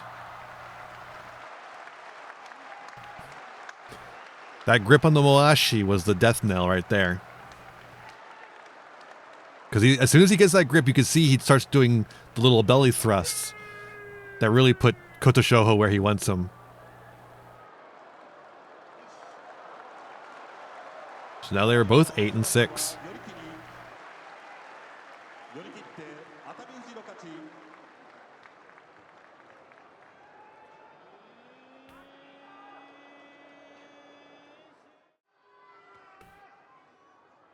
Kirishima, 11 and 2,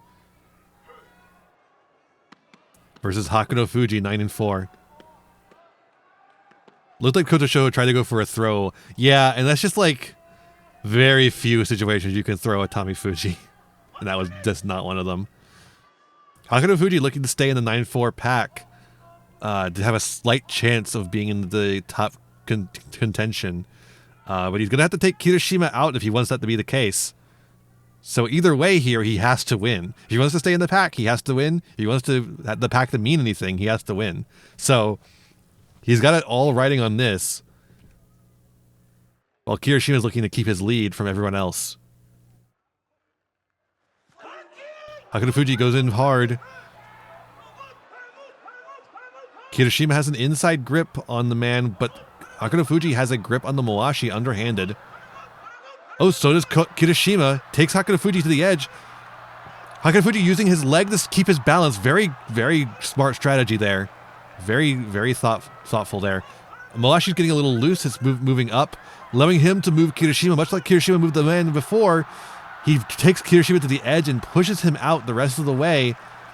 Kirishima loses and goes down to 11-3 with the rest of the pack.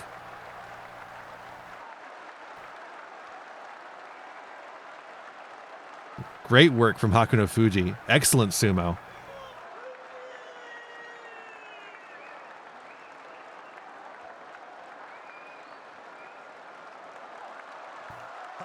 He shows it off a little bit for the crowd.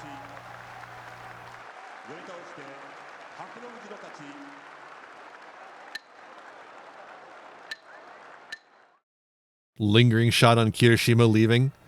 All right. Natsu Basho, final day. Here's our leaderboard going into the final day. I don't know why I made it that big. Whatever. Who cares? Who gives a shit? Here's our leaderboard going in the final day. We've got at the top 11-3 Kirishima the Ozeki and the Komusubi Wakataka Kage. At 10-4, which is the only other position there is. As I said, it could matter last time, and it did. Yoshino Fuji at Maegashira 2, Hakuno Fuji at Maegashira 10, Ura at Maegashira 11, Koto Eiho 13, Fuji Ryoga at 17. So there are 5 guys hoping that both Wakataka Kage and Kirishima lose. If one of them loses and the other one wins, they automatically win with no playoff. If they both lose, it's a huge playoff with all of them. If they both win, it's a playoff with just the 2 of them, building castles in the sky. Let's see what happens. Hakuno Fuji here looking to stay in this 10-4 pack, his X4 pack. But Fuji Seiyun is looking for Kachikoshi. Who wants it more? Let's find out.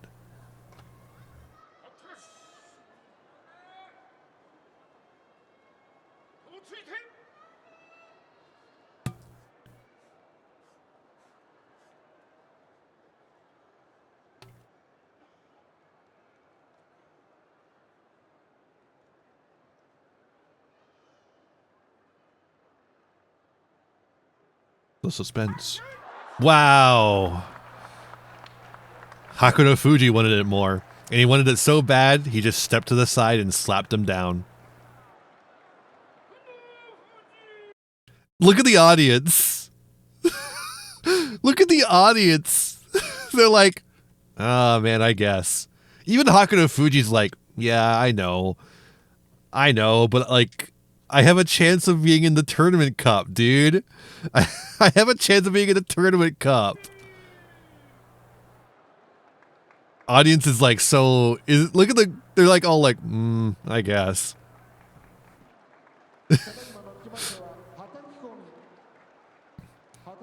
Embarrassing for both men, truly. By the way, Hakuno Fuji, way earlier, I think it was like around day 7, something like that, he got in trouble for not doing the little prayer right. People say that is actually because he was caught drinking in public, but, you know, who knows? Who knows what's true? All right, Roga versus Gonoyama. Can Gonoyama break his losing streak finally? Let's find out. He's up against Roga. Both of these men have Kachikoshi, so they're both safe. It's just a matter of pride at this point. They're fighting for pride. And Gonoyama's fighting to break that losing streak.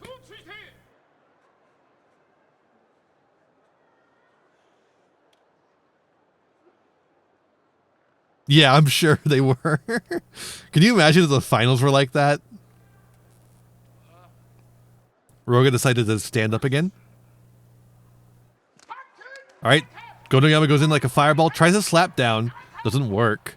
Roga gets an inside position and a Moashi grab and moves Gonoyama out and down.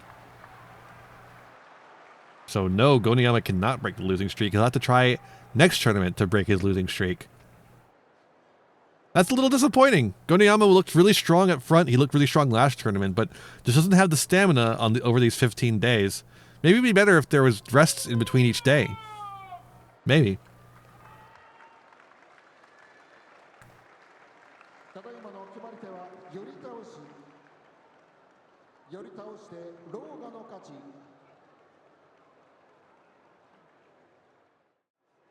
I did those backwards. I gave it to Gonoyama for some reason. Sorry about that.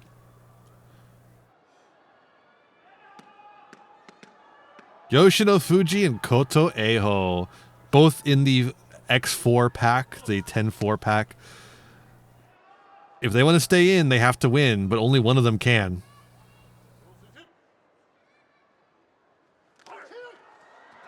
Oh, Yoshino Fuji immediately gets a behind grip on the washi, but loses it. But at that point, it's already over. essentially. He seems in control that entire match. Kotoeho doesn't have a chance. Yoshida Fuji trying to show him the skill gap between a Maegashira 2 and a Maegashira 13. As he goes 11-4.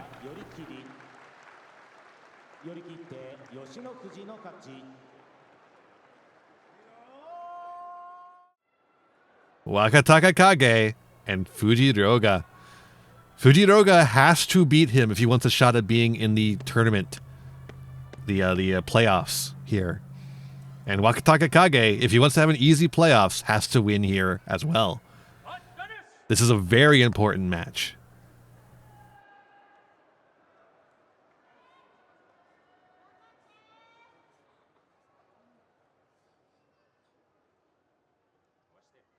Fujiroga waits for Wakataka Kage to get down. He's ready. Wakataka Kage, not so sure. Now he is. Both go in strong. Perhaps a little too strong as Wakataka Kage uses his strength to push him down. When you're going up against Wakataka Kage, you have to know that he will exploit any overextension. Fujiroga really should have seen that coming, but he didn't, and he paid for it. Wakataka Kage now 12-3. If Kirishima loses, Wakataka Kage is automatically the winner of the tournament. At this point, everyone with the 10-4 record currently has... everyone with an X4 record at this point is very mad at Fujiroga, I think. Maybe not mad, but upset, annoyed, perhaps. Because they have now all been disqualified from the playoffs. Big bow from Wakataka Kage.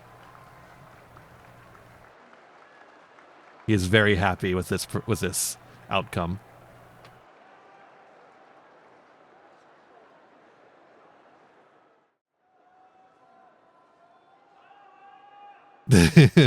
Ice reactions are pretty good, yeah. Here's Churonumi and Koto Shoho.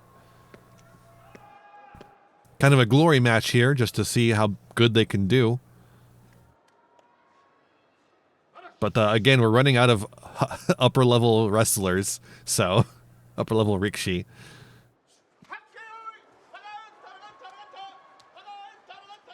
Thrusting battle here in the center clay. Seems like Koto Shoha has a slight advantage, pushing Churonumi back. Oh, and then he does the classic pull back. The push and pull of Sumo is always really nice. Oh, this one's going to be one of the prizes. I don't remember what this one's called. It's like the fighting something. Is this one the fighting spirit prize? I don't remember. It comes with 2 arrows. Koto Shoho gets the prize and evens up the records between Churonumi and Koto Shoho. Here, boy, take my arrows. Here, take my sticks, too.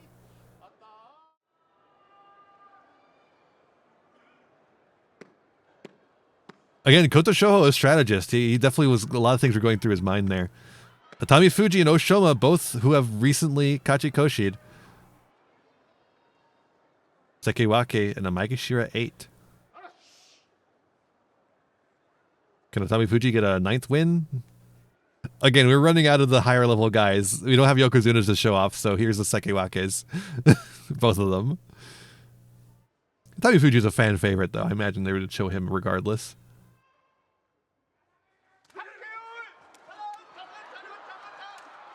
Good thrusting.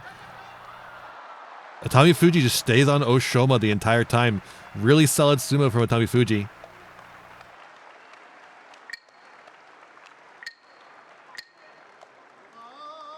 So here's another prize.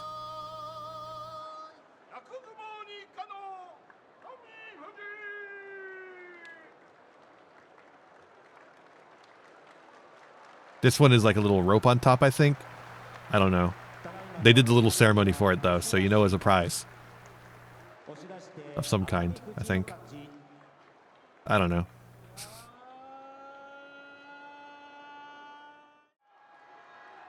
Oh, here we go. This is a very... It's like this is the other most important match. This is the other most important match. Ozeki Kirishima versus Ura. Ura's already out of contention because Wakataka Kage won. But Ura is going to be the kingmaker here. If Ura beats Kirishima, Wakataka Kage wins automatically. If Ura loses to Kirishima, then there's a playoff. So let's see what happens. Can Ura keep Kirishima out of the tournament playoffs?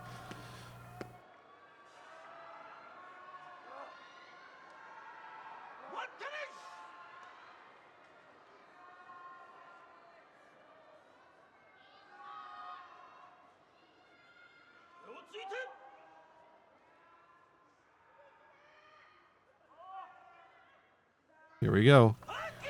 Ura going low as usual. Whoa. Let's watch that one again. Ura goes low. Kirishima gets him up, gets a grip under his arm, and then just throws him out of the fucking doyo. One more time on that, because it's fucking insane. Gets the grip on the bottom of him, pushes him up, uses it to grab his arm, pulls him a little bit, and then shoves him at the shoulder and throat while throwing him with the other thing. How do you stop Ura? Remove his fucking legs. Yeah, like, let's see the footwork there too. I want to look at the footwork.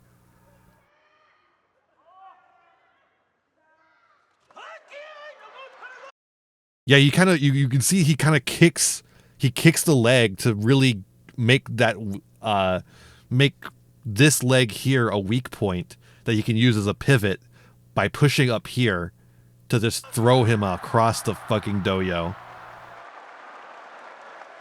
Fantastic sumo from Kirishima.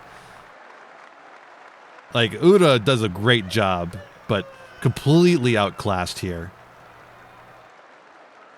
So there will be a playoff. Kirishima versus Wakataka Kage.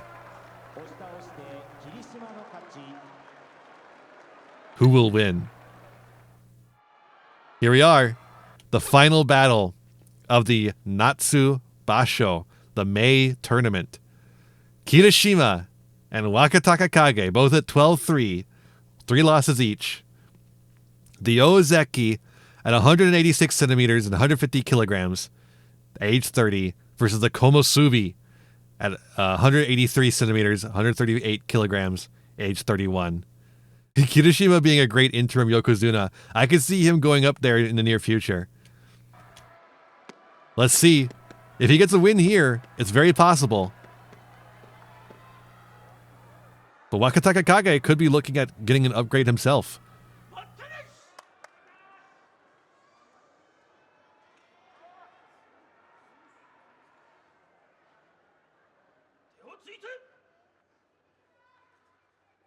Tension in the air. They go at each other.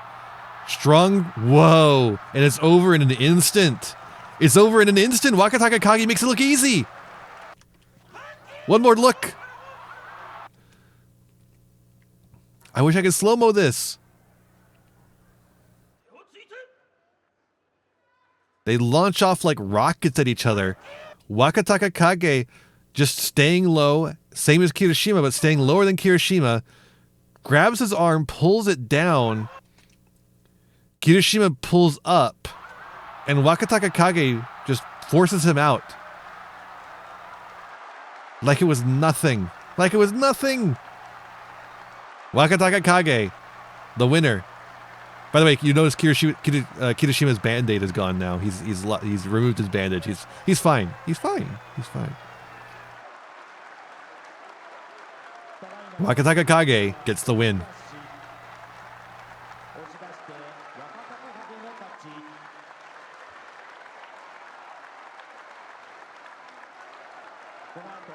Wakataka Kage, he really knows how to deal with he knows how to deal with so many different types of sumo.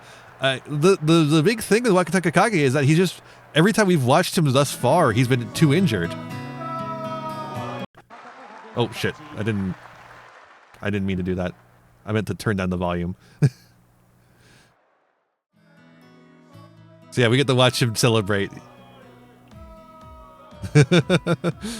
There he is with his boys.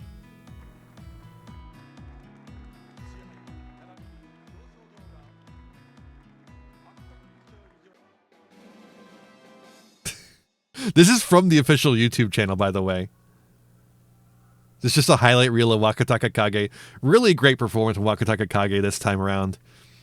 I think he's finally coming around from his injury on his arm there, with that where you see the arm brace. It's been such a rough thing for him these past couple of tournaments. I'm glad to see that it seems to be clearing up for him. I hope that the Sumo Association takes injuries a little more seriously from here on out. After this victory, how do you think he'll take things? I imagine he'll probably take things day by day and trying to, do his brand of sumo, probably.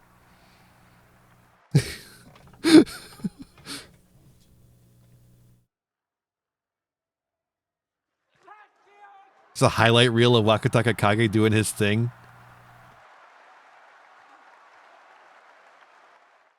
Mostly from this day, apparently.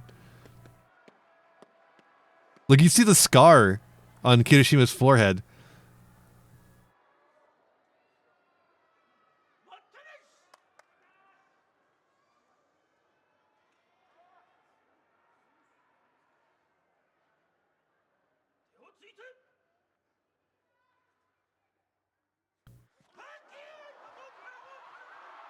Wow, it's like it's nothing. It really feels, it's like it's nothing.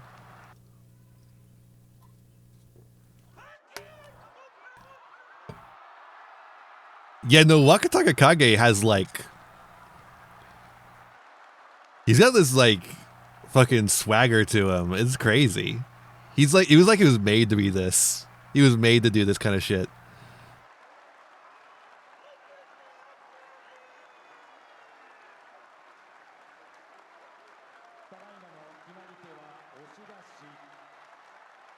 Oshidashi.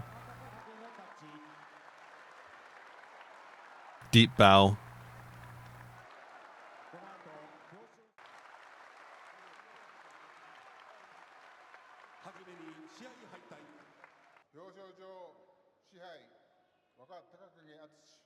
This is him accepting the cup.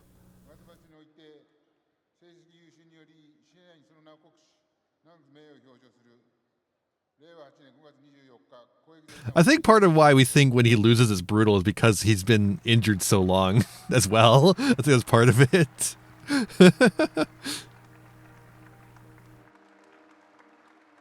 Big cup. This is his second Emperor's Cup. Very great for him.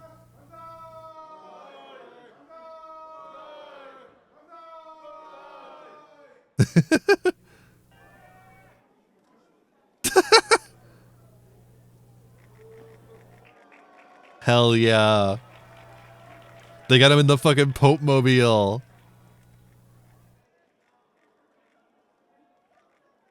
I think he just wants to go sleep. He looks so tired. He looks happy, but he looks really tired.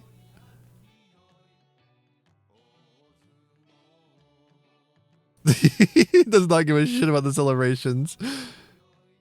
I'm wondering how much of that is just you have to be polite, and how much of that is he's so fucking tired he wants to go sleep.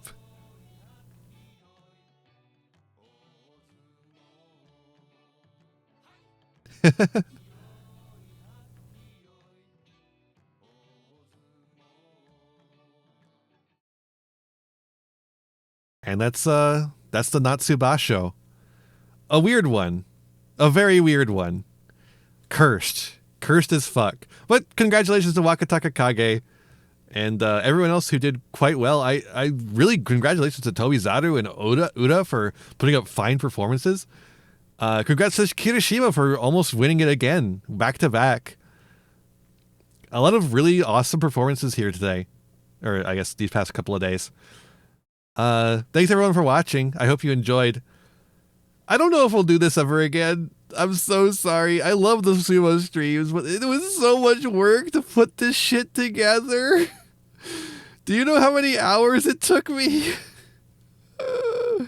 Oh, God. Maybe we just go back to how we were doing it before, even though I made all this shit for it. Because it would still take a long time, even with I have like ideas for how to streamline it, but even then it would still take such a long time to make. But the way we did it last time was so underwhelming. I don't know. I guess if you're watching the VOD, let me know what you think. If you're watching the stream, I already know what you think. You told me. I don't know. I like doing the sumo streams, but it's a lot of work. It's a lot of work. And like the amount of hours invested don't really match what I get out of it. I like watching sumo. Maybe, you know what we could do? Maybe. We'll think about that. Like, we could maybe do sumo watch-alongs in the Discord. I don't know about that, though. I don't know how I feel about doing that kind of thing. Sailor V. Well, if we do another one of these, you'll know. The best way to find out is by my website. You can use my website to find my Blue Sky, where I'll update you on whether we're doing another one of these. Or you can just follow the channel and make sure to show up for all the streams. Easy. Simple as. If you sign up for notifications on the channel, my notifications very specifically tell you what I'm doing each time. If we do sumo, you'll get a notification that says sumo. So you should follow the channel. You should follow on Blue Sky. You should follow all those things, and you'll get everything that you need. All right. That's it from me. I'm going to send you somewhere else now because I'm tired as fuck. We've been going at this for 4.5 hours. 4.5 hours.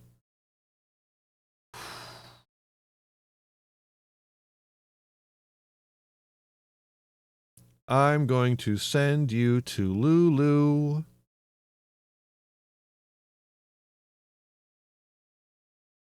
Streaming Subnautica.